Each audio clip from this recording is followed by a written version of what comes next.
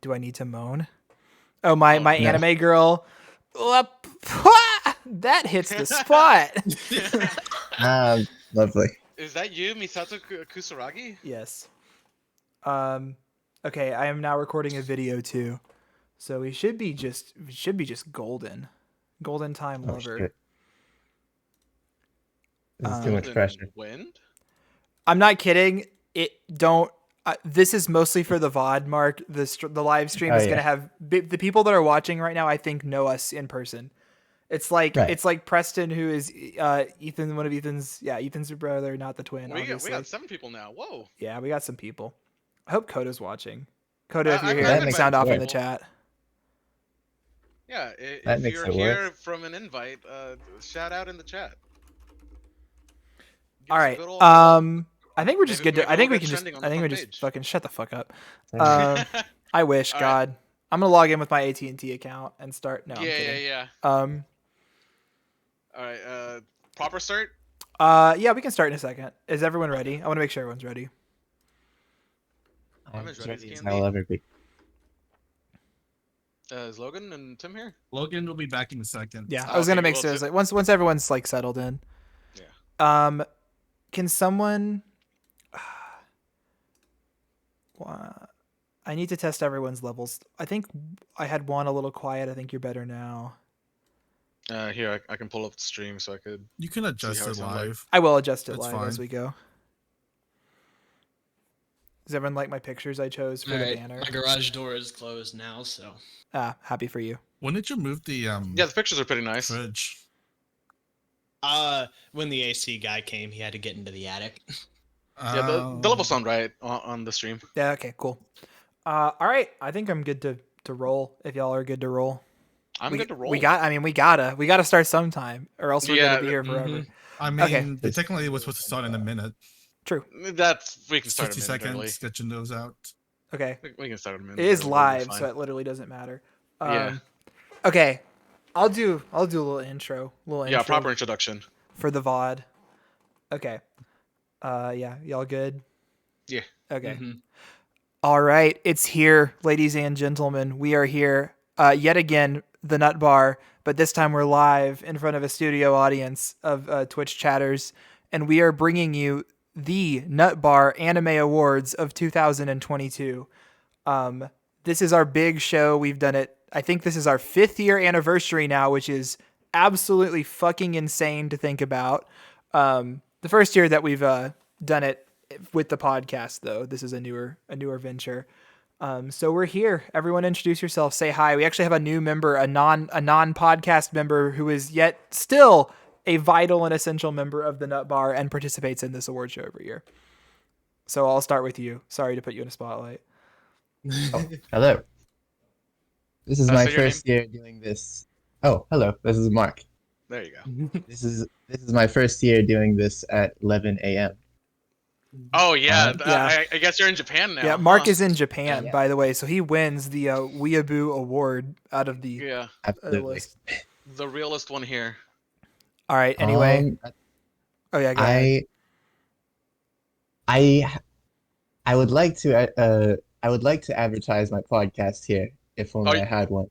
Oh, I was about to say, like, imagine if Mark had a solo podcast this entire time. I think we should get you on one of the real ones eventually.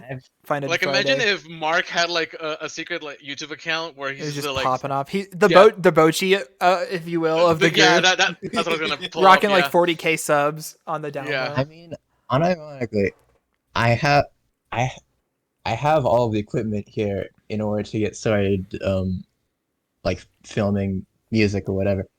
Hey, there you go. I bought a melodica, which I quite enjoy playing with the piano. Awesome. Piano in my left hand, melodica in my right. Yo, double fisting, double wheeled. Sick. All right. So it was only due to the constraints of filling out this list in time that I do not have that mic set up together in time for this stream. It's more important that you finish the list, actually. Yeah. All right. All right. That was a long introduction for Mark. Yeah. I'll go next since I'm talking already. My name is Juan. I go by Tex-Mex. I should have a lot of people here. Maybe I don't know. Who knows? Um, Uh, yeah, I don't yeah. know if we don't need to spend a lot of time on this. I'm Chris. Nah. Mm-hmm. Yeah, I'm Usually- Logan. On the podcast, I'm the guy with the freaky Sigurd head. Yeah. Oh yeah. I'm the Sans Miku, which is still peak. I'm Schmendrick from The Last Unicorn, and no one knows who that is, but he looks like But me you're in real also life. just yourself. Yeah. Does he act like you? I don't remember. the No, movie. not at all. Tim. Do I have an icon? And then I'm Tim. I actually look like myself. Yeah, his is just a That is chibi me. of him. Yeah. So me and him have that going. I could have just lied and said mine was custom art too, but it's not. You could have, and no one. Well, I guess technically it is because you did. I changed. Photoshop Yeah, it a I little. photoshopped the nose. Anyway, we're here. We're gonna rate all of these shows. We're gonna give out awards. We got a lot of fucking awards. A lot. They're split into different Okay. categories. We have best in character, best in genre. We have music, which is for openings, endings, OSTs, all that shit.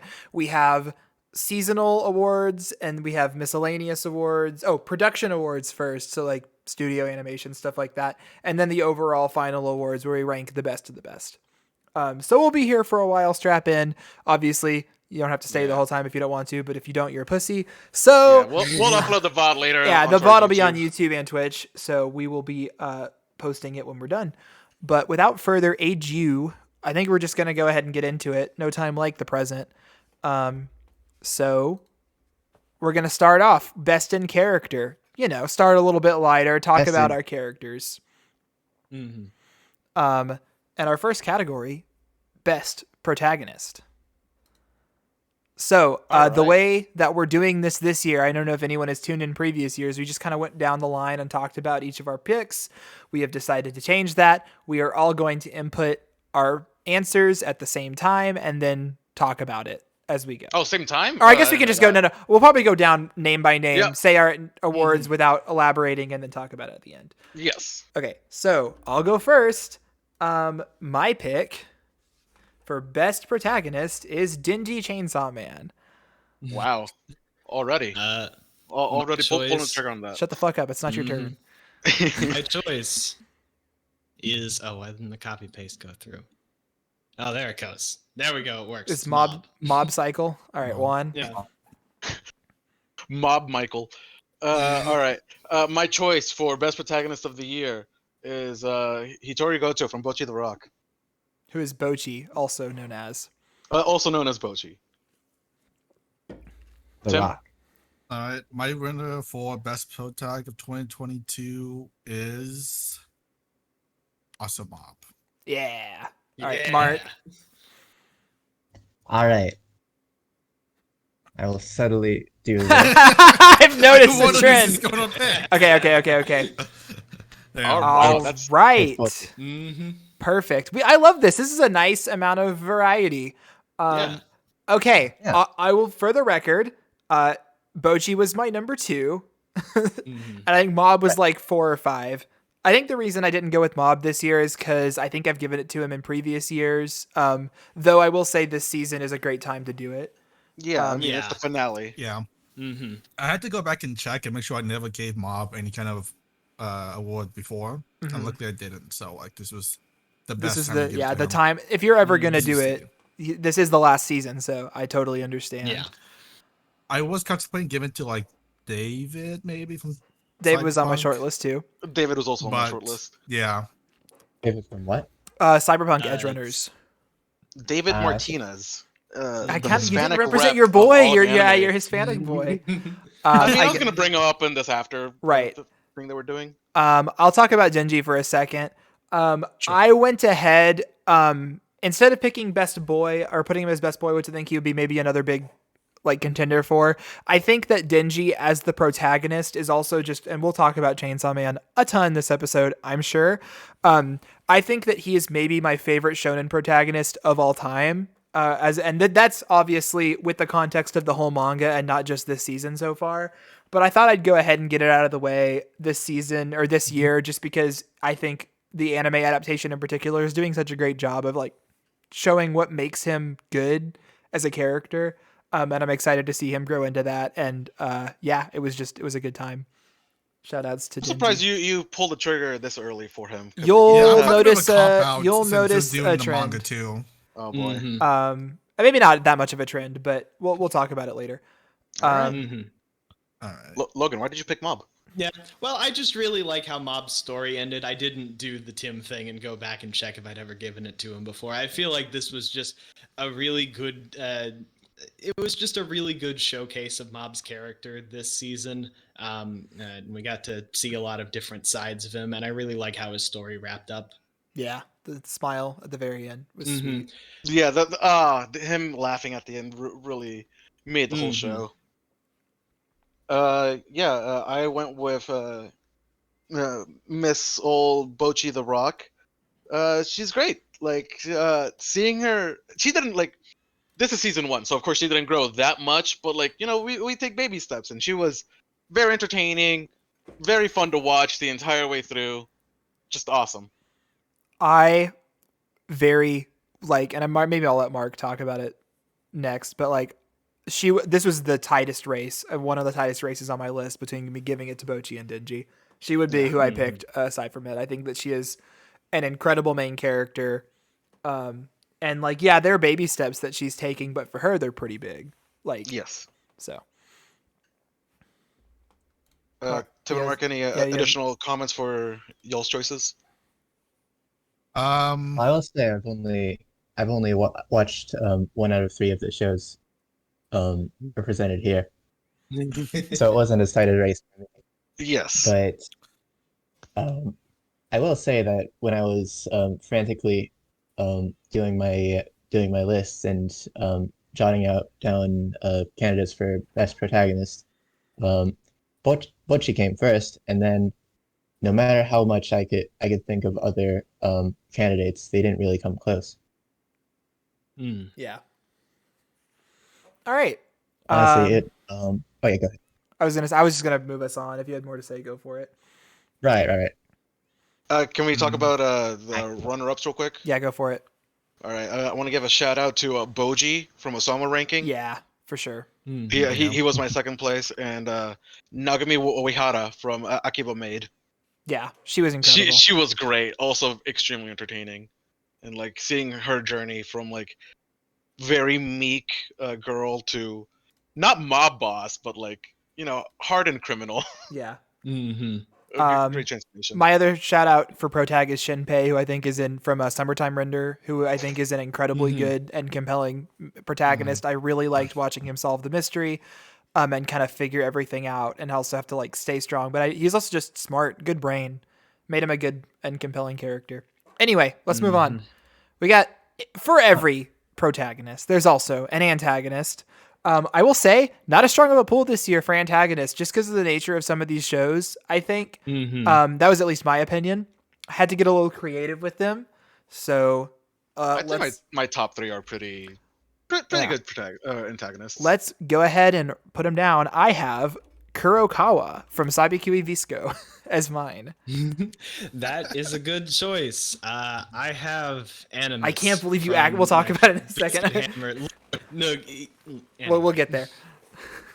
I guess this is the year for you to pick that, Logan. For me, I went with Enrico Pucci from JoJo Part 6. Seeing that whole resolution, but we'll talk about it. I went with Majima from Liquid Speed Coil. Okay, yeah. We got variety. Let's go. And Mark? Absolutely no. I absolutely no double pick. He was in my nominated 100%. Question. Hey, you got to put him somewhere. Yes, I have to put him somewhere. Best boy. Not that one. I had a whole discussion with Chris a couple days ago about whether or not he was an antagonist or not. Yeah, we can talk about it in a second. Right. Yeah. I guess we can talk about it now. I think that if you're being like objective and going by the dictionary definition of, someone in our chat has asked who wins. That's the great thing. So no one wins. We're not actually like picking a winner out of each of these. These are just our individual winners, except for a couple of them, and we'll get to that. We have some categories that we do every single year. It's that we have a championship belt, kind of like in wrestling. And so we pit the winners of those against the winners of last year. But if you stick around, you'll watch that process. But for right now, these are just our individual winners. Yeah, we're not necessarily deciding everything as a group. Mhm. We're just like, we're sharing our opinions. Yeah, that's more what it's about. These are just each of our takes. And, obviously if there's a majority, then hey, they won the category technically or whatever. Yeah. Okay, so Wakyuzen. Yeah, I think if we're being objective, then he doesn't really fall into the traditional antagonist role because he's not opposed to the protagonists who don't even really live in the same timeline as him. Obviously, is the robot or the new version. Later, they interact with him, but it's not the same thing. He is a guy that had to do some fucked up shit to save people, and it was morally dubious. But that's enough, I think, to qualify. He is still an incredibly compelling character, right? Yeah, I think for Wazukian, like he's the antagonist in that he moves the plot forward. Like he's the reason why things happen in the plot. Yeah, but I still don't know if he. Yeah, go ahead, Tim. Yeah, I don't know. He is definitely one of the most interesting characters of this year, and he does a lot of questionably moral things, like the kids, the scene with the kids and all that stuff. But like, by the way, for the whole awards, we're gonna go into spoilers. Yes. Spoiler warning. I'll put it in the description for the video too. But we have to. It's the nature of these types of shows. Yeah, it's an award, so we have to get into. We'll avoid like major ones if we think that they really matter, but yeah, or we'll try, or like we're not gonna like spoil mangas or like we're not gonna spoil I'm not gonna talk about the Chainsaw Man manga that hasn't happened yet. But if it's aired in the anime, it's probably fair game. All right, sorry, Tim, go back. Between Protag and Antag, he is probably more of an Antag, but he's more of like a devil's advocate. You know, when you say like, what if it's just the worst situation? He's not willing to do his hand, which is why he kind of feels more like an antagonist. But like, I was really leaning towards him, but like, I really didn't really think he like fit the mode super well enough. Logan, tell us about Animus as he appears exactly in the television anime. He Biscuit is Hammer. pretty similar. He just looks uglier, to be perfectly honest. Like I'm gonna level with you, Chris. I think a flatter version of Animus is still probably the best villain we've gotten this year. This is a weaker year for villains, in my opinion. Yeah. Like I thought about Wazukian, but he's just too, I don't know, he doesn't feel like a villain-ass villain, you know what I mean? Yeah. And that kind of goes into this thing. And I think what's motivation, Logan? What? What's his motivation? Animus? Animus? I know his motivation. He's a spoiled little kid. But does it make him a good villain? Yes. Actually, it does. It makes him one of the greatest. There are definitely some like spoiled kid villains out there. Like, no, he's a brilliantly written villain. He is one of my favorite antagonists of all time. I would have put him here if Biscuit Hammer got a good adaptation, but you'll notice this trend. If there was an opportunity to give Biscuit Hammer an award off the strength of the manga, I chose not to, as sort of punishment for the shit-ass adaptation it got. But I'm sure we'll talk about it a couple of times. So I think a lot of the anime really flattened the impact, and I think, I don't know, we'll see. But Animus is still a good villain. Did you consider Poochie at all, or like you just were like? I thought about Poochie. Honestly, part 6, it's one of my least favorite JoJo's parts, and that doesn't mean that it's bad. But like, I don't know. Poochie is just the center point of a lot of the like really weird stuff that happens towards the end of part 6, and I don't know. I could not in good conscience give it to him. I don't know. Like I really enjoyed his antics. Like I'd say he's like my second favorite JoJo villain, behind Yoshikage Kira. Oh wow. So ahead of Dio then? I was gonna say that's high on the list. I don't even watch JoJo's. Dio's not much of a villain. Like he's more of a force of nature. I like part 1 Dio a lot. But I do kind of agree with you. He especially in later parts, he's just like a big asshole, and that's like he's just like the Joker and the Joker, baby. All right, Tim, tell us about Majima. Give me a second. Okay. Then I'll talk about Kurokawa real quick. I think that Kurokawa carries. I like Sabikui Bisco. I think it was a really neat little show, with some really cool visual flares and world building ideas. But dude, he was the best part of that show, bar none. Backed up by a really good voice performance from Sugata.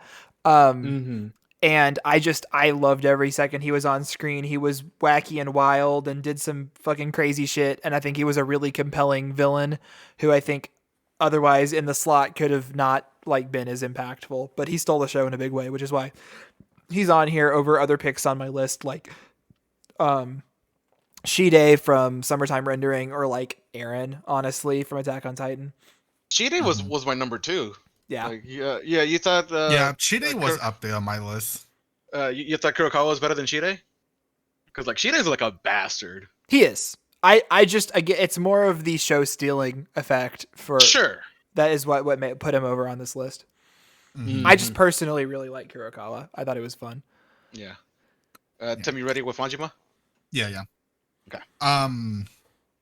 Majima is kind of like anime Joker in the sense that he just wants to like the world to burn, which just makes for like a villain. Except he's not just like the Joker, because Joker, I feel like, doesn't really have a reasoning, and he actually does have a reason. So it's like he's not just a villain to be a villain, but he has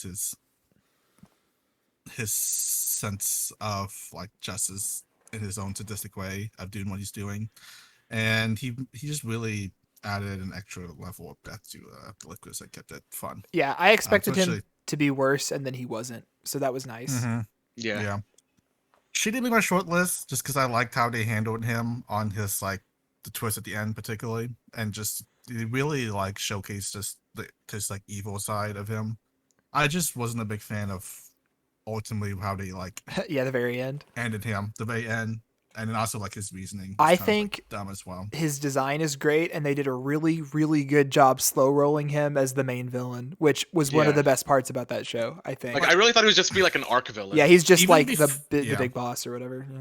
Even before like they did the reveal that he's the villain, like he was like slowly getting like creepier, more evil, like slowly Yeah, throughout the show. you start not even So- knowing if he's sentient, and then by the end he's like this all powerful god mode dude. So Yeah. all right, I think we Uh, should move on. Do some shout outs real quick. Oh yeah, go quick. Probably. All right. I want to shout out Miranjo from Osama Ranking. True. She was great. There. That's it for Okay. shout outs for me. Cool. Okay. Let's go on. Best, get a little spicier. Best Right. boy. We got All some. right, this one we are boys gonna here. decide a winner on. Yes. Mm-hmm. All right. I'll start us off. The reason that he wasn't in my protagonist list is because he won my best boy. You know what? That's fair. That's All right. absolutely fair. All right, it's time for Chris to get mad at me again. I'm giving it to Nagama. I've noticed a trend. All right. I mean, he's pretty good in the anime. I think I they've was like, handled him pretty well. Let's keep going, but Yeah. one. All right. I think mine might be like a bit of a dark horse. Kong Ming from Power P Kome. Hey, not a bad pick. Mm-hmm. Valid. Boji. Hey. Okay. Okay. I didn't give it to him last year, Oh. so this is how to give I it to him don't this think year. I did either. So I think I might have. Mark. What was that about it being a dark horse? Oh, Oh, 2 shit! for 2. Oh shit! Not that dark. Oh. Not a dark and not a horse, but Logan's is a horse. Logan's Or a true, horse of guy. the- Sure. Mhm. Okay, A guy damn. with a horse. All right, Logan, get it out of the way. Defend yourself in the court of law.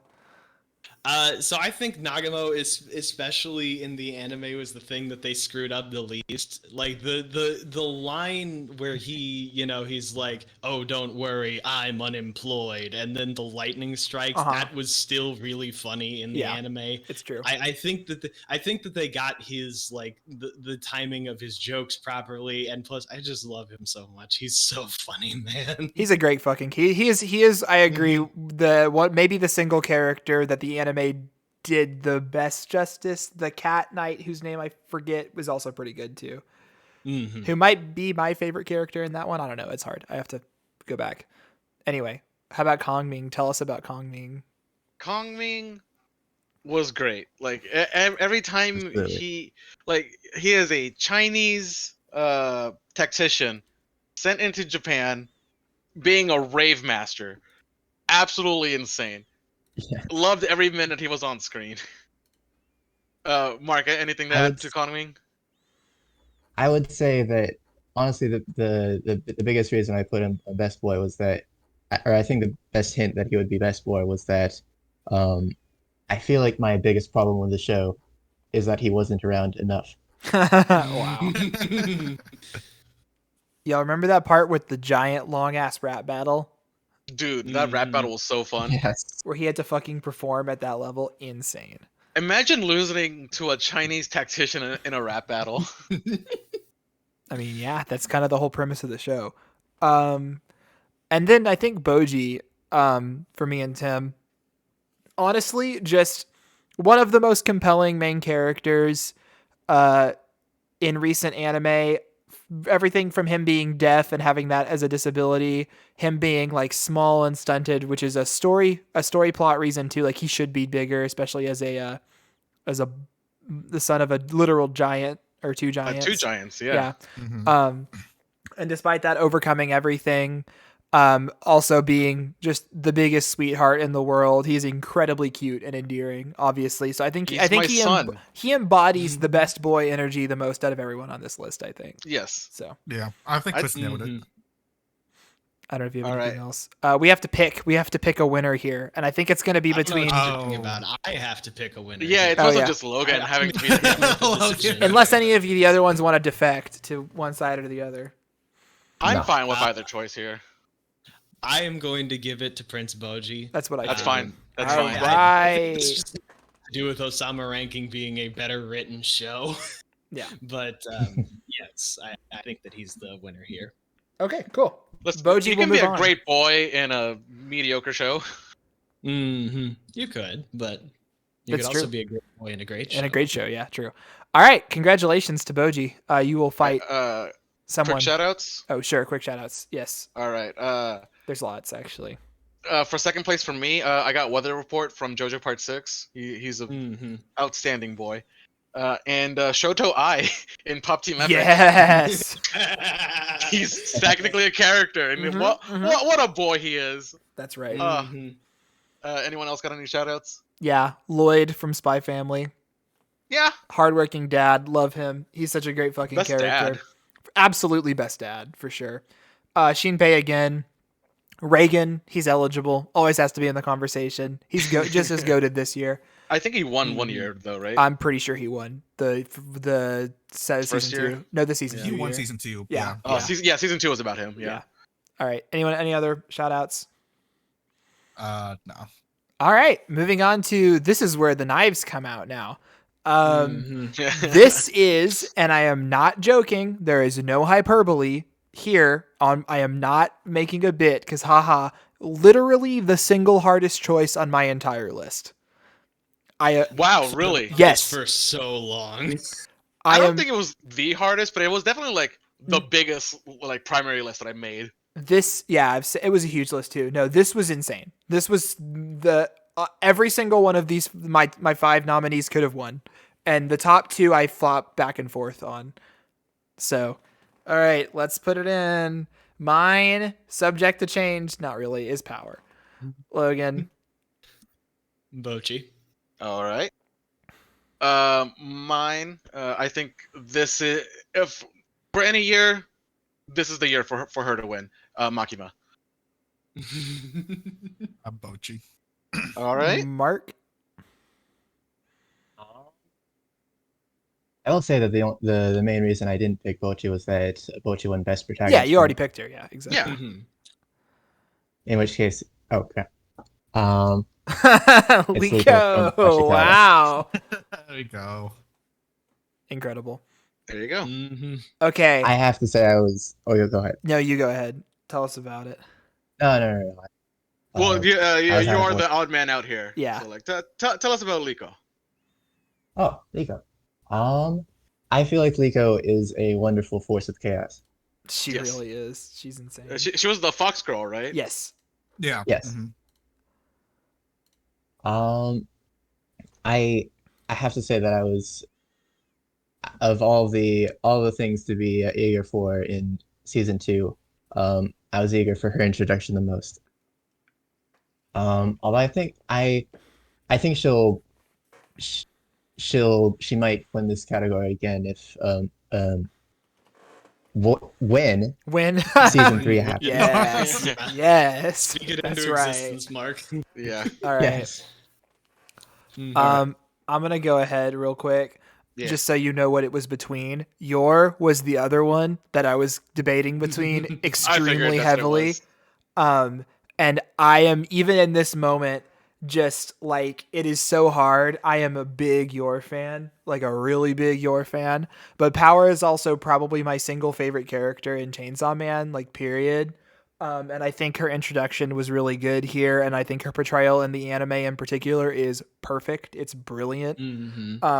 And I could have, like, and I had arguments for both her and yours. Like, I could easily see them winning next year. Like, I would argue that maybe that the part that will be adapted in the next season of Chainsaw Man is really when Power is the best. But Yeah, I figured that's when you would vote for Power. But because, like, I she figure, hasn't had like her much like I put shining moment Genji yet. here, I'm gonna go ahead and put Power here because I also know Spy Family is coming out next year, and so Yor will be eligible again too. It's, we'll make it work anyway. Yeah. It's all politics, really. Yeah. I went with Makima because manga spoilers. This No, is I the thought we best were. time to put her. I was put her saying, I in thought we were there. trying to not talk about manga That's it. spoilers. Like, Okay, yes, I agree. If the- you're gonna do it, you should do it now. Yeah. Yeah. Because right now, hot as hell. Though Goddamn. I will say, my favorite scene with her has not been adapted yet. It has not been adapted yet. Probably the first episode. It'll be very season soon. 2. Yeah. But like, as of right now, like, man, so hot. Every moment that she's on screen, like, and Mappa knows it too. Like, man, great. What a character. All right, Logan and Tim both choosing Bochi. This was a very hard decision for me because there were a lot of really, really good girls here. Power, as Chris mentioned, was on the short list, had to get cut. Momo Chiyoda, somewhere on the short list. I really thought had that was going to be cut. yours. I'm not going to lie. I kind of thought it was going to be that too, but every time I tried to cut Bochi, I would think back to that scene from like the first episode where she's leaving a bunch of crap out on her desk in the hopes that somebody will come up to her and talk to her about the stuff on her desk. God, it's so funny. And how I used to do that. Oh no! I can't do this. I can't cut her from the list. She's That's just insane. like me for She's real. just like me for real, for real. My Yes. reasoning for not picking Bochi over some of the other picks on this list is part of it is like raw sexual attraction. We cannot lie here, which I will admit a little bit less so for Power, but for Yor is like 80% of the reason I would have picked Yor. Is that I will be highlighting Bochi in other ways throughout the rest of the night. And I think that what makes Bochi such a good character is also featured in those other categories too. So, but we'll get there. Yeah, I mean, like, we also talked about her like in the Protagonist. Yeah. Tim, you have any more Bochi moments? No, I think Logan got it. She's just delightful to have on screen. Just her relatability and cringiness just shines through every single scene that she's in, and it's just I think Logan's got it. How about runner-ups? Yeah. Do you got runner-ups, Tim? I think you said most of them. I think the only one that wasn't said was Chisato from Licorice. Yeah, Chisato was great. Barely missed my short list, but is amazing. I love her so much. She's just got such good energy. This year was insane. There's so many girls. In. Top 10 girls all would have had a good shot. I don't know. Yeah. Anyone else? I have a couple, but anyone else? I mean, I got a lot. Keep it short. I know. Drop names. I'm just dropping names, really. You want to go? Yeah, go ahead. All right. Marin Kitagawa from My Dress Up Darling. God, I love Gyaru's. Yeah. Hiro Segawa from A Couple of Cuckoos. Tim and Mark know how much I went gaga for her every time she was on screen. Nanakusa from Call of the Night. Yeah, she's great. Man, what was that? Manic Pixie Dream Girl? Like, she's just that, but like, fuck, I fall for it. And Hitamuki from Futoku no Guild. Yeah. She is the entire reason why I thought watched you were that gonna put her as your winner. I'm not gonna lie. Yeah, I really thought she'd be a lot shorter. Nah, she was my number 3. Okay. Like, yeah, whatever. Okay, number 3 is a bit high. Yeah. All right, mine are. I already mentioned your Ranko. I am a little surprised that no one else has her. I'm surprised Logan didn't choose I mean, her. he's probably on her, or she's probably on his list. She got cut from the short list. It was a tough year. Healing from Osama Ranking, who is just the fucking one Queen of the Healing. yeah, Queen Healing, one of the best characters in that show. Fucking love her. And then Ushio from Summertime Rendering, who is absolutely my favorite character, and just one of my favorite parts of the show. Was on my short list. That I actually really need to I love Ushio. I think she is an Ushio incredible character. Mhm. One of the most compelling protagonists in a show that the whole thing of her being like dead technically in a shadow and yet like reformed and all of that, and her relationship it was good. It's good stuff. That's it for me. Mhm. Anyone else with a short list? I think you've about quite like. We should probably move on. Yeah. I Well, I Mark. quite liked Eiko from. Who? Eiko from Party Picome. Oh, Eiko's Eiko. great. Yeah. Oh yeah. There was a lot of Uh-huh. cosplays of her like at Akon. Right. Mhm. There's also Toxico from Futoku no Kyo. Yeah, dude, Toxico was really great. Or Toshika? Is that how you pronounce her name? Is that the poison chick? The poison chick, No, yeah. Right. Okay. Tokishiko. To- Her name is Toshiko. All right. Toxico. We gotta so pick. Toxico. We got to pick a winner. I feel like this one's pretty obvious. I mean, Juan, yeah. are you is yeah, Bochi there's good? two nominees, so Yeah. Bochi Bochi wins. wins. Yeah, Very but happy Bochi with that wins. one. I'm Totally. fine Very with easy. Bochi winning. All right. So, Now, Whoa! it's Me fine. I for changed real. the screen. It didn't happen on the stream. Okay, when you have great characters, there's also trash characters, and this is open to your own interpretation, whether this is someone you genuinely hate and makes you disgusted and sick to see on screen, or if it's someone that you love to hate and is like a lovable scamp or whatever, but is still, worst boy, trash can man, anything you want to go with that. So, I will start us off. I have finally getting his time in the sun. I know he was a short list a couple years in a row. Flosh from Attack on Titan. Oh fuck, dude! I didn't even consider him. The What wor- a fucking I was gonna bastard! say the worst, especially this season. Logan. All right, I am going to give this to Anasui from Part 6. Oh, him, yeah, the Mhm. pink-haired guy. Pink-haired guy. Yeah, he's annoying. Oh, like a good yeah. annoying. This is a loving worst boy, but he is cleanly the worst boy. Yes. Okay, so there's your JoJo Part 6 rap. All right. Me, this is not. When I say this is worst boy, I mean this is worst boy. Kazuya Inoshita, the protagonist of Rent a Girlfriend. Fuck him every single time. Tim. Alright. I had someone, but then Chris said Flosh, they gave me PTSD, so I think I have to change it to Fuck yeah. Flosh. Who'd you have before? You have to tell us though.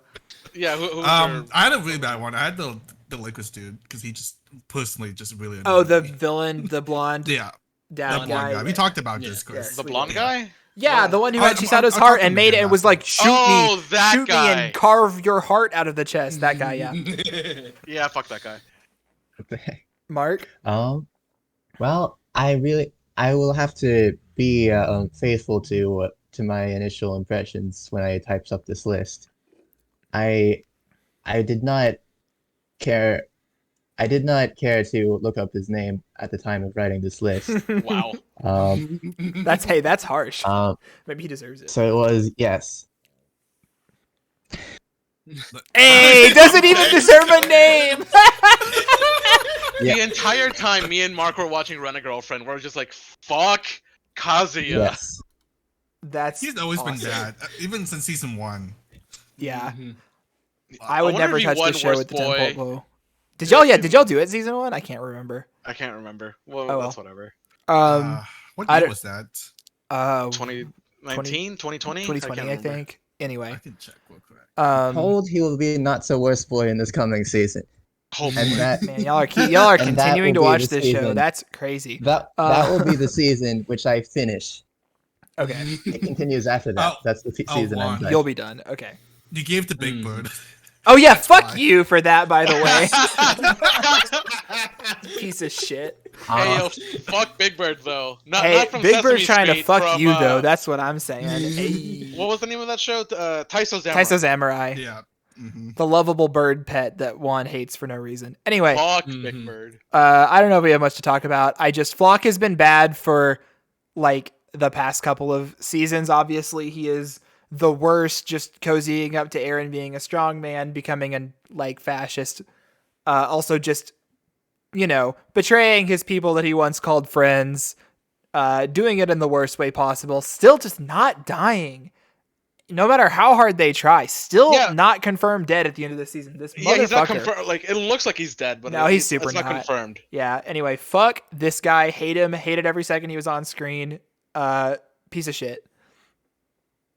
Anyone else? Any thoughts on AOTY? Yeah, Anasui's entire motivation for doing anything he does in the plot, up to and including saving the world, is that he is horny for Jolene.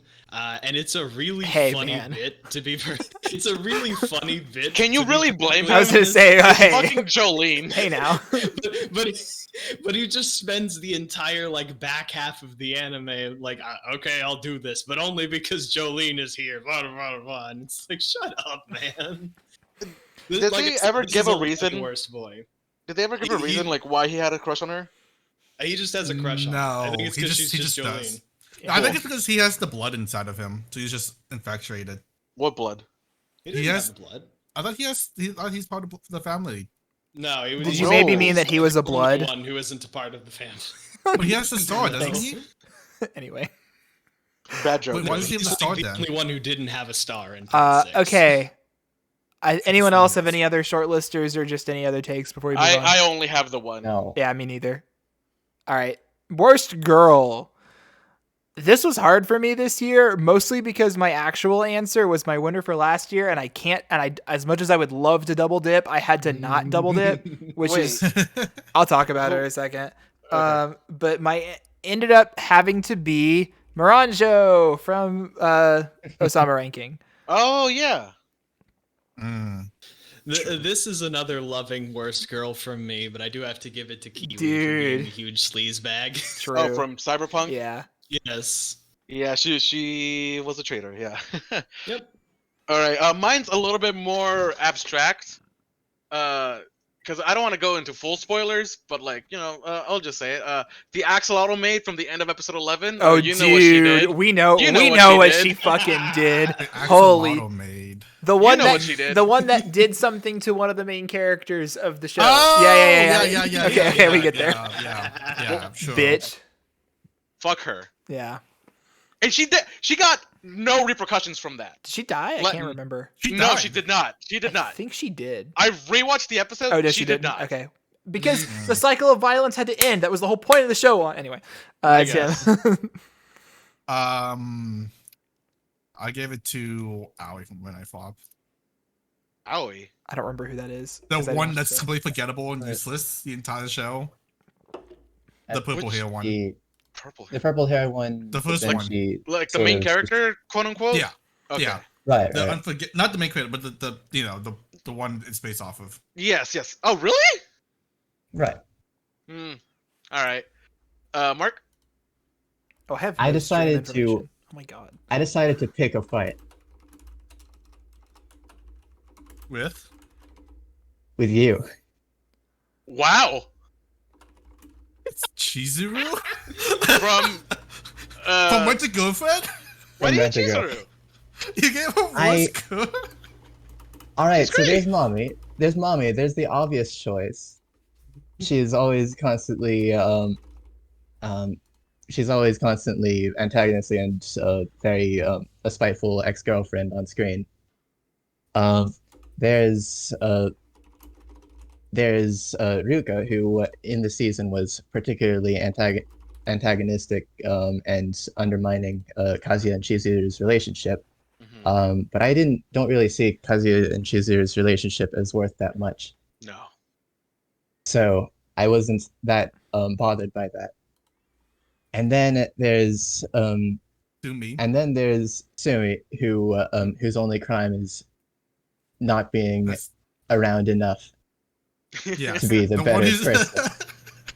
And then there's the one who is along with Kazuya responsible for my misery. It's Chizuru. Yeah, again, y'all don't have to watch this television anime. I'm just telling you, you have We're a gonna way watch out. one more Chris, season. like we hate watching the show, and then like at the end of the episode, it's like, oh shit, well now I gotta You watch. gotta watch the next next one. I get Yeah, I it. gotta watch Every the next single We time. gotta wrap up episode. the last arc, Yeah, and then yeah. we'll be done. All right, I'm gonna talk about mine real quick. The one who I wanted to give it to was Ren Yamai from Komi, because yet again, every single second she was on the screen reduced my overall happiness by like 90% and made me want to turn the show off. I fucking She hate didn't her. have as She, much of that a is moment. another reason why she's not the winner, is because she was less present. Also, I would be double dipping. Still hate her though. I didn't really Yeah. have that many other Hey, who? like, huh? Renya Mai, the She was the red haired girl. girl, the Stalker chick yandere from that is Komi. like obsessed with Komi. I see. And is Yeah, the yeah. worst. I picked Miranjo because like this is more of a loving one, but dude, she does some fucking war crimes. I like, and I get it. Like God forbid a woman does anything, right? But like, you know, we have to draw a line somewhere. And Miranjo, she did it all because she was down bad too for a fucking married, or I guess he wasn't married for, I don't know. It was all a mess. Boss is just as culpable in a lot of these ways too, but yeah, I give it to Miranjo. Yeah. Any other thoughts here?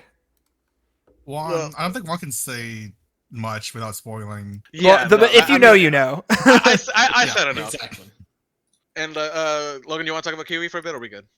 I mean, Kiwi was a sleaze bag before she sold out the whole party, and then she sold out the whole party, and I love her for that. But she's also, you know, a sleaze bag, and you have to Yeah. call a spade when Great you're character doing design. the worst girl category. Oh yes, amazing.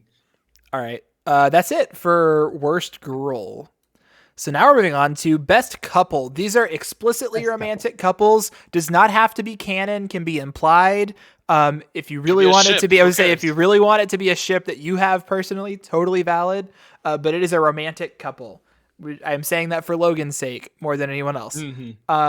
So without further ado, I have, and I've talked about this already a little bit, Shinpei and Ushio from Summertime Render.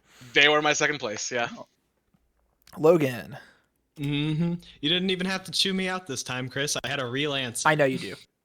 He has a name, Shirogane. Yeah, Shirogane is his His name. President. Kaisho. All right, whatever. Okay. They don't end up yet, but like, god damn it, they're so fucking adorable. Gojo and Marin from Just Up Darling. Valid. Kaguya Miyuki Yeah. had, you know. I mean, it's their is year. The 1 year you have to do Yeah. it. You know, Yeah, this is the year for them to do it. Mark. I dip into a show that I didn't watch. It's allowed. It's allowed. Oh, that's right. That's right. I remember You've read now. the manga. We'll let you do it. Yeah, Yes, I've you read That's the manga. fine. It's fine. You can do it. All right, yeah, yeah. I mean, Again, it has to be really. If it's gonna be, Seriously. it's their year, dude. Like, It's there. This Oh, is the yeah, chance. I thought you were gonna Mhm. choose the couple from the Power Ranger show. Oh, that, I mean, He's watched a that Power was- Ranger show. that was my choice. But then I realized, crap, I didn't type their names, okay. Awesome. and I was thinking, you know, I might as well give this. I think this is a very easy answer. Yeah, for sure. For the Power record, Ranger couple, yeah, go they ahead. keep though. I approve. They're cute though. Uh, The couple from I- Love After World Domination. I am a huge Kaguya stan, and this season was fucking perfect, and the whole setup and that entire episode was as well executed as I could have ever hoped and dreamed for. So I am perfectly happy. Kaguya Prez were high up on my list too. I just wanted to highlight Shinpei and Ushio, who I think are really just the emotional core of Summertime, and one of the reasons that I liked. I was really, really cheering for them, even though I was so certain that Ushio, because you know she's dead at the beginning of the show, and you're like, she's probably gonna stay dead too. But I just didn't want it to happen. I was like, I thought they were super cute together. Their interactions were very cute, and it was great. They make a great couple. They support each other really well. And Mio is just in the cuck dimension, just as deep into the cuck shed as you could possibly go. She is so fucked. If As you're a she should. sibling of a romantic interest, you're not. Nothing's Never. happening there. Never. Not gonna work. Interdimensional cuckoldry. Yeah. is this I Gwen like- Belt? No. Okay. Right? Yeah, I don't think this is a cat. Right? Couple's not. What's up? Couple's not one of our championship ones. No. No, It's not. Mhm. No. But the thing I like the most about Kaguya and President finally getting together is that it's like it was them just kind of sort of taking off the pretensions of the series for a little while. Like Miyuki takes initiative, he actually does something, and it's a big goofy plan, yes, but they're being, what's it called? It wasn't like they kind of like accidentally lucked into this confession or anything. It happened because Miyuki decided that he wanted it to happen, that he needed it to happen now because of the Stanford thing. I just like that there was like a lot of forward momentum in this season from this couple, even before the confession. Yeah, you could tell it was, if you were paying attention, that it was ramping up to it. Yeah. Which is also what makes Kaguya so good, is that we are a little under halfway in the manga, I think, right now in this adaptation. Maybe you're right at halfway. So you have so much more to see out of this. Trust me. Yeah. Are we gonna get like 6 seasons of Kaguya? I hope so. 6 seasons in a movie, baby. I am maybe more Let's than one go. movie. I would be ecstatic if that was the case. Juan, you want to talk about Gojo and Marin at all? Or Yeah, Gojo and Marin, like I think it was like episode 4 or 5, when they're on the train on the way home from a con, and like Marin realizes her feelings for Gojo. One of the cutest moments I've ever seen in I've seen that anime, scene. like period. Holy shit, I love that moment. And then like the rest of the show is just kind of like them like flirting, not flirting, and like Gojo just being like dumb-headed. They're really adorable. They're like goals. Hashtag goals. right. Now, this is a bit of a weird sentence to say, but I thought the scene in the Love Hotel was really adorable. Yes, it was.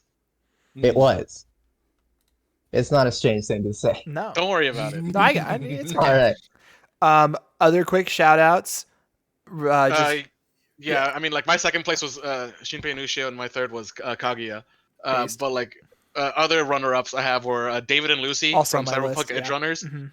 and Anzu and Tsukasa from Romantic Killer. Yeah. The other boys didn't even have a fucking chance. It's over. No. Like never. it's literally just those two. Um, I love not. Fuck, I already forgot his name. Kyo from Fruits Basket. yeah. He's I a love sweet boy. chill Kyo. My biggest runner-up was Shamiko and Momo from Machikado, because I don't know if y'all watched episode 6, but goddamn, That was gay.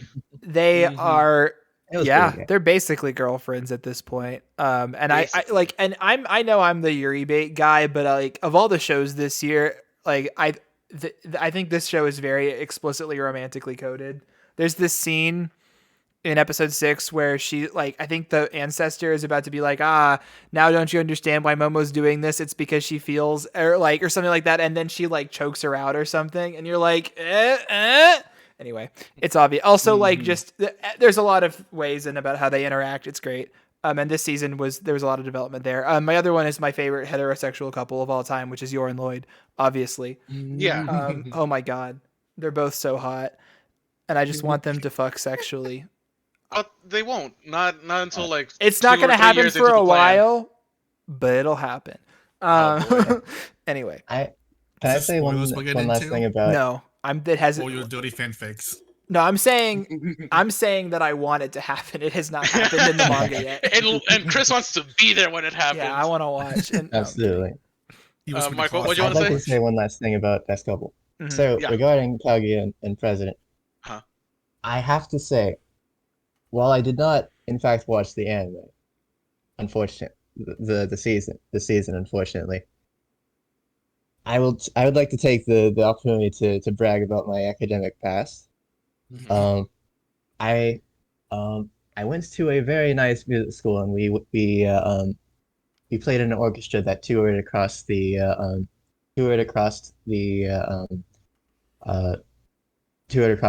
New England.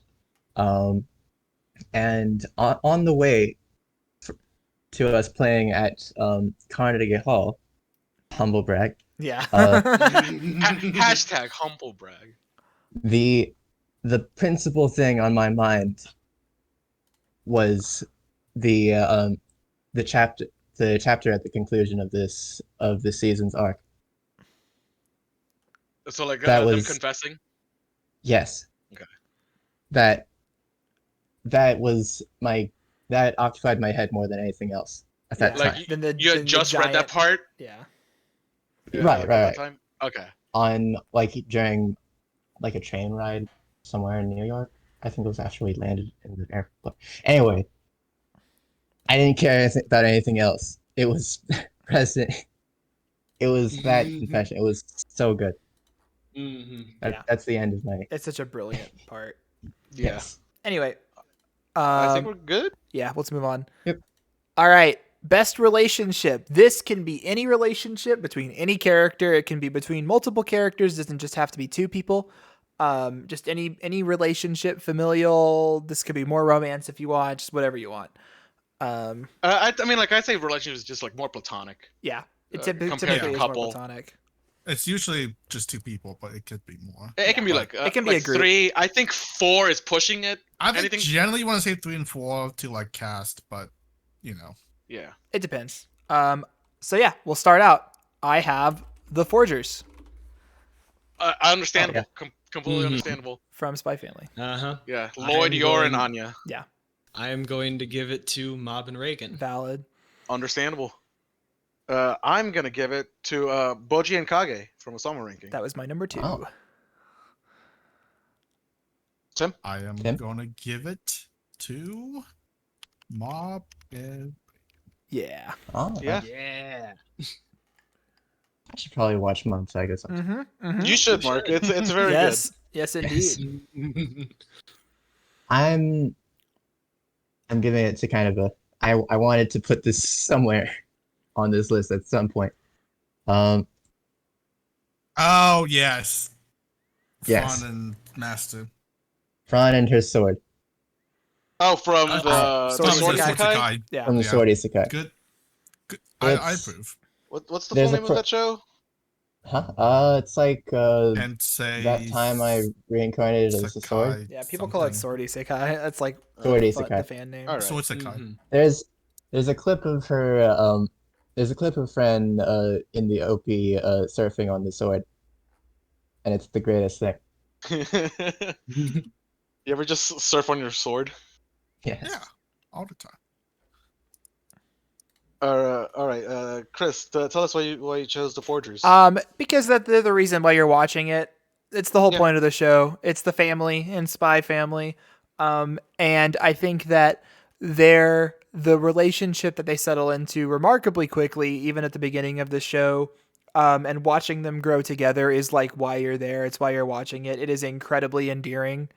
Watching Lloyd through this like facade of he's doing a job, like become just a genuinely great dad, and York, even though she has like so little experience with it, becoming a really good mom as well, to their adopted family, and it just growing together. They're the best part. It's amazing to watch. I'm a big fan.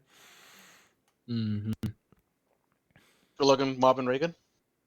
So I really liked. I feel like I like a relationship, especially in this season, because what's it called? It's when Mob finally like moves up to Reagan's level. Like they start seeing each other as relative equals.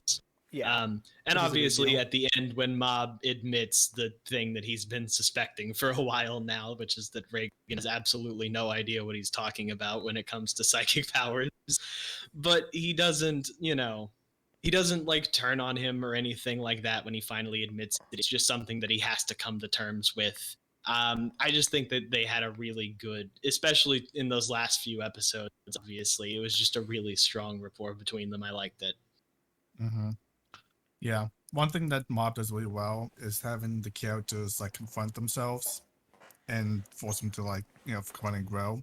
And Mob and Reagan has this really great dynamics that kind of like eggs them on to encourage them to grow as characters, whether they know it or not. So, had to give to them. Yeah, I think if you're gonna give it, I think maybe last season it would have been a good argument for it too, but this season especially, if you haven't yet. Mob was getting there, but he wasn't quite. No, like they his have own that person. really good moment. There's that episode They after do, yeah, but, yeah. like- That's one of the best parts about that season. But I needed Mob to get to where he is now. Yes. Where they're like Yes. Logan's with their equals. Even like if that Reagan scene admits where his Mob- wrongdoing, yeah, this is the level where they get together on the same. Mhm. Yeah. Like that scene where Mob is like confronting his like psychic calf kind of thing. Like that seems like really raw. All right, Boji and Kage. Yeah, Boji and Kage, they are brothers from another mother's. Yeah. Like seeing them interact, like brought me so much happiness. Like Kage like translating for Boji, and like it made me think that like if this was like a game, like Boji's the silent protagonist, like Kage's like the Navi essentially, like talking for the protagonist, but like also inserts his own personality into like what he's translating. Like Kage's great, and like I just love the two of them together. I can't wait for season 2, seeing more of their adventures. It's gonna be great. Yeah. Just seeing them be inseparable and just be extremely supportive so fast. It is one of my favorite friendships in anime. It is incredibly cute and just kind of the emotional backbone of the whole show. They're in it together, Mark, Logan anything Master? else for Friend and Master? I'd say that watching them is pretty much the entire appeal of the anime. Mhm. Yeah. Yep. There's it's a very genius move, I would say, to take the standard isekai thing of reincarnate somewhere and get all these powers and be on cheat mode, and then separate the person who did the reincarnating and the person you're supposed to support as a protagonist. And I think it really works. Yeah, it's a neat little trick. Wish more of the Right. isekais, the 20 isekais this season, would learn from it. Don't worry, Yes. don't worry about it. All right.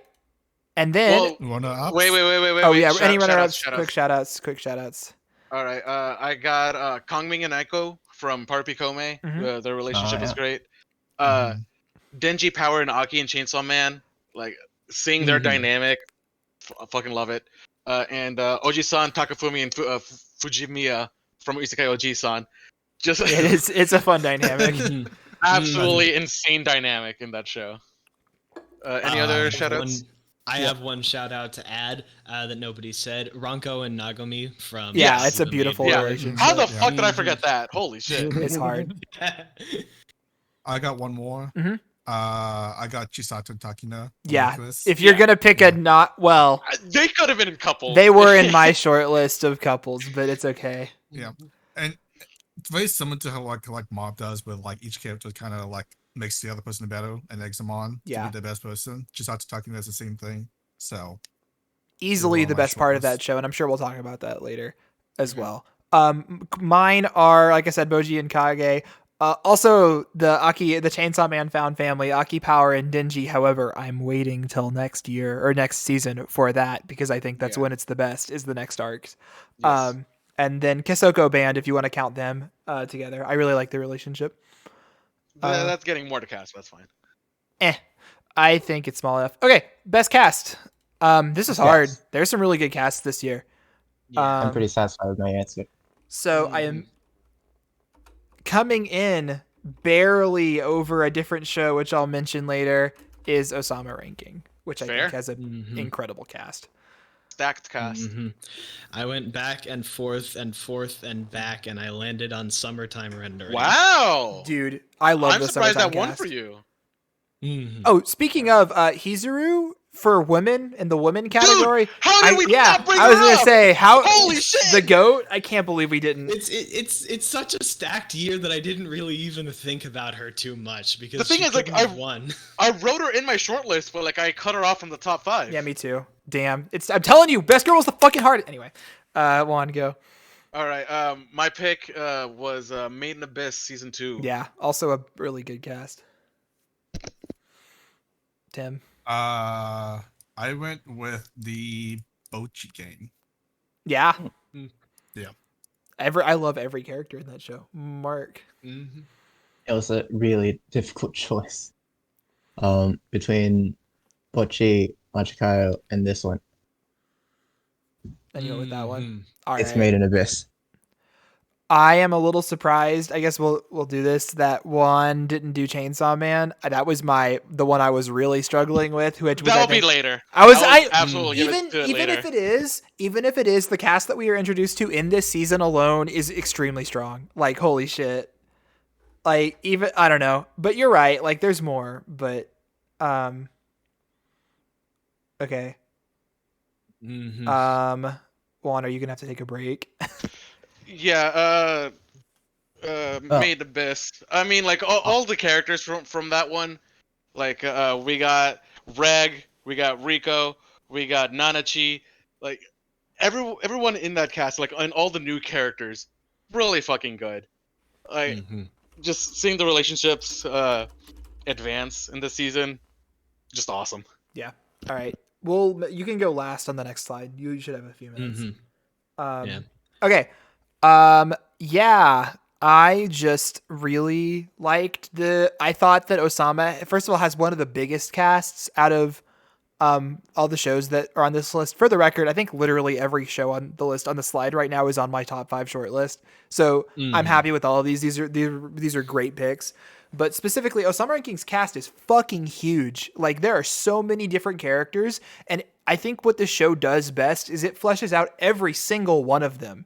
Like they all have motivation. We were watching. Me and Logan were watching this episode for the list, and these fucking dogs that Miranjo like enchants to kill healing or whatever. You get their backstory and see their wives and kids and how they're actually really nice. But they're what I mean. It's just there's so many like small characters to get excited about their arcs or whatever. Like the ogre that was like a brute or whatever that Boji becomes one of Boji's best friend. Like.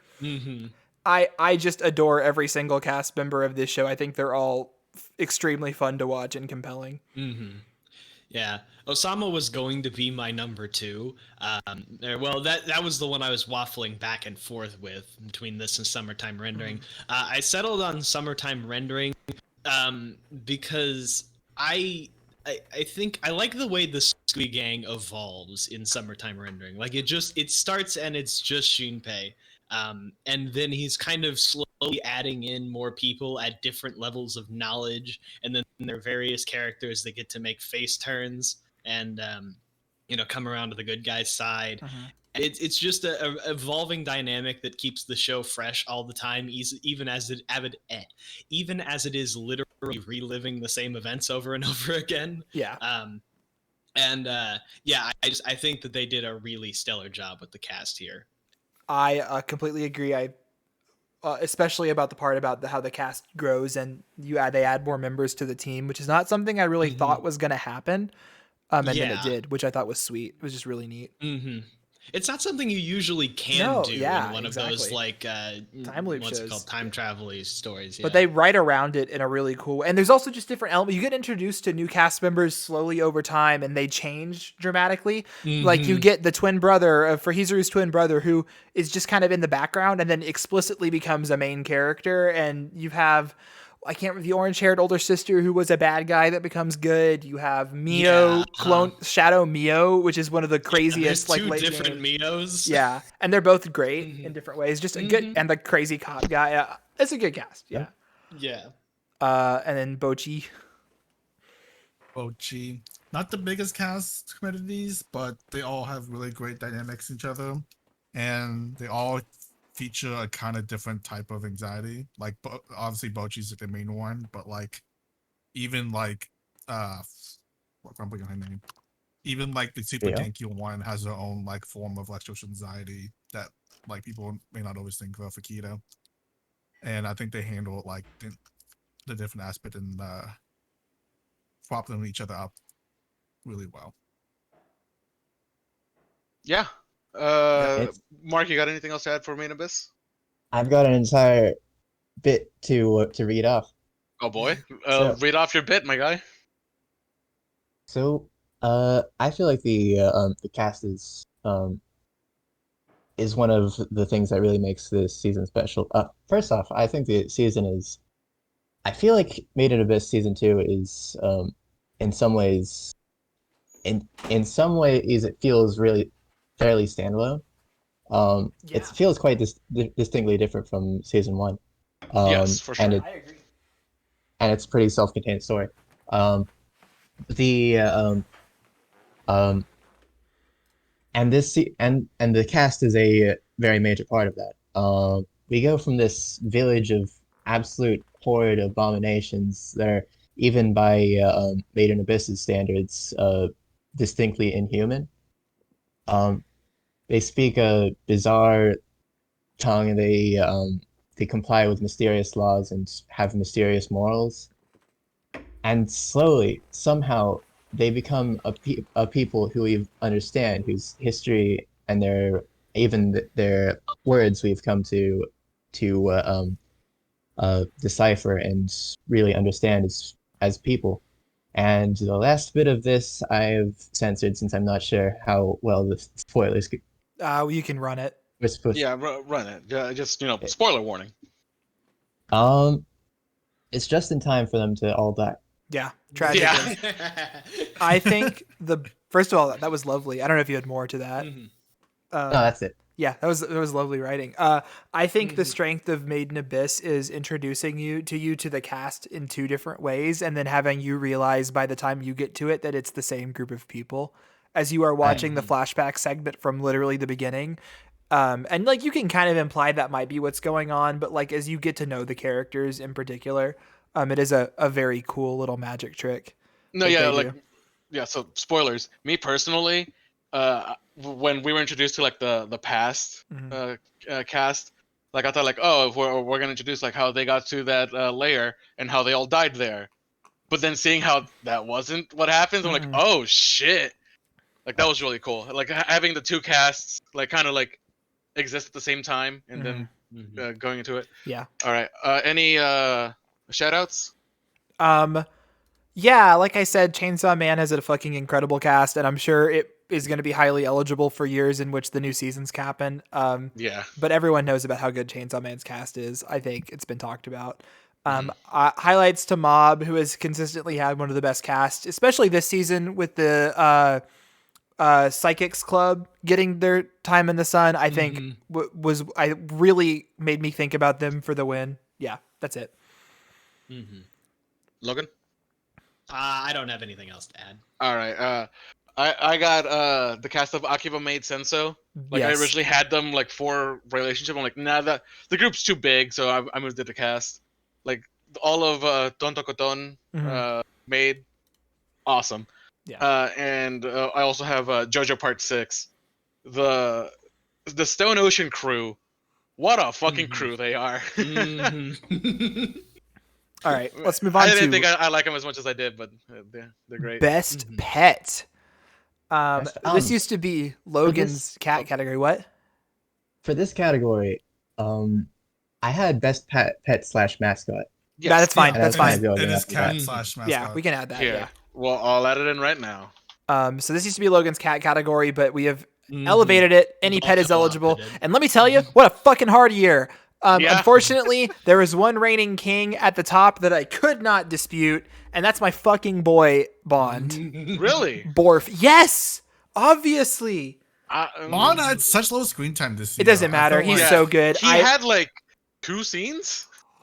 he had his one arc when we introduced him, and that was it. Yes, and that's And then, enough. like, a scene I after. love Bond so much. And then he shows up in the background, like Yeah, after because that. he's a Doesn't do dog, anything. bro. Anyway, we'll talk about it later. He's a Logan. dog with superpowers. True. Like, Well, as far as this being a pet category, technically, it will always be a cat category for me. And this year, I have only one thing to say to you: Tokiwakita. Was this From, your pick? Ma- Okay, you Machikado? didn't get to give it. That's right, we didn't, Yes, because this we is were from late. Machikado. Yeah. Okay. Yeah, Machikado season 2, baby. Did he have much screen time? I don't remember. He was in season 1. Yeah, Well, but like was in season 2? Did he have much screen time? he shows up. Yeah, He's yeah, there. he shows up.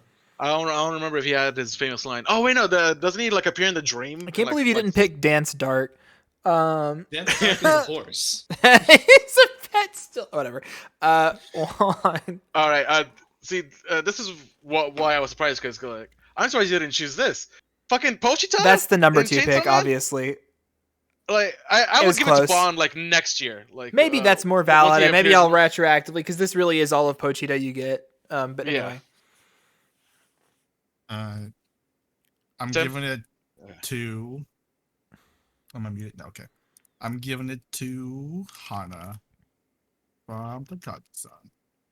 It is hands down the cutest cat I've ever seen animated. Cat. Okay. In all of existence. Wow, Is Logan's like I gotta do research now. Is it like the main character's cat or Takagi's cat? It is a cat I can use just for the movie.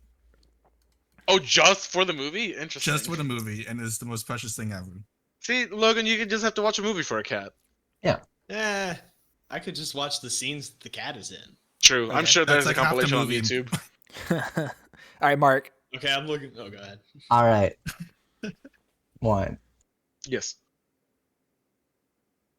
Dude, the squirrels from Futoku no Guild? Yes. Oh my god. What did you mean by this? Someone include me in What? They Logan. are They're- they're like little squirrel maids. And like Yeah. all they do are they squirrels or are they chipmunks? I don't know. Whatever. Whatever. They're adorable. They don't say anything. They just do little squeaks and they just clean and like Yeah. because the characters There's- always leave a mess. So like they Right, just right. clean up and like do There's- cute things. They just circle around in the background, and you're just like, oh, there's squirrels here. How They're nice. adorable. Wait, no. Fucking I'll wait goddamn. until later for my short list. Anyway. It seems like Chris is making a change. Yeah, I think Substitution? the fact that I can pick Bond in future years is valid. I'll go ahead and do Pochita, who I agree is the one of the. You know who? Honestly, can I do both? Am I allowed to give it to both of them?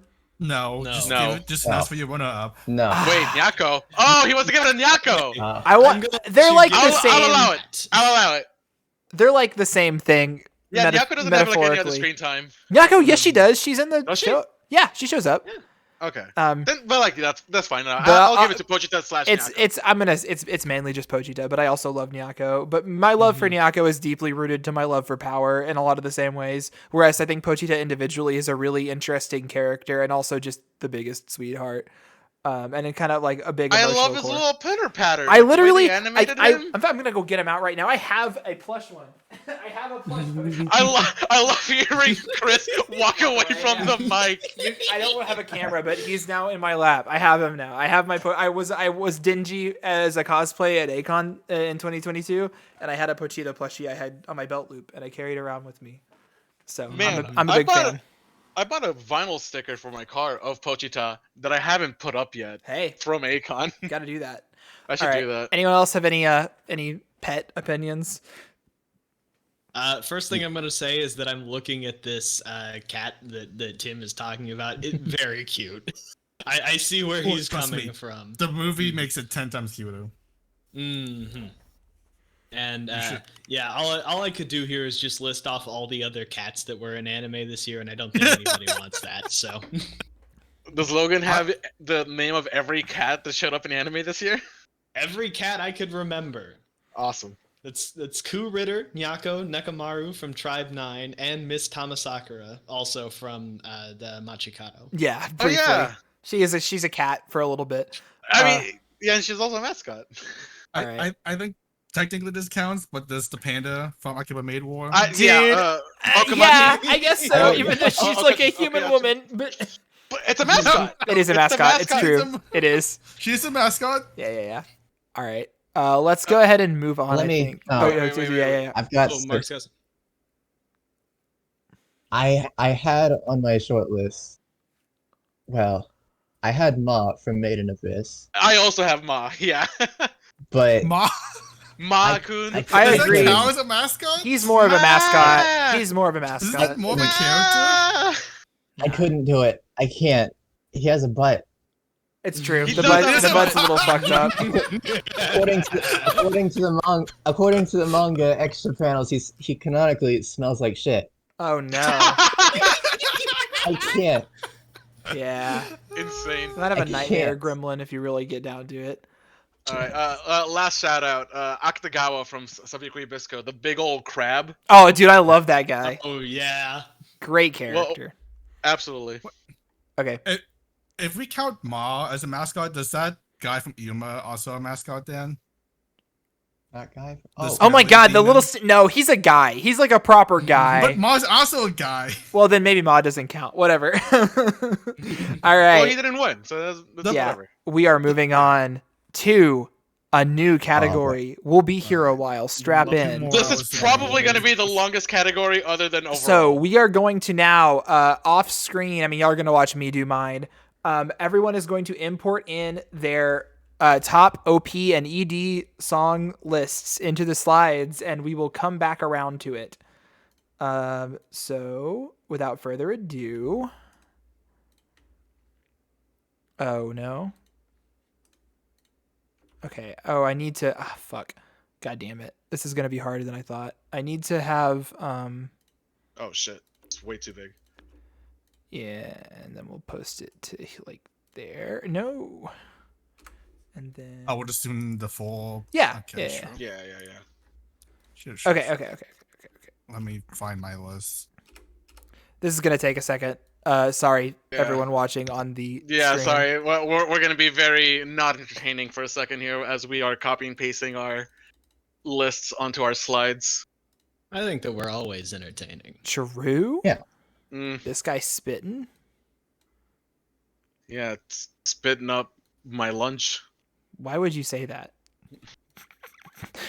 So why? Okay. Then. All right. I'm good to go. But like, since Chris goes first, we are essentially under his. Iron Thumb. Yeah. I'm just trying to make it look right. Like the opportunity for a quick bathroom break. Yeah, that's a fine. Yeah. You go last, so you're fine. PowerPoint sometimes is my enemy. You know what? I'm gonna work on my ED real quick since this is I gonna was be. like, yeah, I'm gonna do the. Yeah, you exact might same as well thing. just do both. I was gonna do both, so I think that is a good idea actually.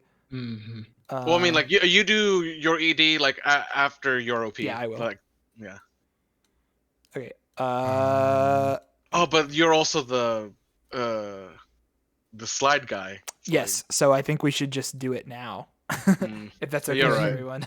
You're right. Yeah, I go ahead. guess we'll just vamp for like 5 whole minutes. You know you're leaking your entire. Yeah, it's unavoidable. Like, I mean, yeah, everyone's gonna you get can to. change scenes. I don't have an in between, so they just get to see it. Wow, slacking. Oh, Unprofessional. not true. Plus ratio. Chris, you can't just say plus ratio every Hey. single time. He's watching too many Ludwig streams. That's all it is. I like saying. You can tell, huh? Yeah, that's how you can tell.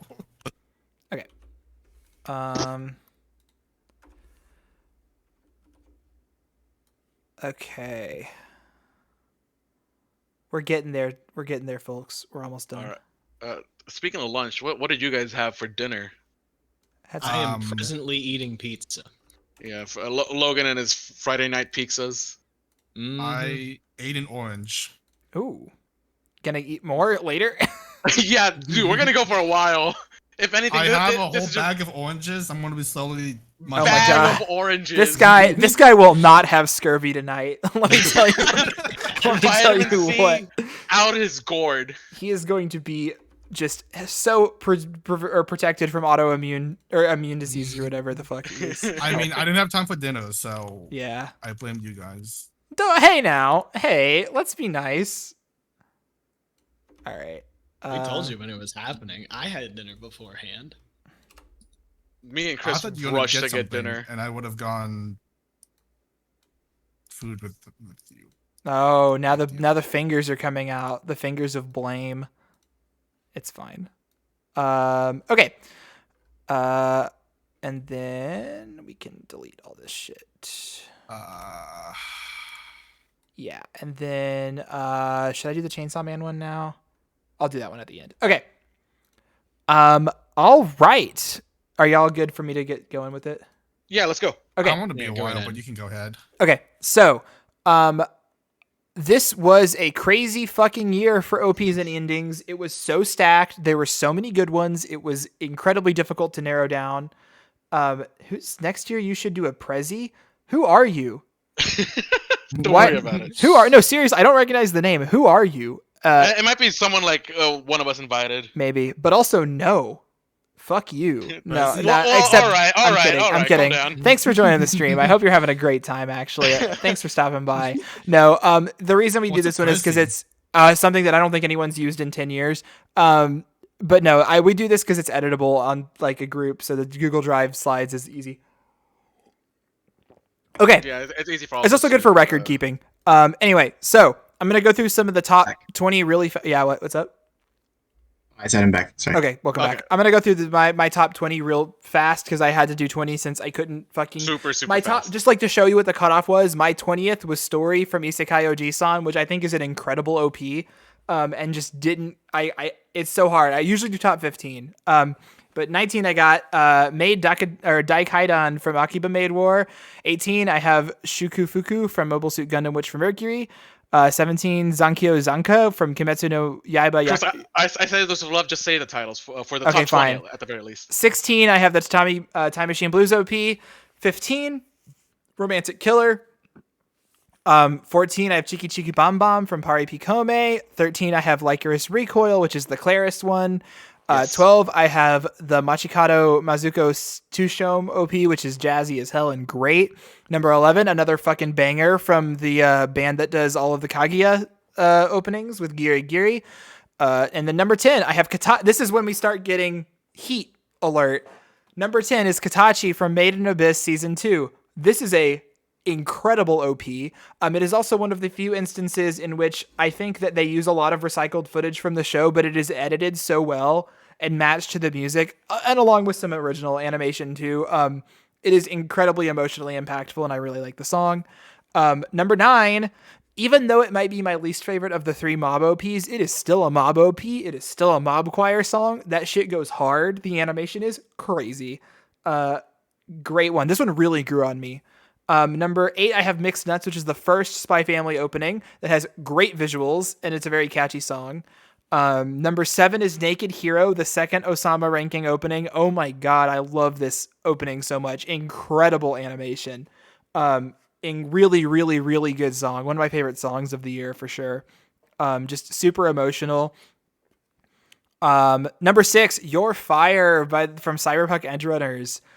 By fucking what's the band's name? Franz Ferdinand. I cannot believe they got like a 2004 Franz Ferdinand song for this, but it is so good, and the animation is simple and yet incredibly effective. Like, oh, dude, the colors popping out. It's great. Number 5, Do It Yourself. This is a delightful opening. Oh my god, it is just all the girls and they're dancing around. The animation is fluid and it is just beautiful to look at, and it's a really catchy little song that I think encompasses what makes the show so good really well. Number 4 is Seishun Complex from Bocchi the Rock. Incredible song. Absolute banger. Great animation that I think really highlights everything good about Bocchi, which I'm sure we'll talk about at length. Number 3 is Souvenir, the second Spy Family opening, which is gorgeous. Just incredible animation. I love the colors. I love all the floral themes that are in it. The one shot of Yor catching the flower on her blade is peak. It's just incredibly well animated, and I love Bump of Chicken. Number 2, I think would have won any other year, but it didn't because there was a different one that came out, which is Daten, the Yofakashi no Uda opening. This song is incredible, and the animation and visuals in this one are also incredible. It's just really the 1-2 punch of perfect visuals and perfect song, which is only upstaged by one of the greatest anime openings ever made, which is Kickback by Chainsaw Man, and was the immediate winner when I saw it, and I knew it was after the first time I saw it. I was like, damn, sucks for all the rest of the shows this year. This clearly wins, because it is just everything that you'd ever want. It is a like immensely complex, layered OP with both like its own running narrative in part of it, mixed in with a bunch of references to stuff that's going to happen in the show and also stuff that's going to happen further on in the manga. It showcases all of the characters and their personalities really well. It's really funny. It's beautifully animated, like fucking movie level flawless shit. And the song fucks. And that's it for me on Best OP. Kickback it was a by good Chainsaw Man. Yeah. Well, these are not. What's some respect on the name? Kenshi Yonezu. Yeah. I mean, I don't have the band names. These are just the song names and the show. You're absolutely This year correct, was stacked as hell. I had such a hard time. I think the top 10 could be top 5 contenders most years, and the top 20 could be top 10 contenders most years. I'll move on now. Mm-hmm. All right, so I've got my full list up here. I'm going to ignore everything but the top 10. Number 10 is the second Stone Ocean OP, Heaven's Falling Down. A good JoJo's OP always gives you something to sing in the middle of it, and singing like that every time is a Cut lot of out, fun. but that's Your funny. Discord cut out completely. Yeah. That was really funny. I was terrible. Coming in at number 9 is the Shadows House OP. I really like the kind of the sort of distinction between light and shadow in that one. It's a remarkably pleasant OP for a very unpleasant show. Coming in at number 8 is the Kaguya OP. I like this one. I think it might be my least favorite of them, but it's got really nice visuals, and ultimately a bad Kaguya OP is a really, really good OP. Coming in at number 7 is the second Spy Family OP, which I think is really good. And then coming in at number 6 is the first Spy Family OP, which I think is slightly better. Number 5 is Cyberpunk Edge Runners. Chris has already talked about it a little bit, but it is a beautiful ass opening. I'm not as high on the song as I am of some other songs this year, but it's just a gorgeous thing to look at, and the song is really good. So, coming in at number 4 is Osama Ranking. Number 3. Possibly controversially. No extra thoughts on the Osama ranking OP. It was a good OP. The second one, right? The one that was Naked Hero? Yeah, OP2, yeah. Yeah, the second one, Naked Hero. I really like the song for that one. Me too. What's it called? Chainsaw Man. It's a good OP. I honestly came into this expecting it to be lower on the list, and I knew it was going to be lower than everybody else. But yes, I've never been as big a fan of anything of or pertaining to Chainsaw Man. I feel like you can at least acknowledge objective quality. I don't know. It's a pretty opening. I don't know. There's lots of pretty things in the world. The song had to grow on me. I got really annoyed with for a while, and I didn't even talk about the bass guitar. I'll wait till Juan does it. Even talk about the fucking movie references at the beginning. I forgot. Yeah, anyway, I was gonna talk about it. Okay, go ahead, Logan. Anyway, number 2, Bocchi the Rock. Love the song, love the OP. Number 1, Mob Psycho 100. This is probably the worst Mob Psycho opening, but it grew on me so hard. I listened to this so often, and the visuals, while not as ridiculous as say the season 2 one, I think that it still looks really, really nice. So yeah, that it landed there for me. Yeah, I remember you really not liking the Mob Psycho 100 3 OP, but I think by episode 5 you really grew on it. Yes, it did not take long. Yeah. Okay, you good to move on? Yes. All right, Juan. All right. So for me, at number 10, I have Heaven's Falling Down, the JoJo Part 6 OP 2. Technically, the second version of it, because every time when the final battle starts, the OP changes to reflect that. It is so fucking cool in this one. Spoilers for this one, but it goes back through every single part in this opening. It's so fucking cool. It's Holy amazing. shit, that was so fucking cool. Number 9, Mei Dakaten from the Tontokoton All Staff, the Akiba Maid War OP. That it's just a fun ass OP. Yeah, it's man, so cool. And how the beginning part where it's just them saying just maid catchphrases and being distorted, and then it just becomes a normal ass maid song. Really fucking cool. Number 8, Story, the Isekai Oji-san opening. The whole Sega references, they catch my heart. I fucking love Sega. So seeing a show be nothing but Sega references, fucking awesome. Number 7, 1, the Mob Psycho 100 OP. Logan took a while to warm up to it. I warmed up to it by episode 2. Very good opening. It's still the third. Out of the 3 openings, it's still the third. But it's still really fucking good. Number 6, This Fire, the Cyberpunk Edge Runners opening. Watching it, visually, not much happens, but it's the credits are insane. They put every single effect you can think of on the credits, and it makes watching credits so fun to watch. And but like then also the final shot of David looking up at Adam Smasher, fucking phenomenal. Yeah. Number 5, Naked Hero, the Osama ranking opening 2. Man, the way the song builds up for this opening, so fucking cool. And then like when it ends, Mm-hmm. it like really like leaves you with this like really like hopeful feeling. Like it's so cool. And like I really love the sequence where like it shows each kid being raised by their Their parent. mom. I was gonna talk about that. That one makes me tear up when I watch it sometimes. Like It is oh, it is like it gets the emotional core of what the show is about. 100%. All right, 4, 3, and 2. It took me like 10 minutes to like actually like decide on an order. Like I originally had Station Complex as number 2, but like rewatching the others, I'm like, oh, putting Station Complex at number 4 really hurts me because like it's just so cool. The way the visuals work, like how it shows off each of the characters, like how their interests, and like it like shows their personalities too. I love it. And like that, specifically the shot of like the 2 older girls, and then like it cuts to the shot of the drunk girl. Mm-hmm. Like the way the colors work in that one fucking gets me every time. It's just so fucking cool. Number 3, Dotton. This one hurts. I It cannot- hurts to put Juan, at number 3. If Chainsaw Man didn't happen, I thought that would be your winner. So it not being number 2 is insane. I was so Yeah, surprised It fucking like I was so surprised when I put it when I eventually moved it because to you number loved 3. this one when it I was airing. love this OP. It is so fucking cool. Like the way the colors, like it's one of the most creative OPs I've ever seen. Yeah. And, what Chris said most of number 2, Mixed Nuts. I'm very surprised because like I remember like really liking this OP like when it came out, but like rewatching it, I'm like, this is one of the most creative OPs I've ever seen. Like it is just so abstract. Like the first half is like some sort of like chibi version of the Forgers, like you know, just like having like fun family time, and then like it like shows like the actual animation style, like, and then like it like goes back. Oh, it's just so cool.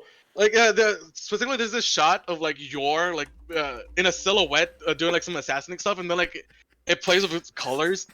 It's just so fucking cool. But also like official Dism, they've suddenly become one of my favorite bands. Like anytime I hear a song by them, like the singer is insane. And then number 1, as soon as I saw it, like it had to be number 1. The movie references, that's like all packed within the first 20 seconds is fucking awesome. Like it's so fucking cool. I fucking love Kickback, and I love Kenshi Yonezu. Yeah. Like I watched this man become an Utaite, becoming this like big mega star because of My Hero Academia and now Chainsaw Man. Oh, I love my boy. And then real quick, I'm gonna go over the music only. Like visually, they don't do anything for me, and like I wanted to do like no repeats, so I got Attack on Titan opening, Glitter by Sumika. Oh, great Sumika, song. Oh no, yeah, I love fucking Sumika. love. Yeah, Sumika, insane artist. God, I wish they worked for a better show. The They Gundam, did last time. Witch from Mercury opening. Dude, I that love song Yoasobi. is so good. It's so fucking good. Strike It Out, the Tribe 9 opening. Banger song. Man, I wish Miyabi worked on better shows. Yeah. And Yeah. Hey, Alive by Fate Invaded Claris was and good. Licorice Recoil. Um, I'm a Claris stan. I've gotta respect Claris anytime they make a song. Every single Exactly. time. All right, I think I'm good. Excellent. All right, Tim.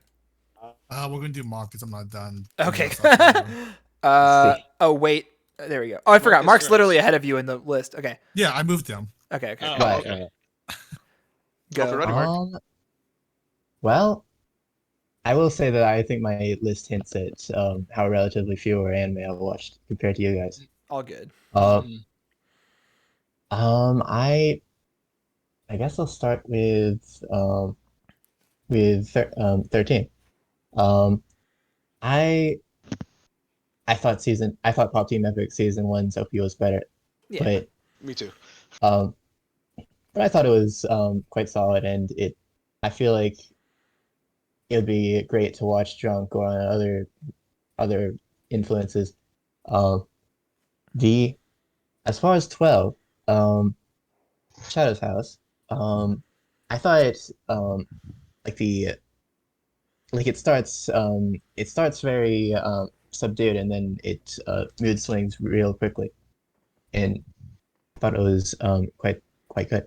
Um, as far as 11, um, I mean this is where we get to OPs, which I like quite a bit.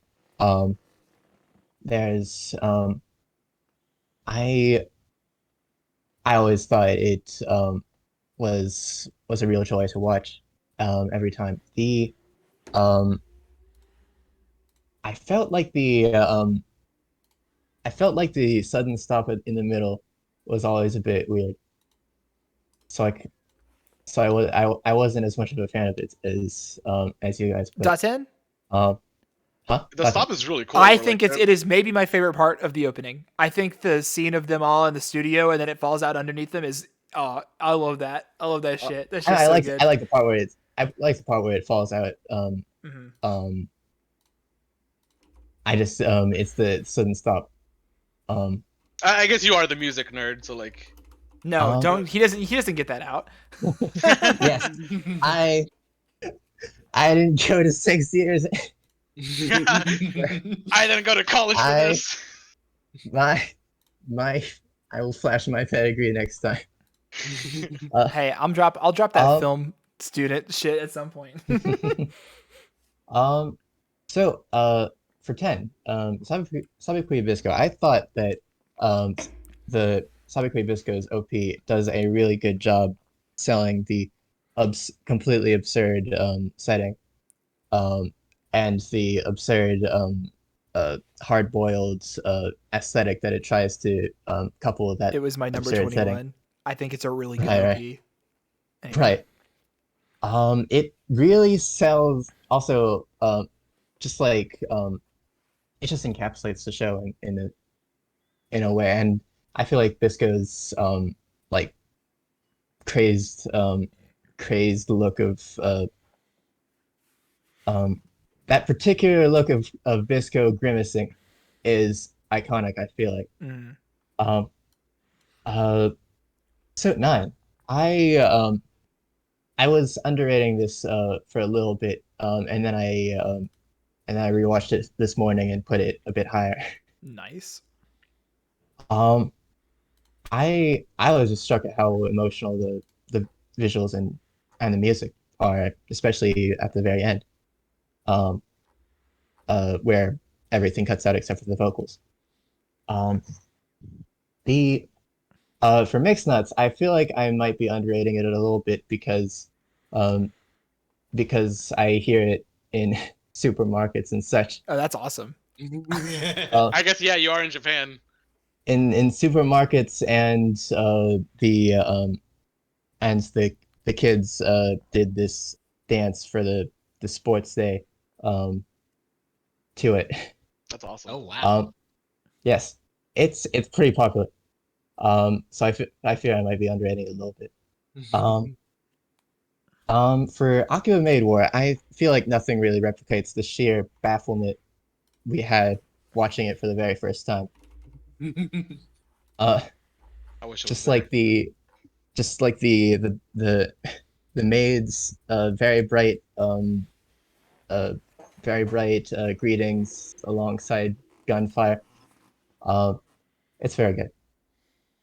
Um, for 6, I mean I always like the homages like these, like High Score Girl did with arcade games. Um, I thought it was a very sensible decision that the the cute girls that the author clearly really loves to draw got the pixel art portions, while Oji-san got the polygon dance segment. Dude, the Based. polygon It's dance. so good. Also part of the reason why I put it so high up. So good. It's so good. And it ends with Oji-san's smile, which is very Oh nice. god. Um, for Butcher the Rock, I like that one bit of Cheetah's dumb smile at the very start. Just like half cut off by the camera. Um, like you'll know if you looked at it. I think that like the spiraling Bochi at the start and Bochi walking away at the end are both really, it's a word I'll use a lot, iconic. Um, very emblematic of the show. Um, and as for do it yourself, I think the concept of the OP was really good and it was really well executed. Um, it's just very pleasant every time. Um, for Machikado Mazuku, I I'm very weak to duets. Um, I was so weak to duets. I almost that I was so weak to duets uh that Bisco's ED almost made my top 15. Um, uh, the as for Machikado, the it's just jam packed with details that make more sense the more you watch the show, which is always great when it comes to EDs, OPs, and EDs in that case. Um, Um, Number two, I think the shot where Rico blows the whistle is like at the sort of climactic part after at the end of the segment with the phenomenal editing of the shots from in the show. I th it caps out with Rico blowing the whistle, and I think that shot is immaculate. Um, but I have to say that number one. I can't I can't betray the number of times I watched this OP just unprompted, just over and so over again. good. Um, it establishes the concept of the show in 3 seconds. You have an Asian Chinese strategist, you've got Kome, and then you dress him up in a bunch of it's Raver so good. outfits. Right, exactly. It's excellent. I really I like that have a shot. couple. Sorry, Mike. Oh no, go ahead. I really like that shot of I think it was fuck, what's her name? The main girl, Aiko. Nico. Like kind of doing like an Egyptian dance, and then like in the background it's just like a big Kongming, I have like in the I mean Chinese tapestry art style. Love that. I have that As your as my PFP avatar. on Discord, Yes. yeah. Which Yes. the audience can't see, but that's fine. I still have it after Yeah, this you're this still run. Kongming to this day. Yeah. Yeah. There's been nothing good enough to replace it yet. All right. Um, I have a couple of honorable mentions. Of course. Hmm. For Atasha Kawachi Kodama, we have a 1 minute and 30 second OP. That's a normal full length OP. Yes. And then the episode in total is 2 minutes and 30 seconds long. Wow. The Excellent the hit. OP the OP is the majority of the content of the show. Insane. It's good. It's a good OP. So They pay it good better money be a for good it. OP. Yes. The I have to say that the Endless Love Pop Team Epic opening was it's a very good um it's a very good tokusatsu and they play it completely straight until the very end. It's immaculate. Was that the episode 12 opening or the And episode episode 1? one, I think. Were they the Right, same right. opening? I think so. I'm not sure. I could have sworn I think episode one ended with episode one's OP ended with it suddenly zooming to the actual content of the show. Oh right, yeah. Um, while episode 12's didn't. Played it completely straight. Yes, it was great. I think that I don't know that guy's name. The guy who smiles at Shotao and points at him like, "You've got this kid." I don't. That guy is best boy. Yeah. Mhm. Absolutely. All right, that's it for me. Okay. Real quick before we get to Tim's, Juan, where's the do it yourself OP on your list, bro? Where is it? It was like number 12 on my list, but like I had to Dude. cut it. Crazy. I do really love that animation of Pudding and Mhm. Yua Yeah. just like dancing. It's so fucking smooth. I love it. that. It's so beautiful. All right, But Tim, like, I had to make cuts. hit us. So your All superior right. taste. Oh, taste habit. Because it's 40, I'm gonna go through this pretty quick. Yeah. And probably just skip over everyone that you guys already talked about. Yeah. Starting with the overall 20 presents. It's by Superfly, the people who did the premiere songs. Super Yeah. catchy. I love those. I like that group. Great animation too. Then we have the Bisco. He's got a G-Sun. Dance Stance probably just should be a bit lower, but like it's a nice song. It's very artistic, very fun. Then we have the Kage opening. OXT has like changed their style recently. It's really catchy and upbeat now. Big fan. And then the animation was kind of cool, with like a superhero kind of like fun little mini kind of story they show. Same thing with Shikamori. Not the best show, but like they had some really fun, great animation of them going on like adventures. Very expressive and great. Kaguya. I feel like I didn't see Kaguya in many people's list. Maybe I'm crazy. No, we all had it. Yeah, Okay, It was on Logan's and Juan's and mine. Okay, I wasn't. Or wait, no, paying not attention. on Juan's, but it's on mine. and I Logan's. had to cut it. Yeah. So Kaguya, then Main Abyss, and then DIY, then Bleach. They're like colorization of going like all pink, bright pink for that thing was super good. Cool, very fun. It would say it's a nice. That's a very great catchy, OP too. I didn't watch that great show. opening. Yeah, great opening. Then the animation's really cool with like the retro Space Invader vibe and visual novel and very fast paced, very fun. And then we have Mob, Attack on Titan. I think you guys have Attack on Titan, maybe not. I did not make the list. Attack on Titan, then Bochi, then Cyberpunk. Spy Family opening 1. I think I like the song better in this one, but the animation, I think, yeah, I'll get to that later. Then Call of the Night, and then third place is Chainsaw Man, second place Osama Rankin, and then Spy Family 2 takes number 1. Some of the like most gorgeous animation all year. Glad someone else Which I assume recognizes you it. love that. OP songs only. Yamemasu, what's your friend classing the lead. Tsubaki is the Peggy's. Good song there. Virgin Road is by Millie. She somehow only does I've heard that mediocre song. shows, but her songs are amazing. That's a great song.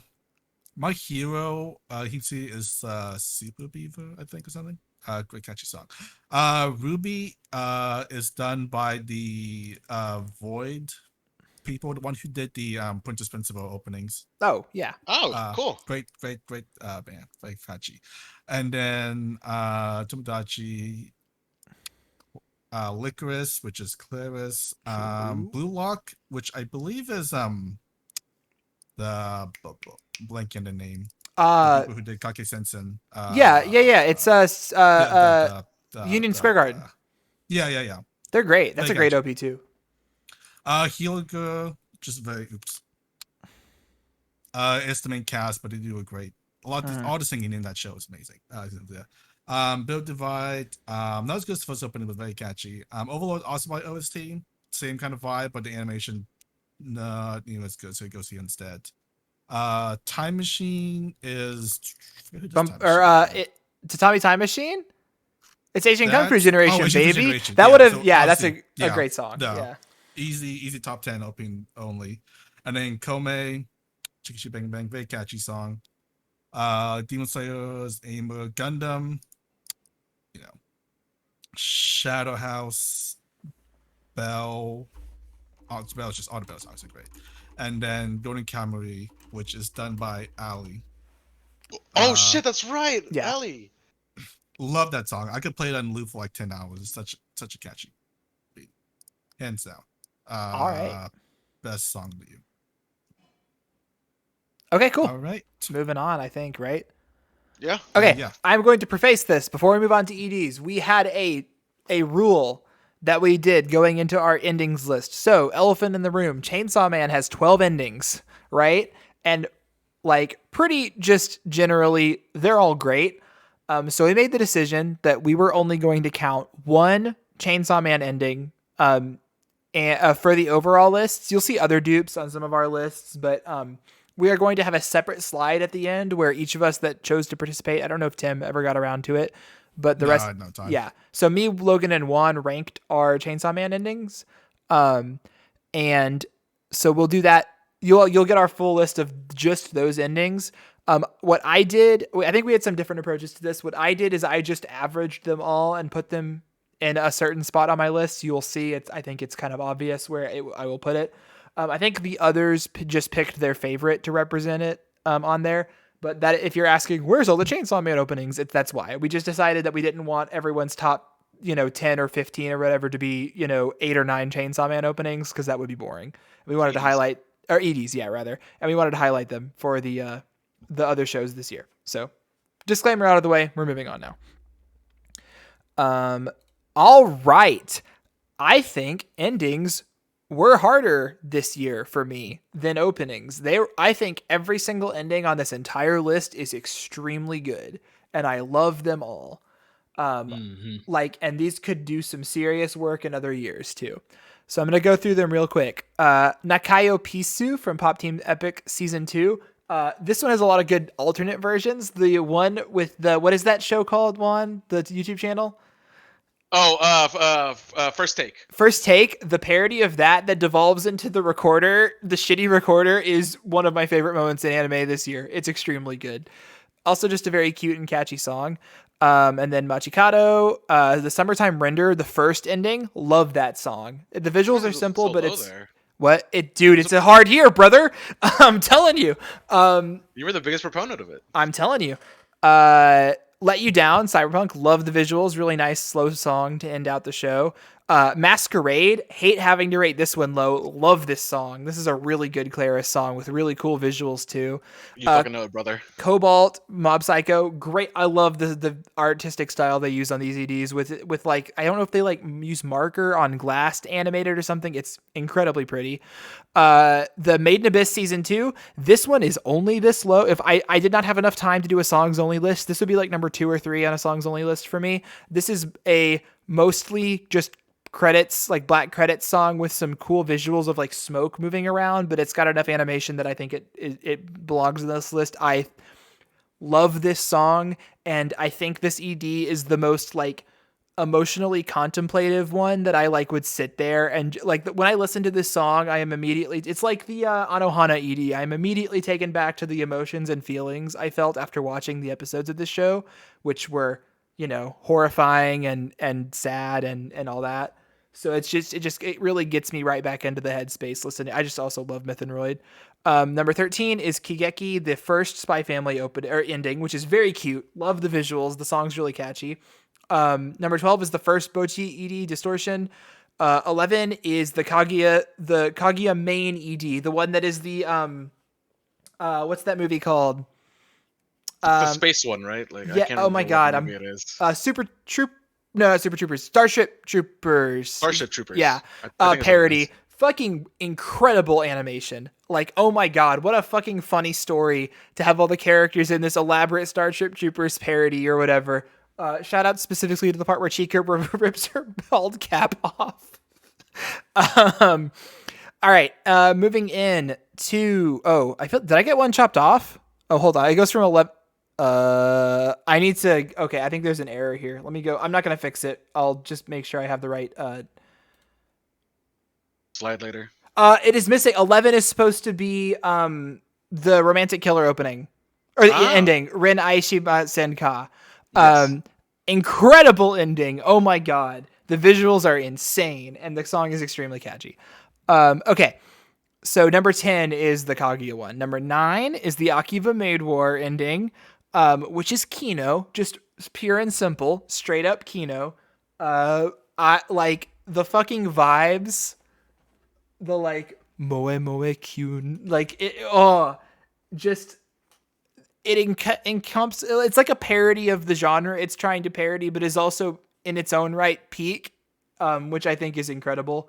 And it hits so hard after every single episode. I love the visuals. And Ranko's singing voice is great. Number 8 is the do-it-yourself. Rip that guitar, but it's beautiful. Wonderful animation of the pets doing the building. It's very cute. Number 7 is the Kaguya special ED, My Nonfiction, the rap one. You'll know what it is. Like, obviously, they were trying to chase after the high of the Chica Chica ED from season 1, and maybe if they didn't quite get there, it's good in its own way. We all obviously lost our shit when we saw this for the first time. Just an incredible piece of animation, extremely funny, and a pretty catchy song too.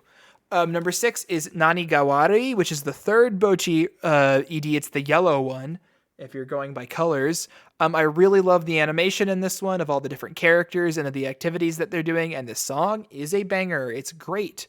Number 5 is Yofukashi no Uta, which is the ED for Yofukashi no Uta.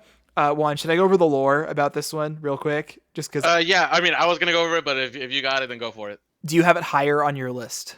Yes. Then I'll let you do it. Just suffice it to say, it's a great song. Number 4 is Kara Kara, the blue Bochi the Rock ED. This is the second one. This is my favorite.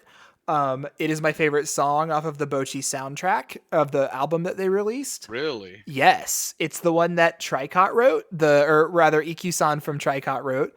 And it's also just, I think, the most emotional of the EDs. It really hits the core of the show in a lot of ways that I really love. I think the animation is great.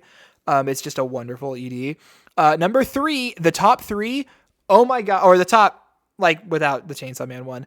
These next two, basically interchangeable. It was really hard for me to pick this out between the two of them. But number 3, I have Koshibiri Biori, which is the Komi-san season 2 ED. This is a fucking masterpiece. You can watch this ED a million times and you'll notice something different because of the way that they choose to animate the entire classroom at the same time.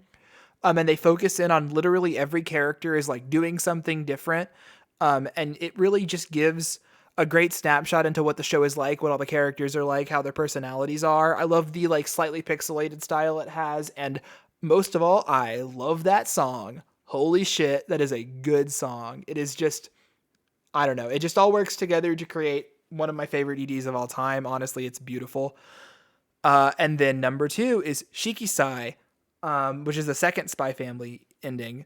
This is just it. If you are a fan of Spy Family, the anime or manga, this is like the perfect ED for you. I love the way that it showcases a little slice of their life. It does a great job of like characterizing each of them. It tells a little story of like Anya trying to cook by herself and like messing up, and then it transitions into them all cooking together as a family. It is incredibly endearing and cute. And the song is also extremely catchy. One of my favorite parts of each of the end of the episode was getting to watch this one. And then one is all the Chainsaw Man EDs tied together because fucking Chainsaw Man is peak, and I can't believe they did this. We'll talk about that more on the slide though. Quick shout outs. I wanted to do a music only list. There was a couple of songs that I didn't fucking get to, and I can't remember all of them. The 2 ones I wanted to highlight were the ending for Orbital Children. I really like that song. I only watched the show pretty recently, but it's a great song. And the main one that would have won my number 1 song only list is the Tatami Time Machine ending, which is literally just credits, but that song is a fucking banger. And I am done. Logan. All right. So I'll just read from the top 10, starting from the bottom. The Pop Team Epic special ending, the first take parody with the recorder, it was extremely funny. We were all losing our minds when we first saw it happen. The JoJo's Part 6 special ED, the normal ED started airing in 2021. So it doesn't count. But the special ED, the return of Roundabout, it at the end of that whole show, it was just such a beautiful moment, you know, going through it. And it is just kind of a slideshow, but it's a really, really nice slideshow. And it's just I'm happy to have Roundabout back. I'm happy to see all the boys again. It's just a delightful ED.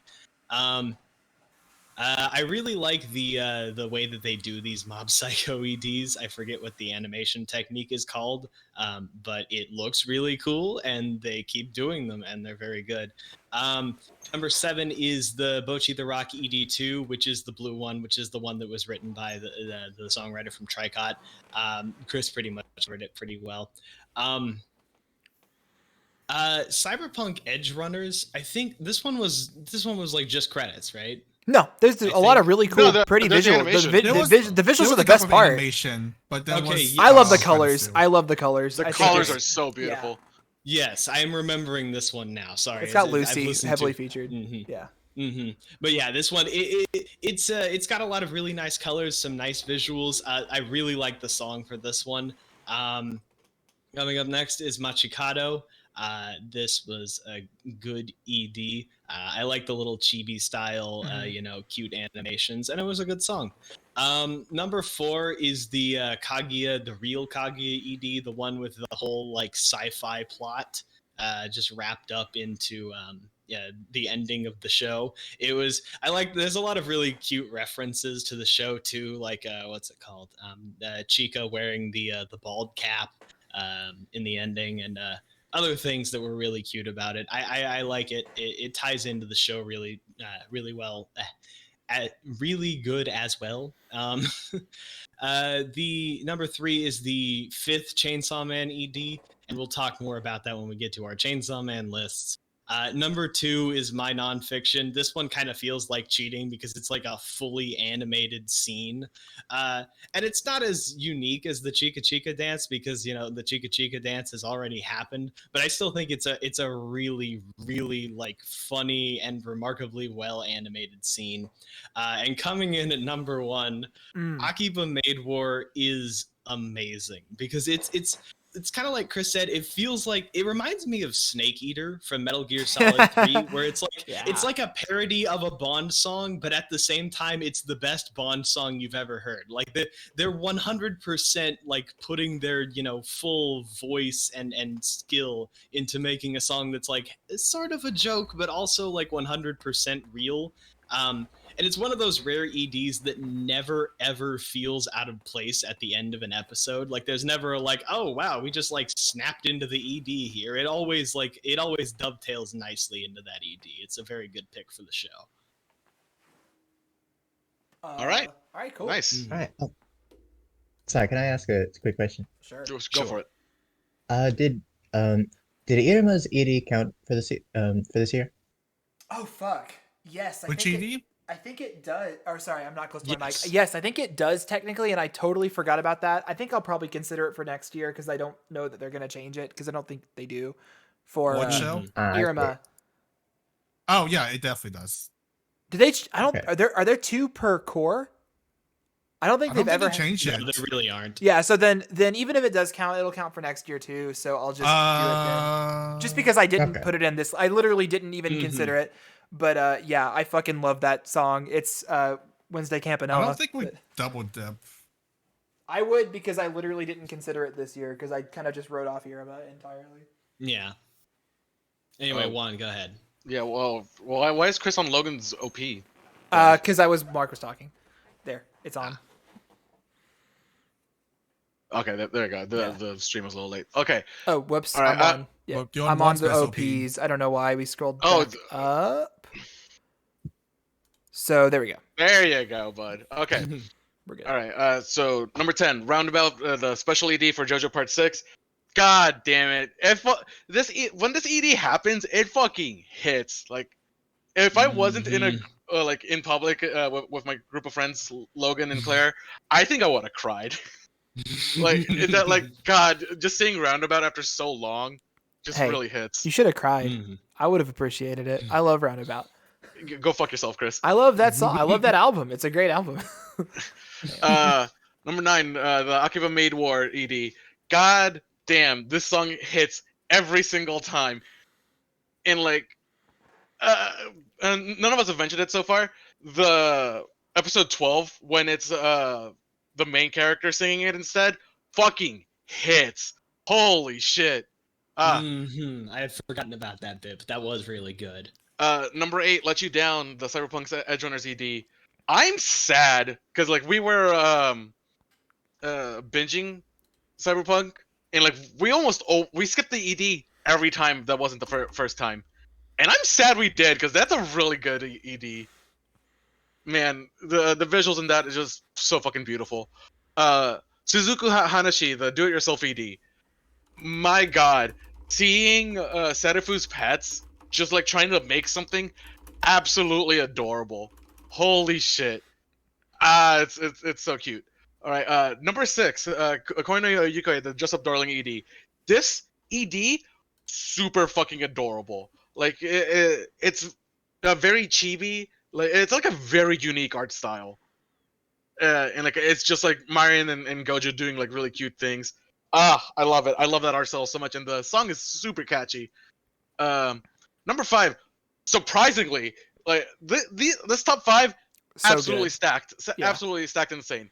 I'm sad that I had to put the Komi season 2 ED this low because like like Chris said, seeing it at the end of the episode every time, you just see something new every single time. And like I checked, it's the same ED the entire time, but like you just notice new things because like you're just watching like the different characters do their things, and like it's rotoscoped, but like it's like the best kind of rotoscope. Number 4, this one hurts to put this low. Yofukashi no Uta, the Call of the Night ED. Mm-hmm. Like okay, Chris mentioned that there's some lore to this ED. So the creator of the manga Call of the Night was inspired by this song by Creepy Nuts. Like he heard it like on a radio, and he's like, "Wow, I'm really inspired with this song. I'm gonna go write a manga like from like the vibe of this song." And like, well, the guy made the manga, and then the anime got adapted, and I guess like they went up to him like, "Hey, what do you want as DD?" And like, let's do the song that inspired it. That's so fucking cool. Yeah. Holy shit. But also like the ED itself, like the section where Nazuna is like kicking over The model city. the model city, Yeah. so fucking cool. Like it's animated so well, and then like she like kicks the moon down. So cool. Number 3, Distortion. The first Butcher the Rock ED. I'm very surprised you guys put Distortion very low. I Like, just like the other two better, man. I don't know what to tell you. The visuals and Distortion, absolutely great. Like I just love how like it starts like showing like the girls like learning how to play their instruments. Like it's really cute. And then like when it goes to like the actual credits part where it's like scrolling, and like it's like little chibis of them playing their instruments. It's so adorable. I love it. Because I didn't repeat like any shows, like I tried to like maximize show representation. I really wanted to include the third ED for Butcher the Rock. Yeah, the yellow one. I love that OP song wise, and like also visually, it's very good. Like every time like I hear the song, what's the name of the song? I don't remember off rip. It's on mine. Nani ga Warui. Yeah. Every time I listen to it, like I just imagine Bochi's little dance during the ED, Yeah. and like I love it so much. But like I had to cut it because like I like Distortion just a little bit better. Number 2, comedy. The first Spy Family ED, I love very abstract openings and endings, and like this one is very abstract, where like it's just like Anya like her idea of like what her parents do. It's so cool, and then like also like. There's like a shot of her like running to the bus, and then like it like zooms out to like a crossword. Like, it's so cool. And like the song, oh my god, the song is so nice. It is so fucking nice. Like I listen to that song to sleep. It's such a nice song. And number 1, I chose the best, in my opinion, the best Chainsaw Man ED. In the back room, the Infinity Devil ED. The most abstract. We'll talk about it. I'm kind of shocked that was both of y'all's favorite compared to some of the other ones, but we'll talk about it. It is the most abstract ED I think I've ever seen. So like I had to give it number 1. But like if I was able to count the other Chainsaw Man EDs, like I think I would do one of the other ones as number 2, and then another one like number 4. Like it's insane how stacked. I think my top 5, maybe top 5 or 6 Chainsaw Man EDs would have been my top 5 or 6 overall, which is insane. Yeah. Anyway, Mark. Hello. So, I'll just drop a couple of notes here, and start with number 16, which is not on here. Sabikui Bisca. I'm very weak to duets, and I feel like a duet between boys is pretty rare among the shows that I watch, at least. Um, it has a very memorable chorus. And the visuals are pretty understated. But it has a nice color palette. Um, Number 15. This is at the bottom of the list as pictured, because they destroy the guitar. But I would say that this ED gives quite a bit of characterization to the pets, which otherwise don't have much characterization within the show. Um, so that's um, so that's a very nice bit of bonus content. As for number 14, um, Iruma, um, I this one really grew on me after a while after repeated listens. That's a common theme when it comes to Iruma, uh, OPs and EDs. Um, Now let's see. I'll um I'll go forward a little bit. Oh, um, so Aharen second ED. Um, I will just describe the cinematography. So it's Aharen does a dance. Um, it's written so that it's just as though it's filming her doing a dance, and then there's just no change in the background. It's a very sharp contrast from the very lively and bright instrumentation. Um, but it's just like a TikTok thing. I don't know. For some reason, it really reminded me of the musical numbers from Tomodachi Life. Wow, what a Um, pull. yes,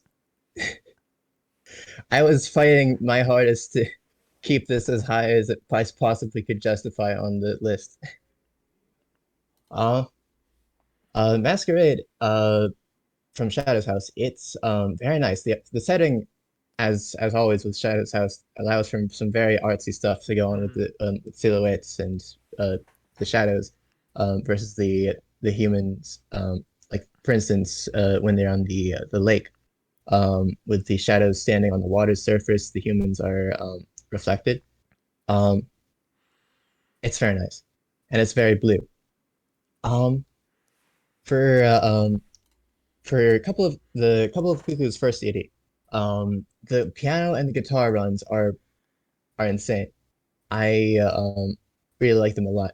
Um, it's not quite as high because I feel like it uh doesn't match the show's aesthetic quite as well. Um, but the music on its own is quite good. Um, Now jumping forward a little bit, I number 7, Rock, the third ED.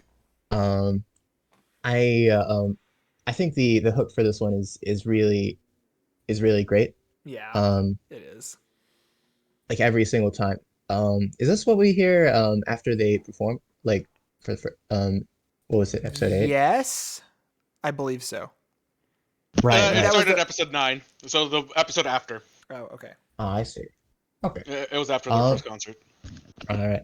Um, so this is also the one where Kita flips everyone off. Yeah. Dude, I fucking love that part. Yes. Um, Now let's see.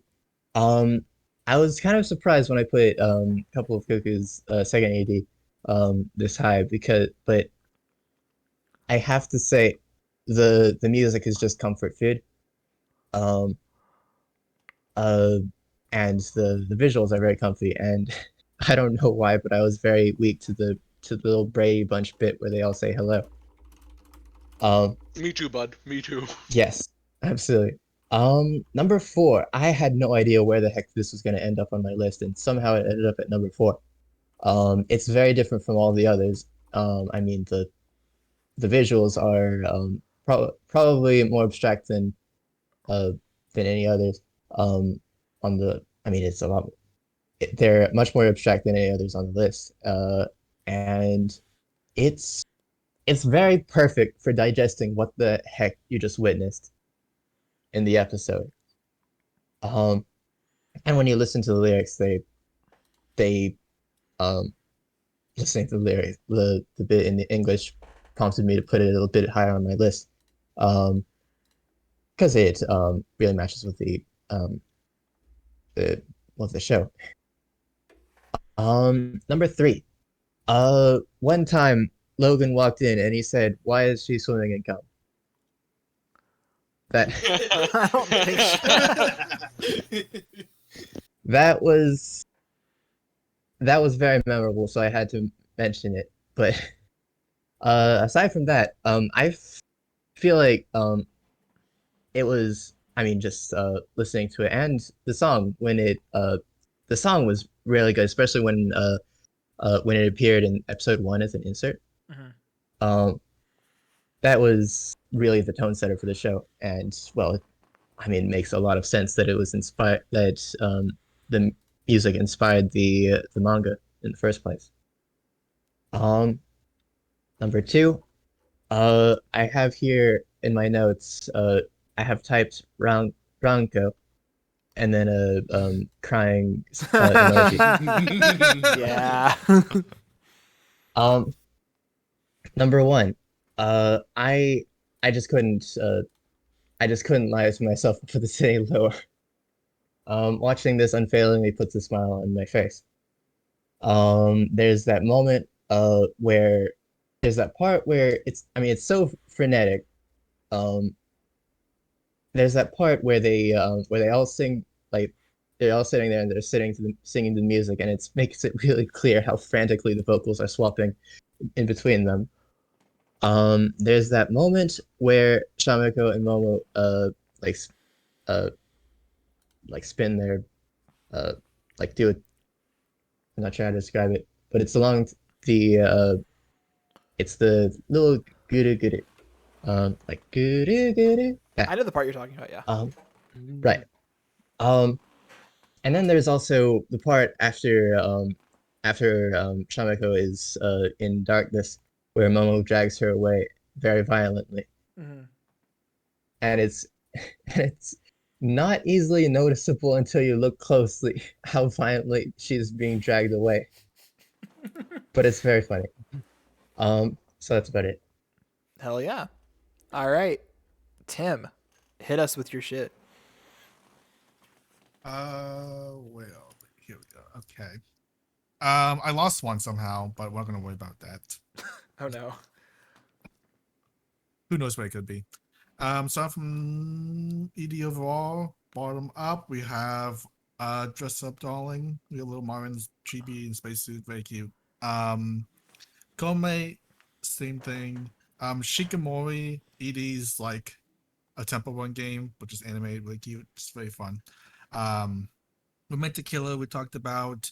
Bleach is the Bleach first ending was like a throwback to like the entirety of Bleach, which is a little bit of a cheat, but like it hits hard for me for nostalgic reason.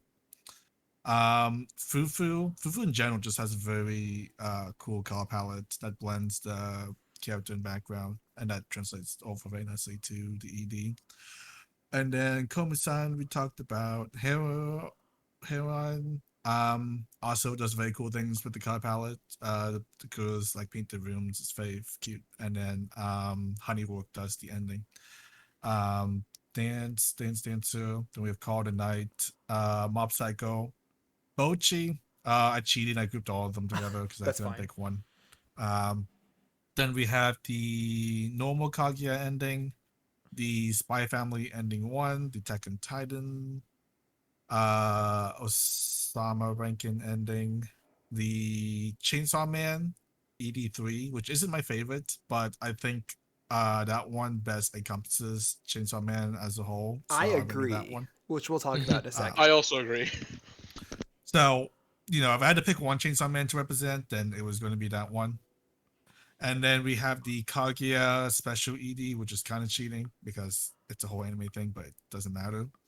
And then the Spy Family ending, which on top of like what Chris says about like it a perfect ending that kind of has like a main story with onion stuff, like the animation cinematography, have them painting from room to room. Yeah, Very, very, very cool and neat.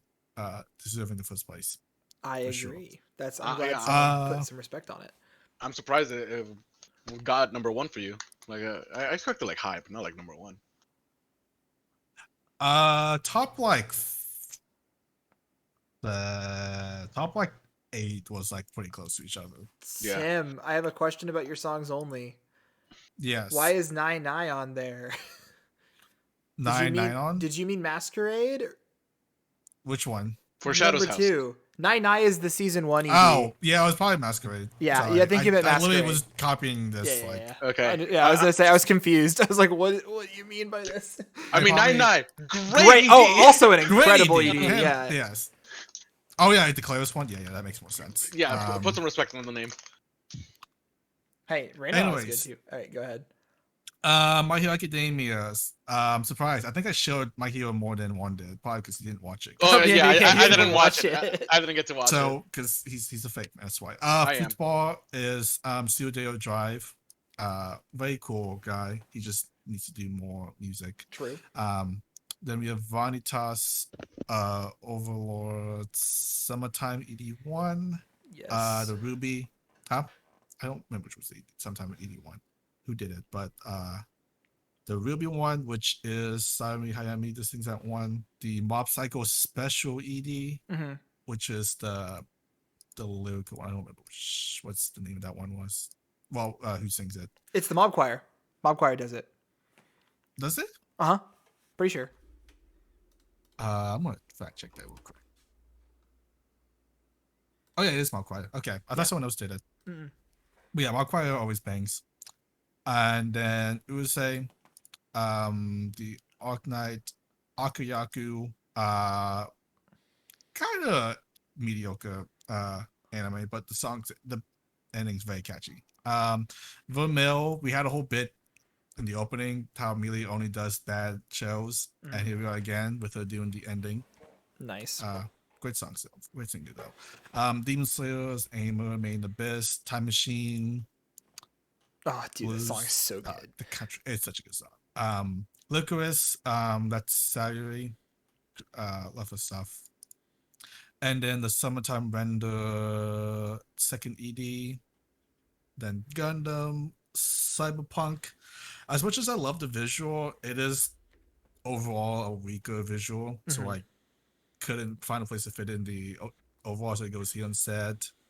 And then we have the Shadowhouse, Masquerade, Claris. Great as always. And then Karasu, I don't think I've heard this person before, but like it's a really powerful, beautiful song. Instantly like hooked on it from the second I heard it. All right, awesome. Okay. Chris, we need your Yes, I couldn't be ED doing list. it. Oh, y'all have it censored? I don't know Yeah. why they did that, But but I guess we could do that for all of them, but I think it's fascinating that y'all chose to do it here. Anyway, Well, here, anyway. I was gonna say, here's mine that except I'm gonna have to format. Give me a second. Y'all can start talking about yours, but just understand that on the screen it's not gonna be. why don't you go first? Yeah, I'm gonna get it fixed. Just give me a second.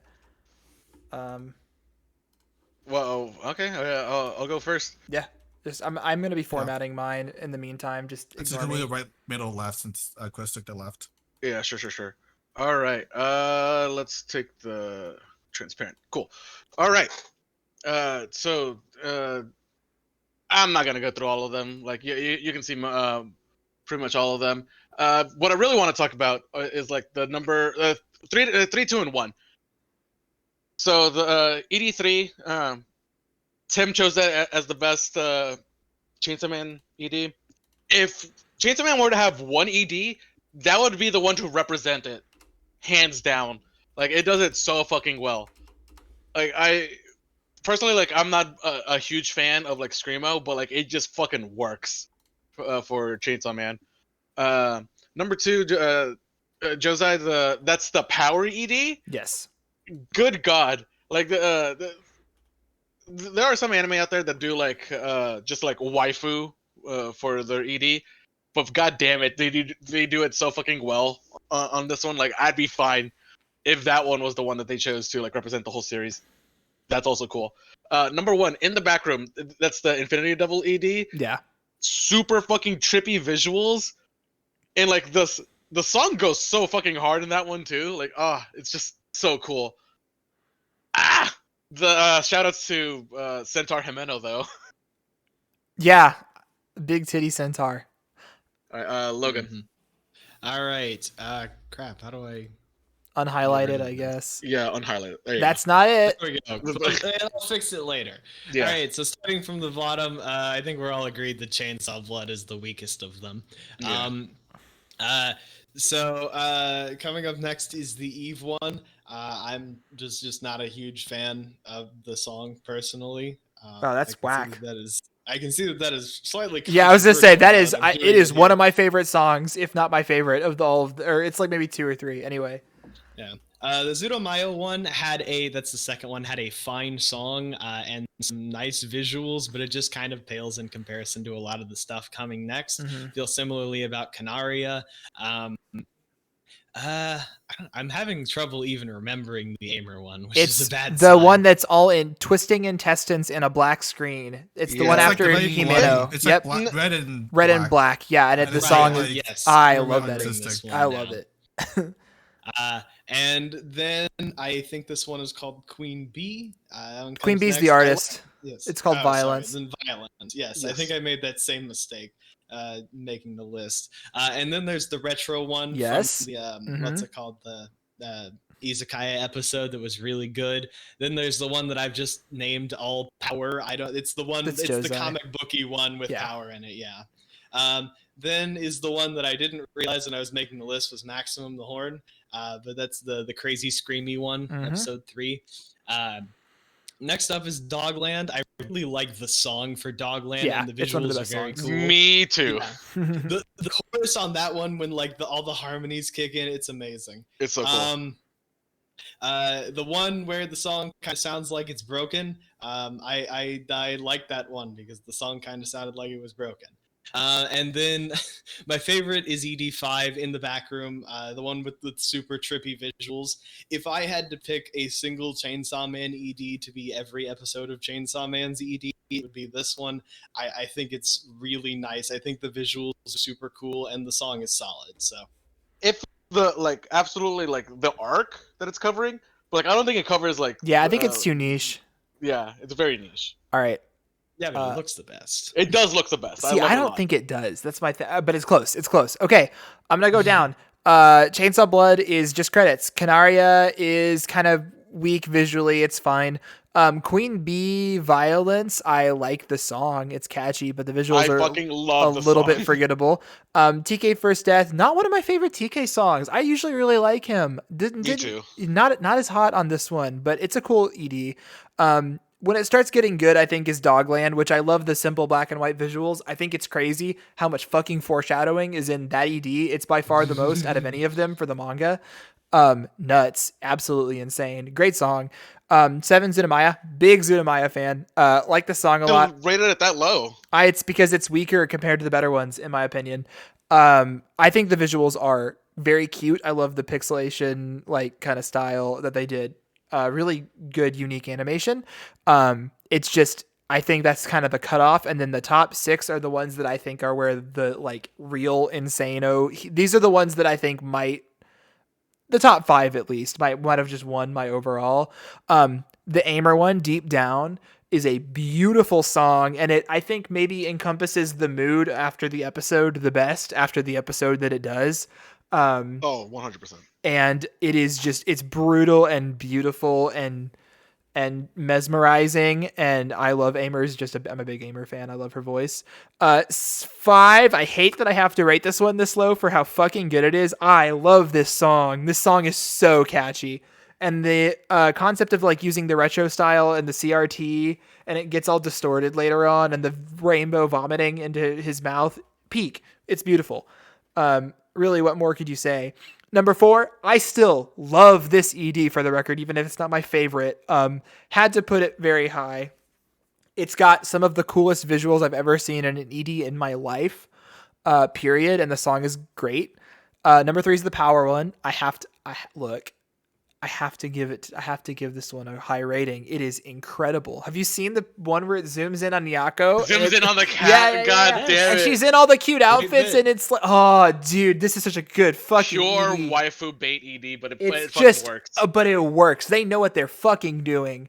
I originally had 12 Fight Song Eve as my number 1 pick. I had to ended up changing it. I almost cried when this one aired the first time, and I don't ever do that in anime or like watching media in general. That's a little bit more for the manga, like longer term.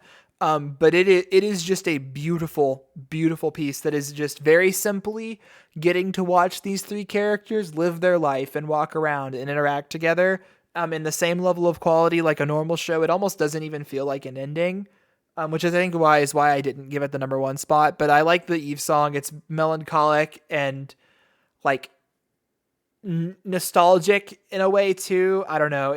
They really nailed it for the choice. It hits real hard. And then number 1 is the Maximum the Hormone one, which I think is it is the most Chainsaw Man one out of this entire list. I would say this has the trippiest visuals actually over Saito in the back room. That's just my personal opinion. Maximum of the Hormone always goes crazy when they get anime stuff, and no exception here.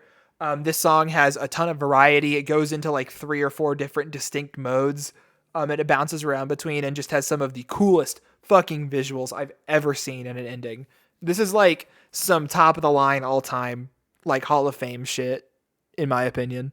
So I really like the part where like it like shows Makima as like the Virgin Mary. Yes. Oh my God. Like it cuts from like all this like red extreme red violent imagery to the biblical imagery, just like bam bam. Oh my God, it is immaculately edited. Yeah, it is extremely impressive. That's why I just on pure raw factor is why it goes over the more emotional one of Eve.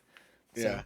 All right, and that's it. Real quick, I saw a TikTok like a while ago where it's like Pochita doing like it's to the song of the Maximum the Hormone song. Mm-hmm. And like he's just like doing like a bunch of like poses from the manga, like a bunch of like action poses, and then when it gets to the biblical part, like it's just like Pochita as an angel. Like I love that TikTok. I wish I could find it. I just love rewatching that, specifically that TikTok over and over again. Hell yeah! All right.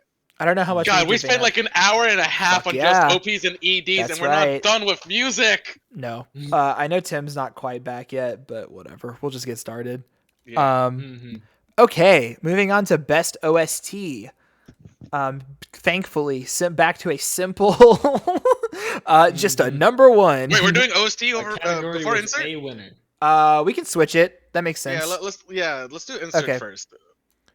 All right, best insert. I have a top 5. I don't know if I should post it. I mean, we'll do it like how we've been doing it before. You know, like we just do. Yeah, our but this 1. is like a song one, so it's a little different.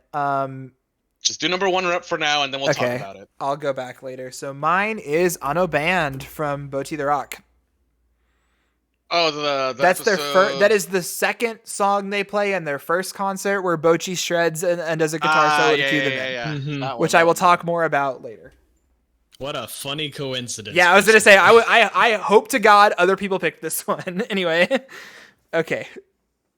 Juan. For me, I actually went. I'm a slave to Kevin Penkin. He's my one and only god. Yeah. Vo made the best. This was my number 2. So Logan made a comment in our group chat last night. It was like, Kevin Penkin finds someone to do the highest fucking. And I cry every fucking time I do it. God damn it. He gets me every fucking time. It also helps that this scene is incredible, but we'll get to that in a second, I think. Skipping Tim for now because he's not back. Oh, maybe he is back. Oh, is he back? Oh, he's also did Ano Band. Well, I mean, it's you illiterate motherfucker. Yes, no, that's what I was saying. Oh, okay. I thought you said Tim. You were talking about Tim. No. Okay. I don't know. That's really. I mean, this was the first thing I filled out on my list of awards in general. Hell yeah. The very first thing, That's you're like, awesome. all right, I know this one for sure. Mm-hmm. Yeah, Yeah, is I Tim back or listened to not? Not yet. I listened to all of the inserts from shows I watched, but it was kind of a formality. This was the one that I thought was gonna win before I went into that. I'm gonna go through my and, top 5 while we wait for Tim Mhm. because I do Yeah. have that. Okay, so my other one's number 2 is Vo, the one that Juan was talking about from Maiden Abyss. Number 3 is Hanare Banare no Kimi e, which is the last big emotional climax song in Bell, because films are eligible for this one as well. Oh, like the really big one. Yes, the one at the end of the Okay. movie. Yeah. Yeah, where Okay, she's yeah, trying to that find the song fucking kids. Yeah, hits. it's so good. Where she Mhm. starts out as like herself and reveals herself for the first time. Yeah. Yes. Mhm. Spoilers for that movie, but whatever. And then number 4 is I Really Want to Stay at Your House from Cyberpunk Edge Runners. Also my number 4. Mhm. Cry Just every time. it is utilized very well in 2 separate times, and it hurts really bad the second time it's used. Oh yeah, it hurts a lot. And then number 5, I don't remember the exact name. It's the Kujira song from Inuo, the whale performance. In particular, I could have picked the final one, but that was like 13 minutes and kind of felt like less like an insert song and 13 minutes of a movie that I'm watching, so I didn't feel like picking it. So I went with that one instead, because I think is a fucking incredible piece of music and cool performance. Shoutouts to the Queen Bee lead singer who plays the character Inuo and does all the songs in this movie. Wait, he does? Yeah, man. You should have told me that. I would have absolutely dropped everything to watch that movie.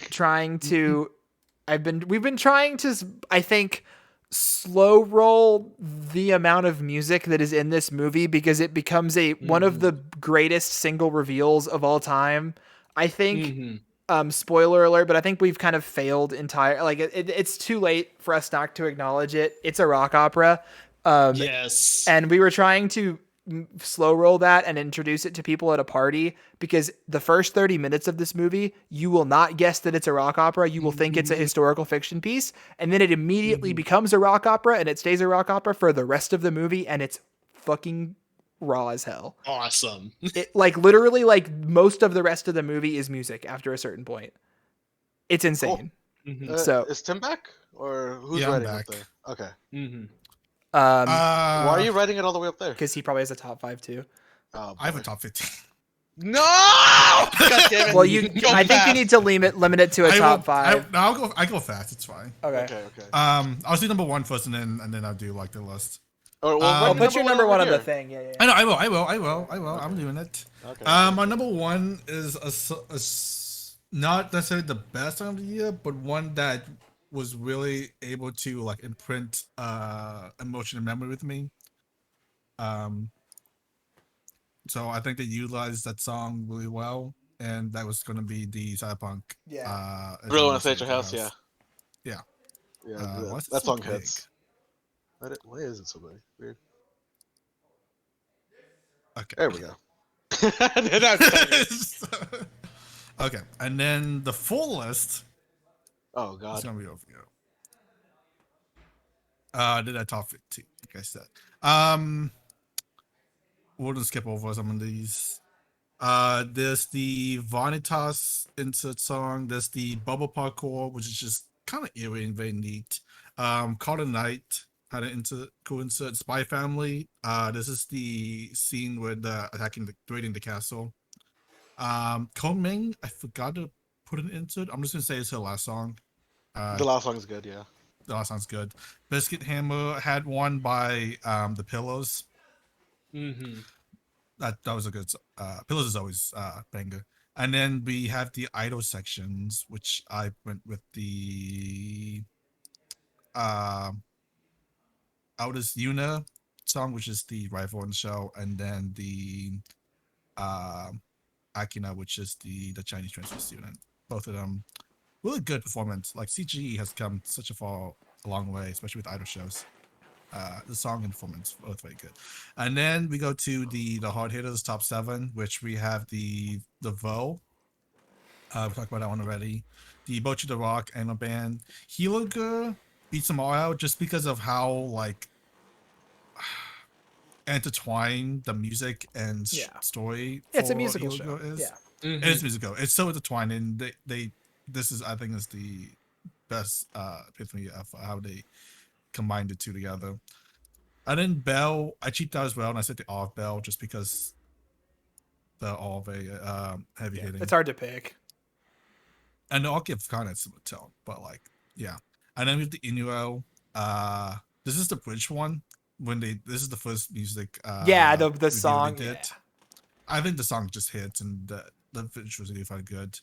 And then I go with the One Piece Red from, the Taught Musica. The vocalization for that one, really, really good. Ado is the best. Yes. She is the best. And then we have Cyberpunk, as I've already reviewed. Nice. I liked the Spy Family one a lot too. It was on my short list.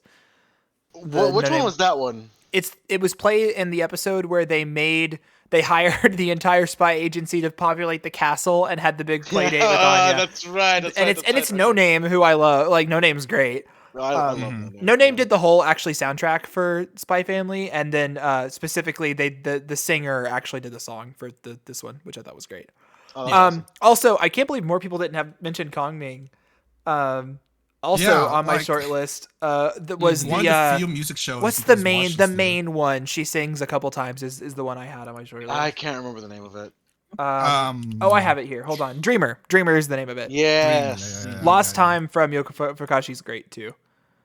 Lost Time was my number 3. I'm surprised none of y'all have said it, but like the Guitar Solitude and Blue Planet from Butchie the Rock, episode 6, the audition song. Yes, like, also a great one. That's on my list. I couldn't put every Bocchi song, but I just wanted to pick I know, but like that was my personal favorite insert Juan, song. From I Butchie love the Rock. the whole album. They're all good. True. Yeah, the whole I know. album slaps. Everyone So- go listen to the full album Anyway, on Spotify or whatever. Maybe, streaming service. that might come up in a second as we go to the best OST. Yeah. All right. But yeah, I just want to say that like how in episode 6, like when they're doing the audition, and like you can like hear them playing bad notes, and, like how they like Yeah, it takes skill to like purposely play bad notes. It was when Logan and I we were doing our rewatch of a bunch of stuff for the concert episode. The first one they do, the they first made song something they do, really bad. Yeah. Yeah, I didn't notice how bad it sounded the first time, but it is like really audibly bad, and it's so fascinating to watch. They do, and you can see them like watch it happen too, and it's cool. Anyway, best OST. I'm going to preface this with I am going to be a little bit surprised if this is not a clean sweep. I'll just say that in advance. I feel like this was the most foregone conclusion out of any category this year, but there's always time to be surprised. So I will go ahead and do it. Shout outs to my boy, Kevin Penkin for Maiden Abyss Season 2. Oh, so this isn't going to be. Oh, Logan didn't do What? Kevin? Oh, shit. You didn't do You're Kevin? insane. I think you're wrong. Yeah, I'm sorry. I love the Bocchi soundtrack, but look, when Kevin steps up to the plate. Anyway, let's let everyone like else. we're talking about like the OST. We're not talking about like the insert songs or like the album. Right, Did you Logan? listen to the Bocchi OST? The Bocchi OST is good. Includes the album. It includes the includes all album, the but songs. also one, if you should go listen to the actual Bocchi OST, it's great. It's Is really it? good. Okay. Yeah. Okay. It's easy. Easy number 2. Easy number 2. I literally don't remember much of anything, Anyway, but like let's go. I'll Let's check go. it out. Let's see what everyone else says. But I mean, Chris, you know me. Yeah. I respect my God. Like fuck yeah, Kevin Penkin. Thanks. I love him so much. Tim. Ochi. Oh, he also Wow. went that way too. Jeez. It's a little bit cheap because like I It could is. throw them on the insert songs, but like they're so good. I have to. I didn't want to pick. I didn't Oh. want to have to pick. Oh, Is it between Marge. these two? Come on. Think about him singing those high notes. He goes, he really. Think about like Gravity. Oh fuck yeah, Think Gravity. about the slide guitar, Mark. Let's No. go, Mark. Look, I've already gave it best Composers insert. respect composers. That's how I feel. See, I gave it best insert, so it counts. It's fine. It's fine. I think that this Exactly. one, I think Maiden Abyss Season 2 soundtrack might be better than Season 1. Which I've is seen some I feel comments like- of people saying Like- like the season 2 OST is like the weakest of them. I'm like, you're No, absolutely wrong. It's not that it's the weakest. It's that like me listening to the OST, I had to be like, when did I hear any of this music? Yes, in the most show? of it, I will felt say, unlike so season 1, underused. I think a Yes, lot of the it is Season 2 underused. pieces were not in the show, but it's still a gorgeous piece of Which- music. and Yeah. I agree, but like in comparison to the anime, I had to like knock big points for that, which is why Bochi won. If they used That's it Understandable. properly, understandable, then I guess. But could've hey, given to look, it. like Kevin, I think everyone agrees that Made in Abyss is Kevin's peak work. So like when he comes back and he's like, all right, because he did it for the movie for Dawn of Deep Soul again, and he's back again, you know. And I assume every season if they make of this, they're just gonna get Kevin to be like, all right, make the best shit you've ever made in your life, and he's like, yes, king, slay. He keeps finding a way to make him sing higher and higher, and I cry harder and harder every time. But like you can't even like I don't want to get a deep dive into the track list, but like really don't sleep on some of the tracks on this list. They're so textured and oh my god, it fits the literally the as soon as I theme. saw there was a date for the Main Abyss season 2 OST, like I put a reminder on my Pretty sure I calendar, listened to it day and I've one been also. listening to it almost every day since. I Yeah. fucking love this OST. It's a masterpiece. He's a goated. And for the record, not to downplay the album, which is a little different than the OST. It counts. It's part of the full package, but the album that came out, the Kesoko Band debut, which is just self-titled Kesoko Band, was on my top 10 album of the year list for all music that came out in 2022. It was like number 5 or 6 or something. So it That's crazy. I thought like it is a made up album by fake anime girls and it's not a real band, but it's still qualified. And I'm going to be listening to those songs for a long time. Oh, so am I. Yeah. Any runner-ups or What? I have got 2 them? songs I forgot to mention. Yeah. Okay. Go ahead. If you're going back a slide. Yes. I'm going back. Yeah. So there was 2 throwback classic I had, but I didn't include because it was kind of cheating. One of them was for the Ruby one. Like, Oh Ruby shit, they got played very Mirror mid. Mirror? I didn't know Yo, they played Yeah, that. they got Mirror Mirror. Like Ruby as a overall was very like mid, even like early on, but like the trailers for them. Oh sucked yeah, for that's animation that good and the shit. music. Yeah. And they had a, you know, they recovered Mirror Mirror there, which was such a nice Like in Japanese? version. was No, it like in the English, original? but it Okay. wasn't. They got a different singer. Oh, they got a different singer. Interesting. And Yeah, I then gotta the check that out. Bleach- Yeah, I'll have to listen to that. I haven't heard that. The Bleach insert. It's like the iconic one that you like people always. Now you know you're number one. Exactly. Wow. Such a fun throwback. That's awesome. It would have been like, yeah, I didn't feel right putting it because of both like old songs, but I had to give my shout out. Yeah. Does anyone else have any OST shoutouts? I got a whole list. Okay. I'll go through it super fast. Damn. I really wish I could give it to Chainsaw Man because they got my boy. I Kinsuke. can't remember his name right now. Kinsuke Ushio. Kensuke Ushio, the guy who worked on the Devilman OST. Yeah. Good among God. other things. Devilman OST like almost won my OST of the year that time, but like maybe in the coming years when we get season 2 and maybe season 3 of Chainsaw Man, maybe we'll get some more like standout songs. Gundam Witch for Mercury, surprisingly very good OST. Yeah. Like every time like they do the duels and like it sounds like a Hiroyuki Sawano OST. God, I wish it was, but like it sounds a lot like him, and like I must. As much as Kevin Bacon is my god, Hiroyuki Sawano is like my first love. Yeah, naturally. Call of the Night, great OST. They got Creepy Nuts to do like a lot of the OST, really cool. And the Cyberpunk Edgerunners, they got a Yes. shit ton of. I was gonna gonna talk about it if you didn't get to it. Yeah. Holy shit! And like a lot of variety too, like a bunch of like reggaeton, which is Mexican representation. I love it. Yeah, but and it's then, like a Polish. screamo metal. Yeah, there's a lot Yes. of metal. Polish reggaeton. Well, you know why it's Fucking Polish, insane. right? Yeah. Because it's No, I cyber. No, because CD Projekt Red is Polish. The company that makes Cyberpunk and Witcher. Yeah, it's a Polish company. That's why they have so many Polish bands, which is really That's cool. I loved. I was gonna say number 3, very close behind Bochi and Made in Abyss. I really like the Cyberpunk OST. I think it is a super cool collection of music. I really think it's cool that they like curated this list of mostly like insert song, like proper like songs and not orchestral instrumental pieces. Very neat. Very well done. Also really like the Osama ranking OST. It fits the theme perfectly. It is very peppy and upbeat and fantastical in the perfect way. And that's all I have. Any other shoutouts? Cool. All right. We are done with music. We're finally done with music. Woo! Told you it'd be All a right, while, we're but gonna- we care.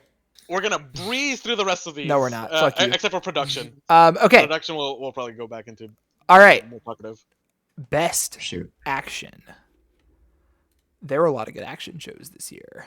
God, we spent like Sure enough. almost 2 hours on music As we alone. should. Jesus. As always. All right. This is not going to be surprising. All right. Chris, do you know who we're dealing with here? Yeah, Logan. Yeah, yeah, I figured. that's Yep. number 2 for me. All right, yeah, Chainsaw Man, I'm a slut. Mm-hmm. Wow. Oh, really? This is our first No. mention of Demon Slayer. Well, I guess we talked I about mentioned it. it slightly. earlier. This is not the best like show that I liked as an action show. This is the best show that I thought like encompasses the action genre. Sure. I think Mob did better and Chainsaw Man, but that's just me. Um, The better shows, but not better action. Mob had some good anyway, let's go. Mark. That would also sum up my answer, which is also summed up by me not watching action shows. Hey, I'm Yeah, glad Bisco's you know- getting an award at least. Yeah. Let's Hey, go. In a Just year no like mention. this. Good for Bisco. Mhm. There we go. Anyway, yeah, the way I approach these genre awards is just the best one, the best show that falls under the genre, not what encompasses the genre the most, because I think that gets a little too in the weeds. So yeah, Chainsaw Man is the best action show of the year. Yeah, me too. It's kind of self-explanatory. The action animation was insane throughout. Like, it's just really good. Mhm. They elevated all the fights. The Chainsaw Man fights in the manga are short and sweet, which is great. It works perfectly in the manga and the way that Fujimoto does them. But I think they took the anime as an opportunity to really flesh them out and like make them into proper fights, which is some of the most original like work that goes into the anime. Like the bat fight is almost entirely original, and it's crazy. It's so cool what they did with it. The Katana Man fight was also insane. I want to shout out the first snake fight Yes. where like this snake like like wraps around the ghost devil, Mhm. and then Akane does the command disappear, and like it just blinks out of existence. No sound effect or anything. Yeah. Fucking coolest moment. Really cool moment. Not Yeah. not the coolest, but like really fucking cool Mhm. moment. Yeah. Too bad the second fight was lame. Don't worry about it. But Which fight? Demon Slayer was like literally 7-episode nonstop. I know, of dude. Fighting. It's With, on the like, list, but with Ufotable like quality animation that does not drop at all. Like, it's I really couldn't do probably anything the else. best that Demon Slayer action wise has been so far. Yes. No, it really has. I Like, really it's still like like this arc. nominated in mine. Um, my list. I just am sorry that it had to be in this year. Is all I'm saying. it really sucks that it ran up against some of the heat that was this year. Otherwise, I think I would be singing its praises more because I did really like specifically the fights and the action in this arc were great. All right. Any other shout outs? Well, I mean, talk about Mob. Oh, Yes, I could talk about Mob. So this was a really good season of Mob. There's a lot of good action bits. They delayed their typical episode 5 going crazy with the animation to episode 6. but Yeah. it still works perfectly. Yes, and the final like battle, I guess it stretches over a couple episodes, I think, but that final showdown, it's beautifully animated and the action in it is really good. I love that we get to see a lot of old characters again. I really loved this season of Mob. I think it ends the series really well. And being able to end something is an advantage that none of these other shows actually have. So Yeah, agreed. Mob was my number 2 pick. Any other shout outs? I got shout outs to Licoris Recoil, That's on my list. It's on my top 5. Yeah. mm-hmm. JoJo Part 6. It's fucking JoJo. Of course, there's action. Yeah. And Cyberpunk Edge Runners. That's my number 3 Holy shit. under Mob. Yep. Yeah. Cyberpunk really, I wish it was in a year that it was not Mob and Chainsaw Man out, because I think this would be easy best action because it has some of the coolest action sequences I've ever seen. Because it's I fucking see Trigger. Mob is less of an action. because I'm really nominated for action, but it's nominated for I other mean, stuff. it's absolutely action though. That's all it can Mob be. has some really, really amazing action. It probably has some of the scenes. best action scenes in all of anime ever. If you And it But- seems like combine I wouldn't like classify it as a genre. I of still wouldn't action. call it Would. an action show. Really? as a 'Cause I- primary genre Logan, for are it. you with me? I totally would as its primary genre. I mean, like I'm fine with it. Like here, like Oh, I'm fine I would with it, too. 100% say Cyberpunk is an action show. no, no, we're Mob. talking about No, Mob. Mob Psycho. Oh yeah, absolutely. I don't know It's what an else you would action call show. it. Yeah, it's like, the I mean, number it's one on kind of Mal. dramatic, but everything is kind It's of dramatic. funnier. I don't know It's if funny an too. Yeah, action but it's show. action. I mean, it's sure. about fights. Anyway, let's move on. Mhm. Okay, drama. This was fucking impossible. There were so few shows that I think safely qualified as drama this year. And like Yeah, I'm obvious assuming answer this we're year. gonna have a bunch of like fudging and crossovers here for this and some of the other categories. So no huge judgment. I totally get it, honestly. But I just used it as an excuse to give this show an award. Sure. Yeah. Yeah. Yeah.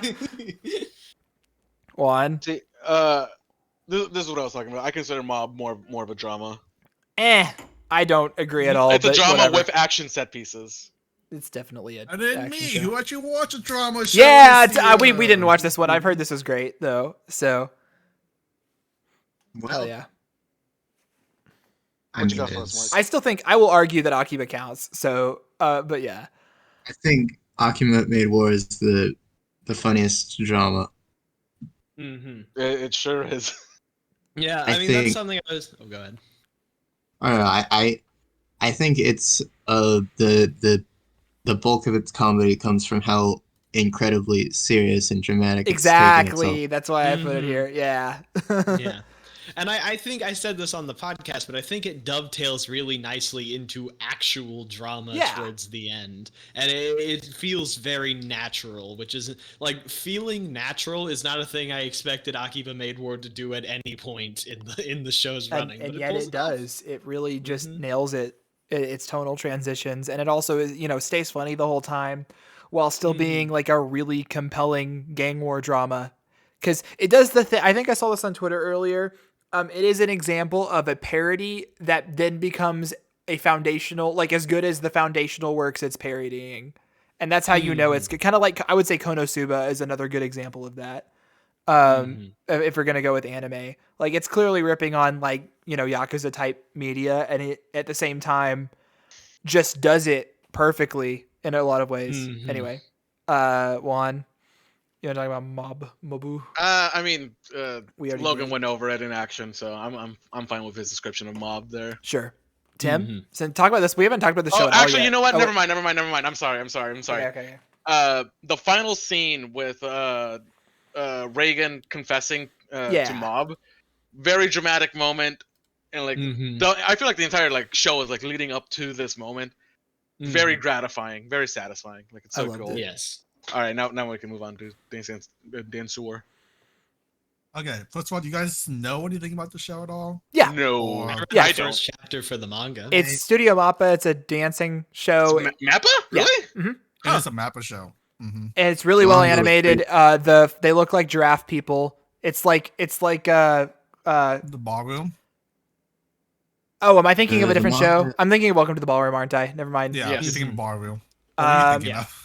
Sorry. So normal looking people, not giraffes. But this one, yeah. No, it's a- no, they're both. Oh, they're both giraffe people.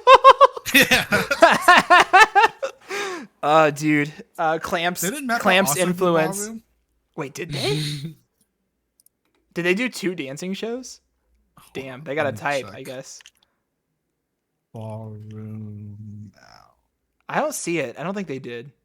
Oh no, it was IG. Never mind. IG, okay, never mind. Mhm. But anyway, yeah. So I fully acknowledge that this show is probably great.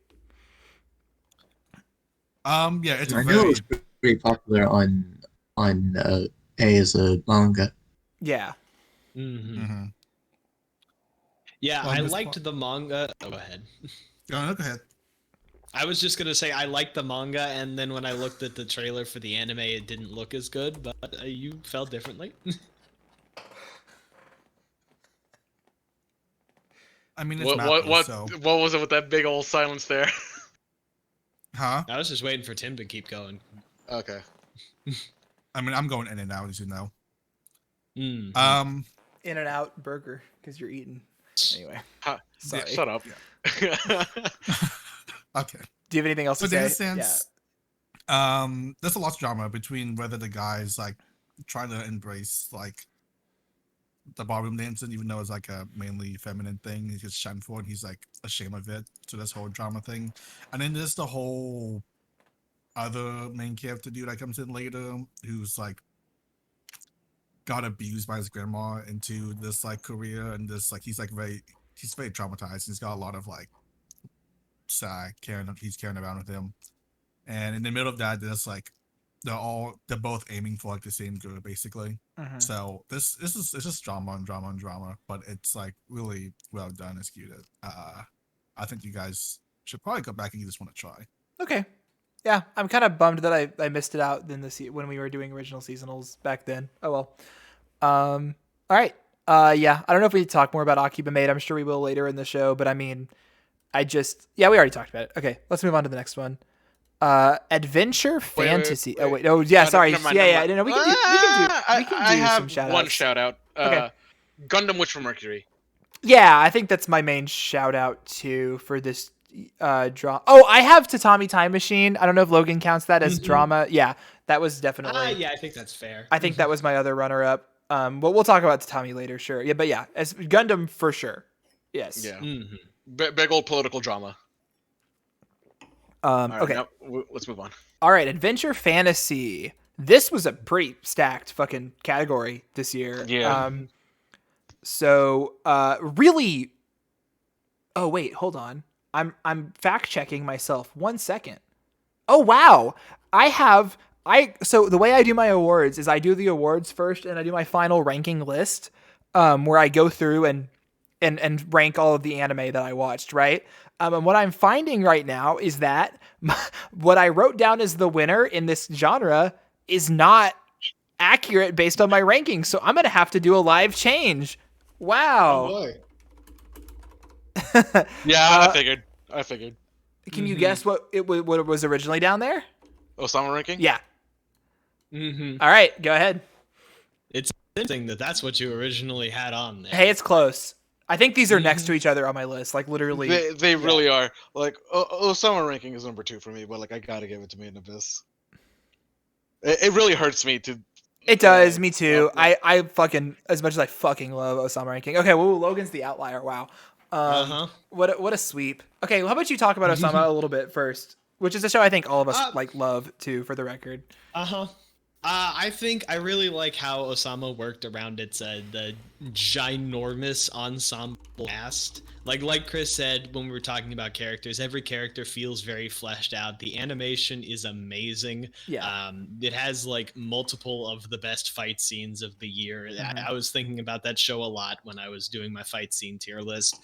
And it's just a show that's got a lot of heart to it, you know? And I was very mean to it in the manga. I was about to say, Logan almost didn't watch the show. We had to trick him into watching it. I'm very glad that I did. Yeah. I have a ton of love for Osama ranking, as I've talked about. Like I said, it was originally my winner when I was just going through this list, but when I got to, I find that when I do my final list, it is pure gut and pure instinct, and like I just go by my feelings, and whatever it ends up being, the rankings I go by, because that I know in my heart of hearts is what I truly think, which means that I think at the end of the day that Made in Abyss Season 2 reached me on a level that I think not even just anime, a lot of media don't. I think I talked about this when we were finished watching it, or just as we were watching the later episodes, as all the reveals and the heavy shit happens. Like I spent a couple nights just like thinking about this show after we got to it, and it just sat with me in a way that a lot of media doesn't. And that I think is always the sign of a really truly great work and a work of art, is when it like maybe not disturbs is the right word, but it sticks with you, you know. It did disturb me. Yes, there's lots of stuff in this that's highly disturbing, but it's a little bit more deep than that too. And so just in the way that it was able to do that, I think season 1 of Made in Abyss is incredible, and I think that season 2 blows it out of the fucking water, which is crazy. Yeah. Anyway. Like Made in Abyss is like the perfect like dark fantasy because like literally like season 1 like the opening like it's just like, oh wow, it's them having like a very fun adventure, and then by season 2 you realize like this is not a fun adventure. I mean, I think by This season is- 1 you knew, but I mean, yeah, by like halfway the through, and if you didn't, the movie you definitely did. yeah, Holy yeah. shit! Like everything is suffering in this show, and god fucking damn it, great. Like the way they set up the fantasy world in this show is just insane. It's so cool. I love the show. Any other Yeah, thoughts don't you have about, thoughts about Made in this? Abyss? I shouldn't have been eating lunch. God. Yeah, don't eat food while watching the show. Huh? Do you have any thoughts about this? Oh yeah, Tim's eating right now. Let's talk I mean, about I've been the listening babies. along. Let's talk about the babies that were slaughtered and God. Hey, how about we don't? How about we The don't? babies. If there's one scene from this show, this season that's gonna like, Spoilers. stay in my mind, it's the babies. I'm not gonna say what Yeah. happens, but like the babies, man. Fuck. Like the reveal was so like shocking and well done. It was visceral. My response. and that's why we And it always had say Vo playing in the background. Wakuzen and did that's why I'm nothing so- wrong. Wazukyan did Uh-huh. nothing wrong. Oh my It's a god. damn thing. Any shout outs for Adventure Fantasy? I mean, obviously Osama is my biggest shout out. Aside from Yeah. that, I would say Orbital Children is probably my biggest shout out. Which was a delight, and I just fucking Mhm. really loved. And has some incredible sci-fi world, but like some like realistic, like 20 years in the Mhm. future, 30 years in the future type, like space station sci-fi world building. Mhm. Meticulous design and great characters, great story. I was a true late in the game delight. If we don't get to talk about it more later. And then Saibikyu Bisco, which even though it probably ranks overall pretty low on my overall list, I have so much respect for being just a really neat, incredibly thoughtful, like post-apocalyptic world building type show with fun characters and a great Yeah, cast. extremely unique. Yeah. I want to give a shout out to Isekai Oji-san. Like, if you listen to our latest episode of the That's podcast, in my comedy section, but I guess it counts. like that is it. Like we hate Isekai. Me and Chris do at least, and Logan. Tim tolerates it way more. But like Isekai Oji-san, Mark 2. like Yeah. Mark did watch it, huh? Yeah. Isekai Oji-san, the way it like builds its like fantasy world, really funny. Like, it's so cool. And I also want to shout out Futoku no Guild, which again, Oh my. very surprisingly, I was not expecting such like deep lore to come from an ecchi show. It doesn't. It's very well thought out. Extremely well thought out. Like, it's not even an isekai. It's like it is an actual like fantasy show, but like it just has like the vibe of an isekai. It also has the vibe of being fucking garbage, but it's Don't okay. worry about Don't worry about it. All right, moving on. Yes. Was Bisco an original? No, Yes. No, is an it's adaptation of a light novel. Oh, Series. that's right. That's right. Ah, okay. It really But, like, feels it- like one, doesn't it? But no, It it's feels super original. a cool light novel. Anime original. Yeah, I've heard the light novel's good. All right, this is a stacked ass category this year. Super stacked. Holy shit. But yeah, best comedy. I'm gonna have to be. It hurts me because of what I'm having to replace here. Oh wow, I'm not rewatching Just copy paste. Why is that so hard? because for you? I don't know. This is stupid, but the winners are bolded, and I don't want to deal with formatting. Is the reason? You do paste without formatting. I guess that Chris. works, doesn't it? Yeah. Anyway. That's exactly what I've been doing this entire time. All right, Juan. It's also Butcher the Rock. Whoa, Whoops. that's crazy. Hey, fucking give me a tutorial about it, Juan. Fuck you. I misclicked. No. I simply do it in Notepad, so I never have to There we worry go. about formatting at all. Okay, Tim. Ooh, Kaguya. Ooh, not the sweep. Bochi sweep. Wow. This is a genre moment because I put Kaguya in romance. Anyway, Mark. This is also a genre moment because I would have very much liked the best music show. I mean, yeah. Magic. Yeah. Yeah. Perfectly with, fair. With Mark being the Machikado simp. Yeah. I mean, it's peak. It's on my It's a list good too. show. I just feel like Bocchi the Rock is a very, very comedic, very funny show that is not specifically a comedy. I disagree. I think it's very firmly and Yeah, primarily a comedy, but like it is like the 4 coma setting. So like I think it's not even comedy about that. You is can like have a its 4 main coma about point. anything, but I think what it is, I think most of what it's trying to do, on average, most episode is be hilarious. But we can talk about it more as we go on. You should talk about Machikado, and then I'll let Tim talk about Kaguya a little bit, and then we can do Bocchi. Machikado, I was very, very close to underrating because it aired a while ago, and I have the memory of a goldfish. So I rewatched it, or I rewatched quite a few more episodes than I was expecting to rewatch it of it. Um, every episode unfailingly left me with a, s- a lasting smile on my face. Um, that's as that's that's as far as it is for me, as far as genre goes. Cool. Tim, you want to talk about Kaguya for a little bit? Yeah. Kaguya, even though it's a lot more romance heavy this season, it's at its core still a comedy show. And I mean, of course like, it is, stays but I true have to give it. I want to Like, give it the awards. gags and the bits, Yeah. still just as good as the last 2 seasons. Like, we have more shenanigans with Shugane being incompetent. We have the headphone bit. Like, there was so many good bits this season that every episode had me laughing at some point. And Kaguya still got it. Not only does Kaguya still got it, this is easily the best season so far, and I mean, yeah. I mean, but the only that could be reason, because of other factors. So I'm trying to just focus on the comedy bits. of course, but I was gonna say the only reason that it's not winning my comedy, because I agree, I think it's primarily a comedy. The only reason it's not winning my comedy here is because I'm trying to fucking give it some awards, so it's in the romance section because it's more romantic this year. Hey, game the system. Anyway, let's talk about Bocchi the Rock for a second. Just because if we're talking about specifically the comedy of Bocchi the Rock, never have I seen a television anime utilize animation in such a unique way to create comedy.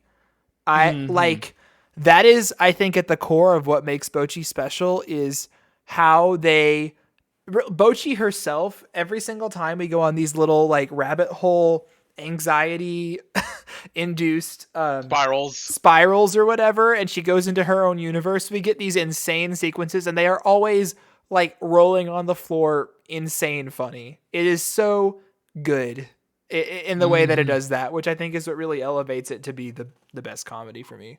One that just popped into my mind, one scene, is her counting how many people she knows to invite to the concert, and she just counts her mom, her dad, her sister, and her dog. Yeah. She's like, I can't find the 5th one. I can't do it. And the visuals, it's live action, but with heavy filters. It's so fucking cool. I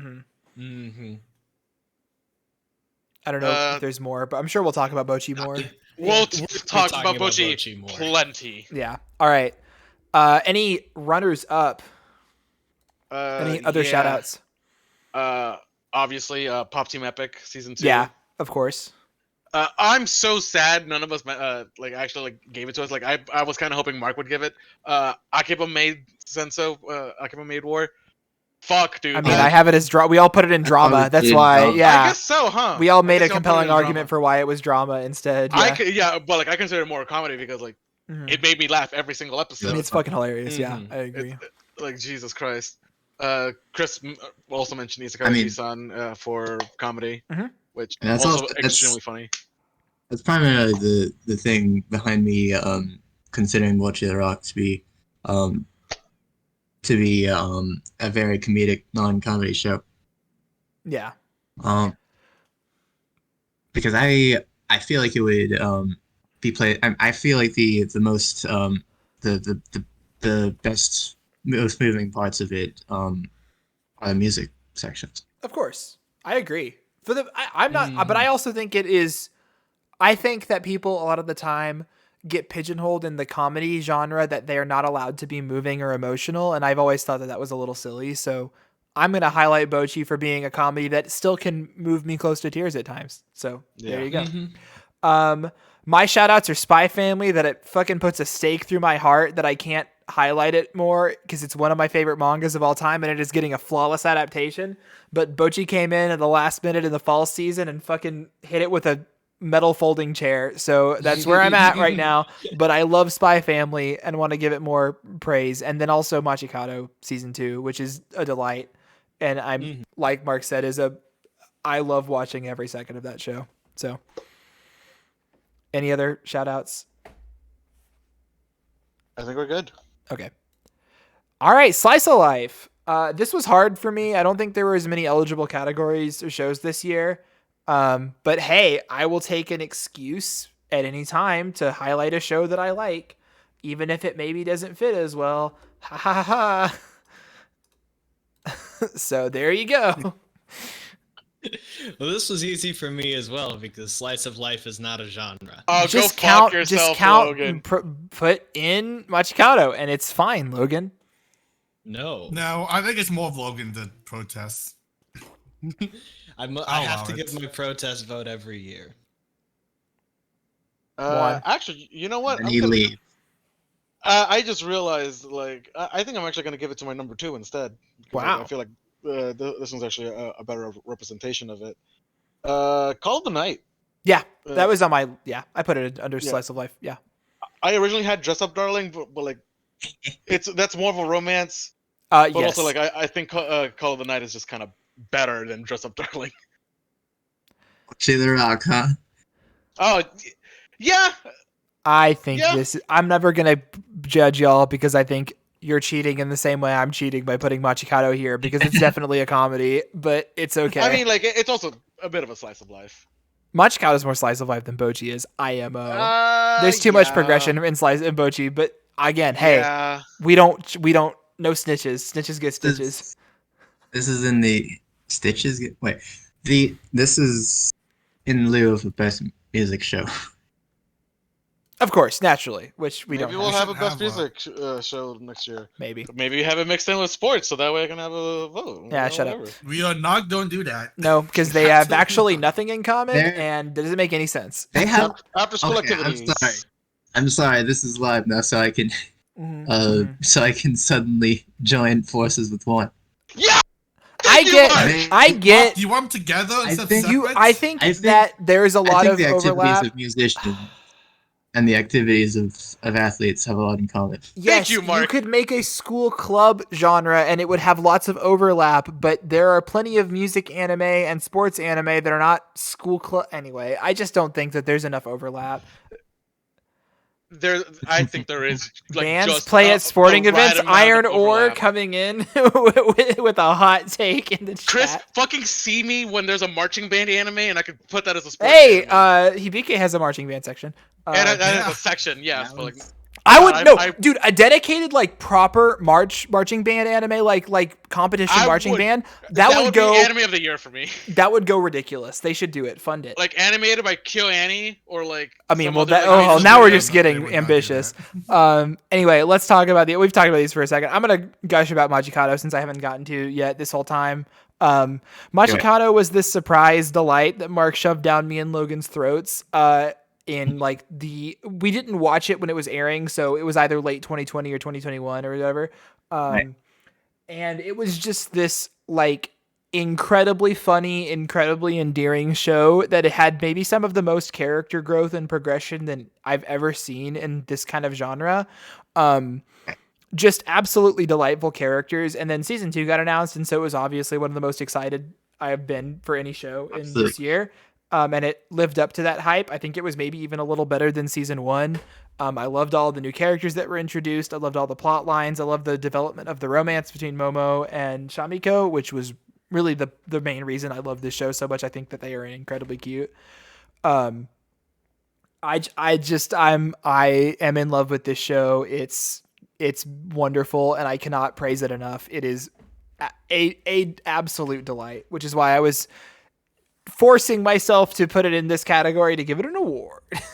Anyway, I don't know. There's Machikado Masaku, an incredibly good 4-coma and there's Bocchi the Rock, an incredibly good 4-coma. It's hard. Mhm. Both of them are the unusual sort of 4-coma that you have to pay attention very closely to every panel. Yeah. And got great manga anime adaptations. So, Right. I want to give a shout out to Comey season 2. You know, Eh. more of the same. I enjoyed the slice of life aspect there. You know, My And, thing. Oh, go ahead. and do it yourself. That was my literally. I should have given this award to Do It Yourself, but I had to give it to Majikado, a show that I just like objectively more. Yeah. If I had to pick a like new original slice of life show that like not new original, like not an adaptation, but just like a new one from 2020 that's not a sequel, easily Do It Yourself. The level of Very care, comfy. the level of care and detail that went into this, it is like the best looking cute girls doing cute things show I've ever seen. There's so much Sakuga. It is immaculately animated. The art style rules. It's great. Really, really good club girl show. Probably one of the best in the whole genre, except for like Yuru Camp, I would say. Yeah, I mean, nothing will ever top Yuru Camp as yeah, my unfortunately. slice of life goat. But God, I want to watch the movie so bad. we should but watch that. Yeah. we're so busy. But We good to move on? I think. Or- Oh, I had a Logan, you got any no, shout there outs? was something. Logan? What was the second one you said, Juan? Comey? Oh yeah, real quick about Comey. I think that Comey is mid, but Wow. but wait, Okay. it is OLM just happens to want to put their whole pussy into animating it like movie level quality, and because of the amount of just sheer production value and like how gorgeous that show is, it elevates it from being mid to being pretty good. Also, Comey's very cute and I like her relationship with Tadano, but a lot of the jokes in that show are bad and don't land. Some of them are fine. Like I will continue to keep watching new seasons of Comey. The one guy, the really muscular. Oh, guy I love that him. Yeah. intimidates everyone. He's great. Love that boy. There's a lot of really great characters. That's the cool thing about Comey is that they have so many wacky side characters is they can just kind of keep slapping them, and then some of them work better than others, right? But like, it's always fun to watch still. Anyway, that's all I have to say. I'm done now. Logan, do you have any more takes on any of this? I mean, I think that I made my position very clear. Yeah, but like Logan, how about you actually choose It's one? Tommy Time Machine, not a slice of life if you really think about it. No. All right, let's move on to another category Logan loves. Uh-huh. All right. Hey, you have an easy out. He has an answer for this one. Yeah. No, I have an answer for once. This is not surprising since I alluded to it pretty explicitly earlier. Wow. For once in the 5-year history of the Nut Bar podcast, I have an answer to this question. Insane. Wait, you double dipped? I don't give a shit. Wow. It deserves to be double dipped, and it deserves to be double dipped. That's true. Hey, that's true. You right. This is my I failed to watch Kaguya, and I'm representing it, and I'm doing my taking the chance to drop some show that I thought was pretty good. This is the Power Rangers one? Yes. Okay. Why don't Nice. you start with it then? Yeah, talk about it for a second. I watched episode I 1. thought it was pretty good. I mean, we start off with they are already a couple. Which is, honestly, would love more shows to do that. Right. So it's very nice. Both of them are very adorable, and it's I mean, it's a very nice progression The where girl's we very hot. slowly get how we slowly get it's a bit of a Romeo and Juliet where they are obviously on opposing sides Mhm. and publicly battling each other, but it's I think it was pretty nice. It was always a comfortable time. I did not even watch a whole episode of Kaguya-sama, but if I did, Hey, I might but- have put it. Was that 15 minutes you watched with us not the best shit you've ever seen? No, because we didn't get to the. I know. You should. Hey, Mark, you know what this is a lesson about? You should just go watch that season, man. Yes, I should. Mm-hmm. But Love After All World Domination is pretty good. Yeah, Mm-hmm. absolutely. I think Anyway, now I can talk about Kaguya. Wow, I've been waiting this whole awards show. Actually, I'll let Logan go first if Logan has more things to say about Kaguya before I say anything. Well, I think I think part of what, like, this is, for those of you who don't know, one of the few romances to ever like melt my icy blackened heart. I don't like the genre at all, but I like Kaguya, and I think the main thing about Kaguya is that it's like really funny. That's gonna get breezed over because we're talking about the romance category. But I think romance is actually like really well done because it always feels kind of subtly included, and it's remarkably mature for a high school, romance show, because those are kind of all the same and typically very childish, in my honest opinion. But like I was saying earlier, this season it has a lot of forward momentum. You can kind of see it building to a climax before it actually does. That's something that I really appreciate about Kaguya, is that it's just always moving forward. Yeah. Mm-hmm. Tim, do you want to go before I do? Because I have a whole spiel. No, you can go. Go for it, Chris. You can go, Chris. Okay. Yeah, Kaguya is maybe my favorite manga of all time. It's like up there. It probably is, especially now that it's done. And I have had such a blast watching A1 get to have a really good time adapting this in just kind of fun and amazing different ways. How they elevate every single bit to the next level that they can do, which is crazy because the bits are already insane in this manga, right? But they take their new spins on it and like elevate some of these jokes in ways that I would have never thought of, just because by utilizing the medium of animation. They have a really talented cast of like voice actors working on it. I love all the voice acting choices. I think they're really funny.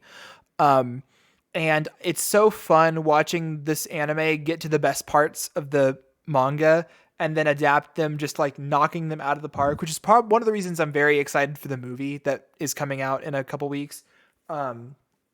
But man, it's so much fun, and I loved this season. It was the best. I had given the previous seasons a 9 because I knew we were getting to the good shit, and I gave this season a 10. It's a masterpiece. I loved how it wrapped up.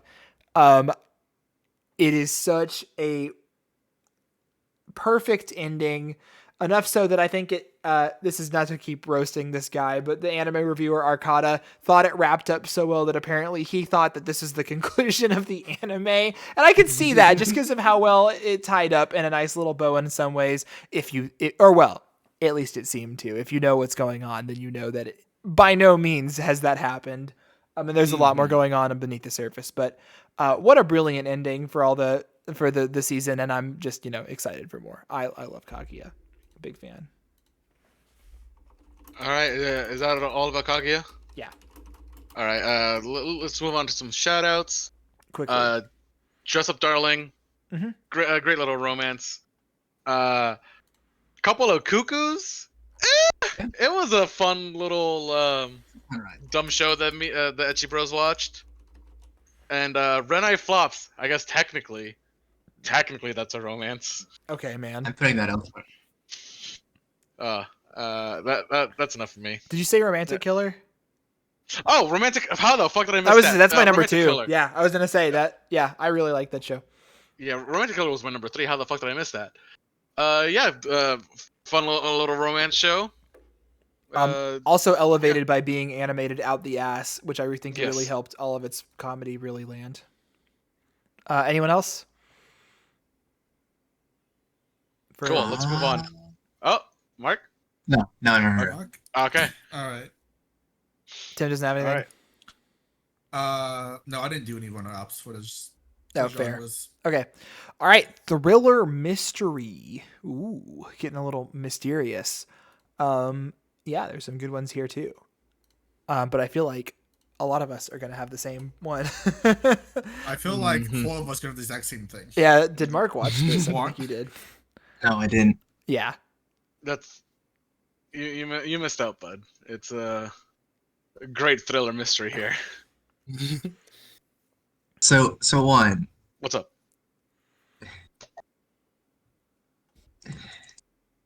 Really?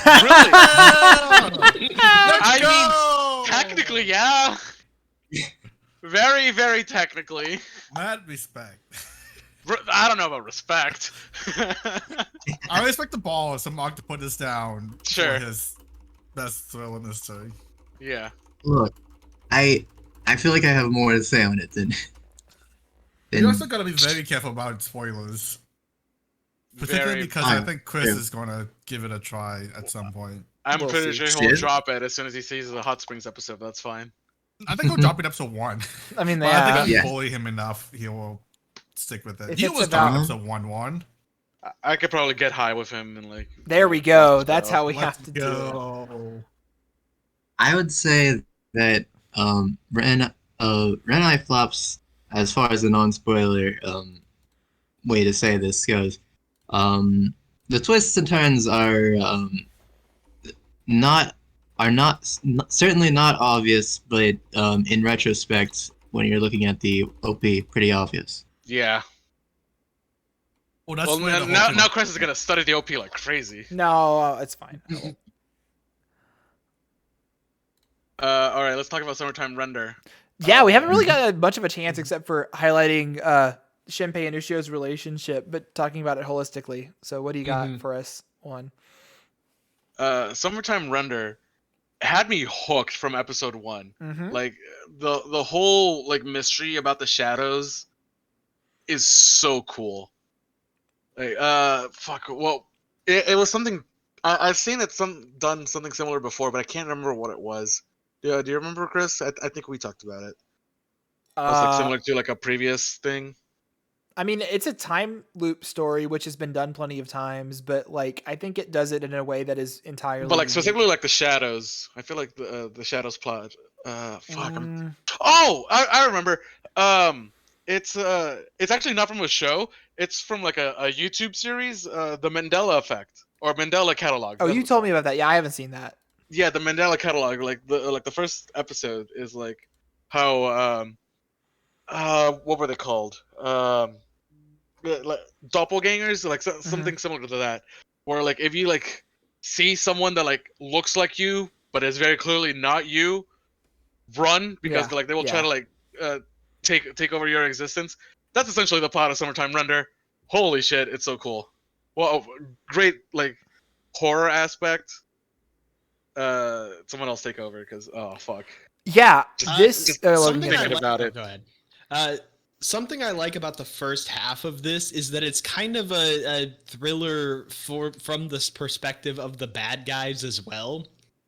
Like they don't know everything that's going on immediately, and they're finding out kind of at the same time as some of the protagonists are. That like Shinpei has his ability to go back in time, and you know, it's a matter of them both like trying to gather information and one up each other each go around.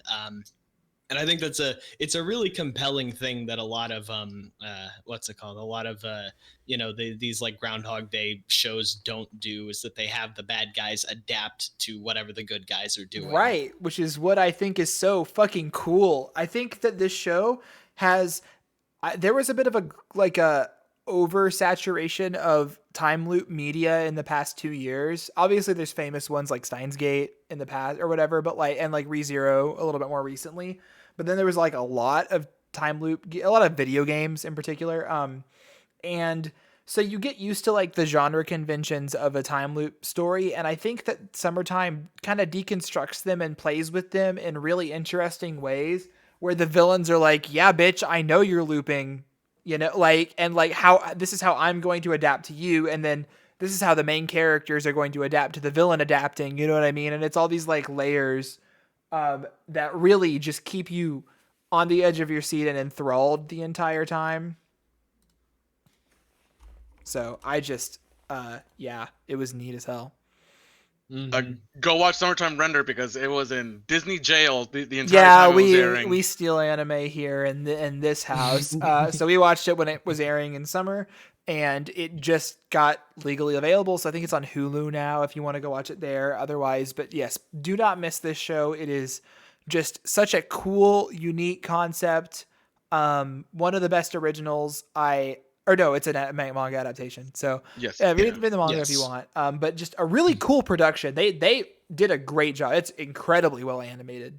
So yeah, I don't know if anyone has anything else to say. If Tim does. I think you said most of it. Okay. Yeah, and I don't have any shout outs because I think this is pretty much the only thriller mystery this year. I have Orbital Children down here as well. Again, kind of. Mhm. And Shadow's House. Shadow's House, which I think is a great show, and I love season 2. Watch Shadow's House if you're into that sort of Victorian creepy fairy tale shit. I'm very engrossed in the overall macro plot, and I like the characters. They're fun. Mhm. All right. Moving on. Now for best sport. This is now the single greatest category on this list. I'm so excited. Yeah. I have a valid answer this year. Let's go. I mean, Skate the Infinity was a good answer but Yes, it was. but let's talk about let's let the kids table shit put that away. I'm talking about Birdie Wing, Golf Girl's Story. I love how this is the very first mention of Birdie Wing. It's also going to be one of the only ones, and I'm going to milk it for all it's worth. Anyway, Juan. All right, so because I have Mark backing me up that this should be best sports / music, I'm gonna put Bocchi the Rock. Kill yourself. Yes. Absolutely not. Yeah. I'll do Birdie Wing There we go. because every other sports show sucked ass. I would say there's one other one that we I've finished. seen. Yeah, which was Tribe 9, and it was bad. Yeah. And then there's the guy who actually watched. Yes, those shows. obviously there are good sports shows that happened this year. We just didn't watch them. Are they really? Yeah, there's always good shows. So, the only show I watched enough of to legitimately put it on the list, was Tribe 9. So I decided to watch episode 1 of something else. So I watched episode 1 of Birdie Wing, and then I watched episode 1 of AOTY. I You want guys to do missed one. out. It's, Let's go. What? You traitor. Are you telling me you didn't like when she shot the golf ball through the moving train? no, actually, I love that. Yeah, that's what I'm saying. I thought it was extremely necessary for her to do that. Of course it was. I'm sorry. I mean, episode 1 is only the introduction of the main character. I think the main show might end up being a little bit different, but we are introduced to the main character's extremely pure smile and dumb face. Oh, it's like that the entire show. Don't worry, Mark. Okay, thank goodness, because I love it.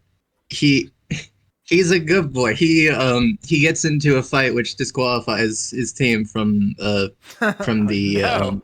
game over someone who insults his mom. Honestly, It's he was on my short list adorable. of best boy. Wow. Yes, I really liked him a lot. And the show was enthralling enough for me to sit down and study what the heck these sports terms mean, which is a good Yeah, that's a good indicator indicator. for That's a great a indicator. sports. Now, Yeah, Mark. they do a little bit better job explaining it in Yeah. the show later. Yeah, Tim, talk about this Alright. one too, Stuff. because I know you love this show. I feel like I've showed it enough between the last 3 podcasts we've done. You just keep mentioning it, I think, so you should talk about what makes it good a little bit. I think you mentioned it by name a lot, but Mark, why don't you start us off? I mean, he just did. He only watched episode 1. You're gonna know more. Yeah, and it's just more of that. Mark talked about how it's surprisingly emotional and touching, and Yeah. that continues and hits a high point pretty early on in episode 3. It peaks, but it's still pretty emotional throughout. The main protag is a perfect sports shouting show. He's very Right. cheerful, happy. You just want to root for him. Right. I like how this might be a little bit spoilers for Mark, but the show starts at a very high level. He doesn't treat oh, I'm like the lowest level, I'm gonna work my way to the top. He's already playing a high skill level, which is a nice Right. change of pace from like most shonen shows. He actually explained like the terminology for sports super well. So even if you know nothing about soccer, the protag actually knows like nothing about soccer as well. So you Oh, keep so going the with show him. teaches you. Yeah, That's nice. that's why I told Mark not to worry about like looking at terminology because they do a better job at like explaining it. Granted, Okay. it may Right. take a couple episodes because they're like, you're a dumbass, figure it out, and then the guy spends like an episode figuring out what he did wrong and how to actually like play the sport Yeah. Right. and shit. All right. Cool. Um, Anything yeah, else? probably one of the best modern sports shonen show I've seen in like the last decade. Yeah, I've heard that as well. I've heard lots of good things about Aoshi. So if you're looking for a good soccer show specifically, I know Blue Lock is kind of the hot new shit, which I'm sure is pretty good. We all dropped it. I've heard a little bit too early. I've heard it got better after we dropped it, but whatever. It So gets better, but it's still not as good Aoshi, as yeah, Aoshi. Awashi's It doesn't qualify for 2023 anyhow. Oh yeah, because it's still ongoing. Or 2022. That's true. Yeah, true. So Birdie Wing. Let me talk about golf. And now I know what you're thinking. You imagine golf. You old men, rich men shooting their holes, fucking taking up all the Disgusting property, national secret. ruining the environment. You're like, how could there be an anime about that that's good? Mark and Tim, let me ask you a simple question. How many people were shot with a rocket launcher in Awashi and died in an explosion? shit. Sound very sports-like to me. How many people in Awashi were executed at point blank with a pistol by the fucking fake Italian mafia? The problem with what you're saying is that all these things exactly happened in Akiba Maid War as well. Yeah, and Akiba Maid is way funnier and like just better. Shut up. And so, and those point is- anime, is there an underground golf dimension fucking simulator that can make custom golf courses? I don't think so. Look, Birdie Wing, the Golf Girl story, is the greatest anime of all time. It's not actually, but it is. I was expecting this show to be bad, and it is actually genuinely pretty great. Like, I think that more so than the memes that we're doing and the jokes, like, this is a fairly compelling story that has lots of good, like, I like a lot of the character writing in it. It's solid. It's over the top, and it knows it's over the top in the best way possible, which is probably the only way you can do a golf anime justice. Right. But if you like lesbians and you like golf, maybe if you don't like golf at all, but just know that this show is ridiculous in the best way possible and that it is just a whole lot of fun. Like, I am not doing this as a pity vote because it's technically a sports show I watched. I genuinely enjoyed this anime, and I'm excited for season 2. I do. I would like to name my golf strikes too. Yeah, exactly. As a bullet. Yeah. Yeah, Chris really likes it. Like he said, like he was expecting it to be bad, but it came out good. I went into it expecting it to be bad, and it came out relatively mid, with a cool scene here and there. Mostly the rocket launcher scene. Jesus Christ, that's one of the moments I screamed very loud this year. 'Cause, like, it fucking baffled me. Juan, there's some hot MILFs in this show too, though, aren't there? I guess. Damn, doesn't even. What about the lady that her arm is fake? Whatever. Robot arm golf. Spoilers. Yeah, spoilers. I'm not gonna tell you when though. Logan, in my corner.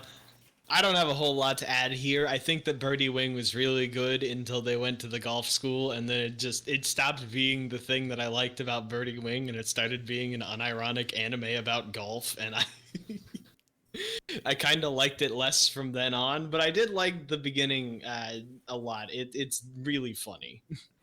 I have high hopes that the wackiness will continue to escalate in season 2, but we'll see. I can see it being, I don't know. I'm invested in the girls' relationship, so I'm probably gonna watch it no matter what, but whatever. Anyway, let's move on. I feel like now you are, but in order to get to this place, we needed some over-the-top rocket launcher mafia shooting nonsense. I mean, of course. Yeah, that's to get you just into a sports show.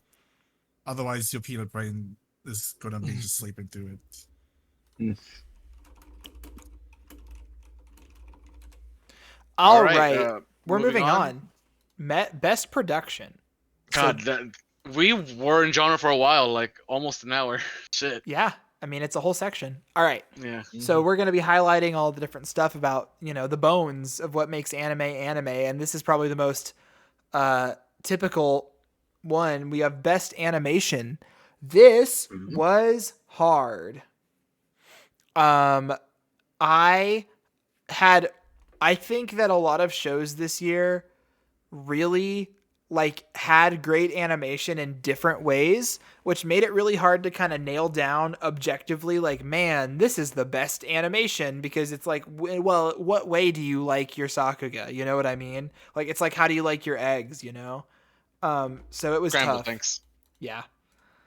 So, but I went with kind of the old reliable. Maybe this is a boring pick. I was kind of rushed when I was doing this, but I think it's true still. Mob Psycho. Mob Psycho season 3. Mm-hmm. Logan. Yeah, I feel exactly the same. Yes. Where is my thing? There is my thing. All right. Well, I'm surprised you didn't choose it, but at the same time, I'm not surprised that you chose Mob over at Chainsaw Man. Like, It's tough. They went over the top It's of animation every single hard. time. There's a lot. We'll talk about it in a second about how, like, the 5 or 6 anime that all I think have really good arguments for this. But anyway, Tim. This one was hard just because we didn't have really any other production categories that this really fit in. So I gave it here instead. Yeah, that's one of them. Yeah, yeah, no, That's fair. one of the other ones that I was heavily considering. Because I don't tend to watch very animation heavy shows, those tend to be very actiony shows. The choice this time was relatively easy, I'd say. Mm-hmm. Yeah. Understandable. Bochi utilizes some truly incredible animation, which is why it was a heavy contender for me as well. But I go with Mob because obviously we all know how well Mob is animated. Like, it's traditional for Bones to just kind of put their best work possible into the Mob franchise, which they absolutely did in season 3. The Dimple fight is incredible. The alien episode was like strangely over animated. Even the scenes of them just like walking up the mountain were like super well done character animation. And then it all coalesced into this brilliant finale, and it was just gorgeous. And so I think I really just like analyzed episode to episode what had the best shit, and it was Mob at the end of the day for me. Anyone else? Yeah, I feel very similarly. I think that Mob had a lot of high spots. The Dimple fight is obviously the peak of the whole thing in people's memory. Mm-hmm. The climax, the finale too. I thought that was beautiful. It's just there's a lot of motion in Mob in the way that these fights go down. Like, you can see the camera like spinning around wildly in that Dimple fight, and it's always really it really like drags your eye to the screen in a way that a lot of shows did not. Yeah, with Chainsaw Man, because like it was my most anticipated show of the year, and like Mappa delivered. They did single-handedly. Holy shit! Like, I want to highlight the anime original scenes that they animated. Yeah. And how fucking smooth they are. Like the scene where like Aki is just like going on a normal day before Denji and Power show up. Like, it's just so smooth there. And then there's also like the Himeno POV, dude, with her being drunk. God, they went above and beyond animating such small, mundane things. It's so cool. Yeah, Chainsaw Man was on my list. Like I said, there's like about 5 shows that I really thought about heavily, and Chainsaw Man was up there. I was incredibly impressed with the level of detail and care that went into animating this. It looks incredible every single episode. No, I'll talk about Bochi. Yeah, Tim and Mark Bochi. I feel like we'll talk about Bochi a lot. Just Yeah. But specifically like, the animation, animation-wise. which I think deserves a lot of praise. I would say that in Mochi in the manga, one of the gags that I feel might be almost a tad overused is the Mochi spazzes out socially over social anxiety. And I feel like they approached this gag in the best possible way by just going all the way in with every animation. Mm-hmm. And I mean, I would every time, every instance of this was a very impressive feat. But not only on the comedic side did I think the animation was good, but I was extremely impressed at by the I think they might have been rotoscoped.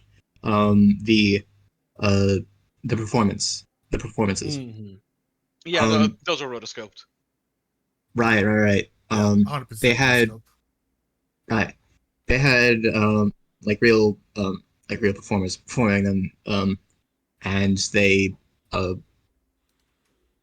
accomplished this in a way, and they accomplished the animation for those scenes in a way that, I mean, you do notice the difference, but it looks incredibly seamless from the non-rotoscope sections. It's very nice. It's beautiful. Mm-hmm. Mm-hmm. I don't know if Tim has more to say.